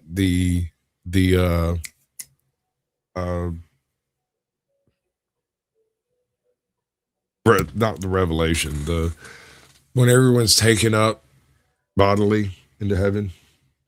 Rapture. The rapture. When the rapture had been completely misunderstood, and that there was some significant translatory issues that took place in that, and that what it actually means is that chemistry stops working properly. Entropy kind of unwinds a little bit, and suddenly people don't die, but they continue taking damage as though they're alive, and so they don't heal, but they keep taking damage. And so the quote unquote zombies of the apocalypse aren't zombies at all. They're just really fucked up people who had a rough time of it.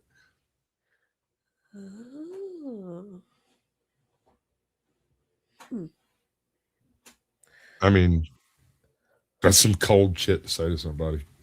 Right? I mean, this right here, yeah, that's something. Yeah, just. Yeah. This is such a great passage to describe what is happening at Camp Searchlight, since many of the NCR troopers ghoulified, some turning feral, cursed with near immortality by their condition. This message was most likely posted after the war and events at Searchlight, because we can see the sign was salvaged for the right letters and numbers. In Fallout 4's main settlement called Diamond City, there is one active chapel. Although it is certainly not Christian, it has been influenced a bit nonetheless. The tiny All Faiths Chapel is led by Pastor Clements, who welcomes anyone and everyone to the chapel, which he encourages people to come and sit down and ponder the Almighty in whatever form they like, as long as it's peaceful. The pastor's unusual stance on religion is because he couldn't decide on one single god to dedicate the chapel to, so he decided it should belong to all of them. Hey, that's fine for me. I can just sit right here and hope no one's allergic to radiation around here. Right. The Christian influence is there. The leader is a pastor. Like I said, the name of the channel is Rad King, and he is ostensibly a child of Adam. He went the full radiation route. I'm not sure which game he did it in. I know each one of them has different ways of dealing with radiation. There's drugs called Radaway that'll get rid of radiation poisoning, which is actually an interesting point because there are some medical advancements in Fallout that don't exist in our world at all. Like the ability to pop a pill and just get rid of radiation. You no longer take it. No, it didn't quite That's work. that wild. way. It's like some slider shit. It's wild, bro. And so there are certain things that are significantly deviant from our timeline, and then there's other things that seem pretty similar, like at least up to the Korean War. Most of your land vehicles, like your tanks and whatnot, your ships and stuff, all of that seems to be relatively standard. Like that type of history seems to have followed. It's post Like the Korea. industrial side of it. Well, post Korea is atomic, right? It's full on atomic. Like everything is run by the atom somehow. They develop fusion cores, which actually seem to function more like a battery and less like a nuclear device. Although, if you fuck one up, it does go off like a nuke. You know. No joke. Oops. Yeah, exactly. My bad. But the hell, the cars do too. So basically, what's in your cars are really big versions of a power armor suit. That's Whereas why I was talking about Doc Brown designing the shit. My God. You know. And then in the show, 88 miles per hour. You've got what appears to be cold fusion, which is a whole nother ball of wax, right? It's totally different can of cookies, because the problem with fission is part of it is heat and part of it is daughter elements and byproducts. And one of the things that takes place in a fission reactor is you end up creating something called deuterium, which is essentially heavy water, which becomes a problem eventually because it doesn't stop neutrons as well, or maybe it concentrates neutrons better. And so as you utilize your fission device, eventually you have to stop and drain off the coolant and replace it with distilled water and start over again, right? And I think that's part of what's going on here, is rather than seeing that as a negative, they saw it as a benefit and utilized lots of tiny breeder reactors to make lots of deuterium so that they could actually take a shot at cold fusion. Sounds like a whole bunch of damn advanced copper steels. Well, they're making to shine. I mean, you're not completely off the mark, but at the same time, it's nuclear. Exactly. A nuclear shine. It's a turbine. You're just using the pressure off the steam when it comes down to it. All right, there's only a couple of minutes of this left that I'm going to tolerate. And he's wearing pastor's vestments. The building is referred to as a chapel, and the pastor can be heard mentioning the parable of the Good Samaritan when speaking of Nick Valentine, the local detective. Also, a fun fact, he will conduct a wedding between a man and a robot in an easy-to-miss side quest, and figures that it's pretty weird, but he doesn't think God will mind. This is fucking Star Wars shit. Here's the reason God won't mind, though. That dude's a synth.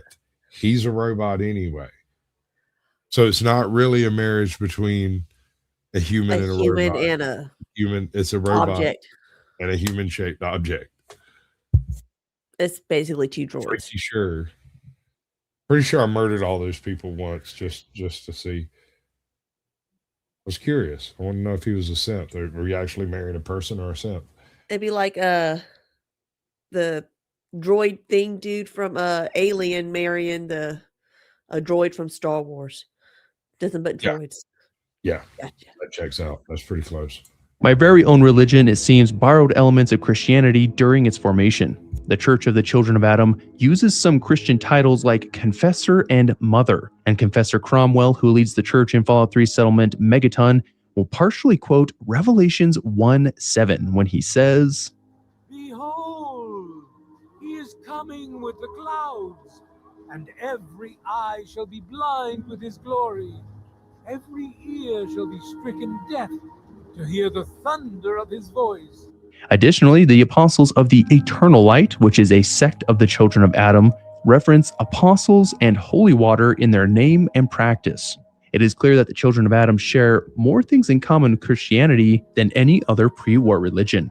A strange, twisted cult that venerates the Mothman and even some other ancient and unknown entities has a strange habit of occasionally dressing in modified pastors' vestments and claiming pre-war churches as their own places for worship. The cult of the Mothman is rather diverse, with those that revere the holy red Mothman being immediately and unrepentantly aggressive. There are several churches in Appalachia where they have gone to the trouble of claiming the church and establishing a shrine. The church that fell into a sinkhole has a shrine and a sacrificial table and blade at the bottom. The entire town of Point Pleasant was taken over by cultists, but they were sure to build a large shrine in the former church. The Helvetia Church is another one with such a shrine, as is the Kanawha Cemetery and Church, the one that had everyone die from mass poisoning, and they have completely claimed the church and graveyard and started to change the chapel drastically to offer a perch for their holy Mothman.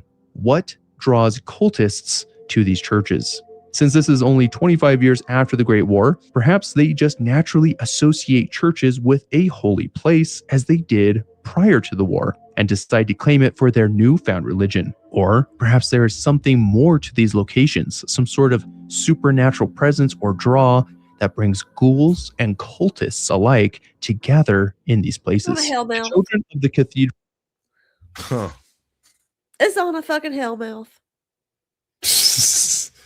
Well, I mean, there are more references to H.P. Lovecraft in Fallout than there are apparently Christianity. Yeah, I mean, it seems like the only thing close to any type of a Christianity is that they're constantly quoting Revelation. Is that the only book they got? I would assume not. That's one of the later books. That's not a, you know what I'm saying? That wasn't an early book. That might mean something more about all of this, how they've selectively took out Jesus and Christianity all throughout the years and just left the dark stuff for people to be scared of. Right? I mean, yeah. I mean, it's not like the Vatican hasn't twisted all of the Bible to a bunch of fucking hoo-ha anyways, but you know. You don't know. Nobody knows. Nope. There might be 4 motherfuckers on earth what knew once, and they're all different. Now. Ain't nobody knowing that shit. Don't make me put on my tinfoil hat. I'll fuck you. Oh yeah. What's your favorite fucking cryptid type thing? Do what now? Your favorite cryptid. What's your favorite fake thing? Favorite fake thing. Like, you know it's not real, but if it was, that'd be really cool. You know, I'll have to go with something that I guess you say witnessed and lived with for a time being was Rendlesham. I know I've said it, talked about it before.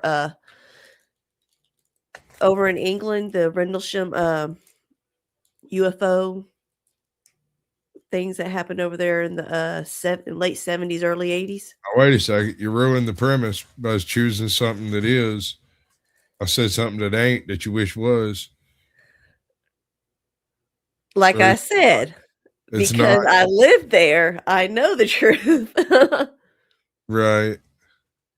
Those damn That's- error choppers and shit. Fuck them. Yeah, it wasn't what it was made out to be by any standards. And anybody that was stationed there, any actual military personnel from the time that it first started until the bases were closed in, I believe they closed Woodbridge and Bentwaters in, I think, 92 or 93. It was after I had left. I came back in 90. And so anybody that was stationed there through that time are still sworn not to secret or not to be able to speak about it. There's still, confidentiality. Can't talk about it. So that means, yeah, my dad can't talk about shit. I've tried to ask him lots of stuff. He's not allowed to talk about it. So, yeah. Oh, yeah. They yeah. got it completely, they still got it completely zoned out, even though the base is technically gone, decommissioned. They still keep that area, zoned off from people, from the public. That sound like some Stranger Things bullshit. Like some Mhm. communist gobbledygook. Now you got to remember, these bases were still existing, post World War II. That's what we were still, that's, why the bases were still there. And so think about everything going on between the Cold War and everything. Yeah, it was a lot of. This one's for you, buddy. Nice. Yeah, people that should have been there. Yeah. Causing a ruckus. A ruckus. I gotta bounce. Thanks a lot for proving just how ugly and immature you are. It's been real. And just so you know, I don't really care about your problems. My daughter sent that to me. I can't remember what it was. I sent her a message and that was her response. I just tossed my phone. I was like, fuck, I don't even have this thing. It's useless. Yes, that's a child of mine. Yeah, that's definitely my kid. My daughter does the same type of shit. No, one of the proudest nights I ever spent.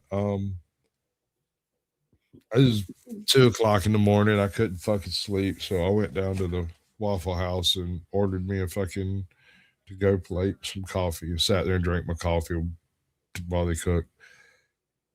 There's a table full of somewhere between teenage and or high school and college boys that are obviously a little bit tanked, and they're here to get their grub on before they have to drive drunk home. Not a girl, not yet a woman.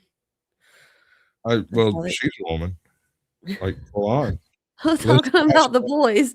You said somewhere in between. I mean, they weren't all shaving yet. Anyway, so one of the guys leans over and says to her something like, how much would I have to tip you to get your number or something like that? And she's like, you don't have to worry about that. I have real men on my roster. Now, would you like hash browns for that? never batted an eye. It was like it never happened. She wasn't exactly rude about it, but at the same time, it was fucking savage. It looked like somebody unplugged that kid. This ain't her first child she's dealt with. Right. Dude, she swung in straight off the street of never having had a real job and took on a job at the Waffle House, has been doing it for what, I think 2 years now. And she went straight into like the late shift, the 2:00 in the morning shift, the fucking yeah. Ouch. And while usually there's less going on, then there's also less pay on that. But at the same time, when there is some shit happening, you can make a buck. Friday and Saturday nights, coming back from Atlanta. Right? Oh, yes. Oh, yeah. I know how I'm gonna end this. Thank you. You just reminded me of the existence of this. You ever heard Wahoo by the Howdy? Not off the top of my head. So in Warner Robins, I think it was a Hotel 6, but there was a Hotel 6 and a fucked it up. How'd I fuck it up? Anyway, there's a Motel 6 across the street from a Waffle House, and it's called the Wahoo by the Hottie, right? And it's a cool little spot because it's on the opposite side of all the interstate bullshit from the city. And Yeah. I lived in Warner Robins, yeah. it was in its own little cul-de-sac area over there by its goddamn self, and you could just go over there and completely fuck off, right? Nobody would fuck with you. It didn't make a damn what you did. And rehab. Oh, that's what happened. Rehab, hell yeah. Yeah, never Dusty played that song that first time I heard it. I said, that sounds like Rehab. He goes, shit, that is. I said, all right. I know my Rehab. I think they're all the same. And you know this is gonna get this thing nuked from orbit. So this will probably be the way we go out.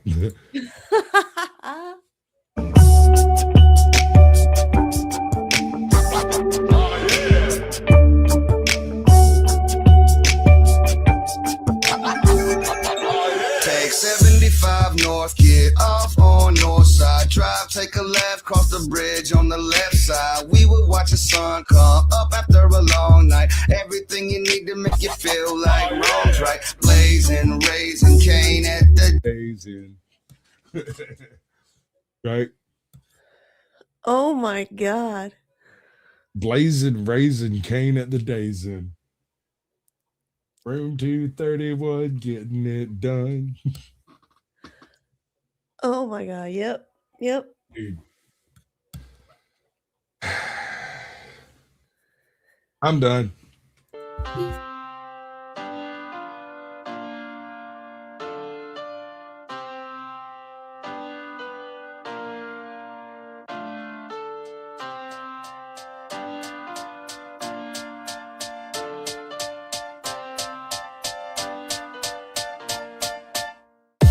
Welcome to space. What were you expecting? It's a dangerous place. Thank you for investing. Go there for your rota, there for your orders. Fill up these quotas. We'll bill for your quarters.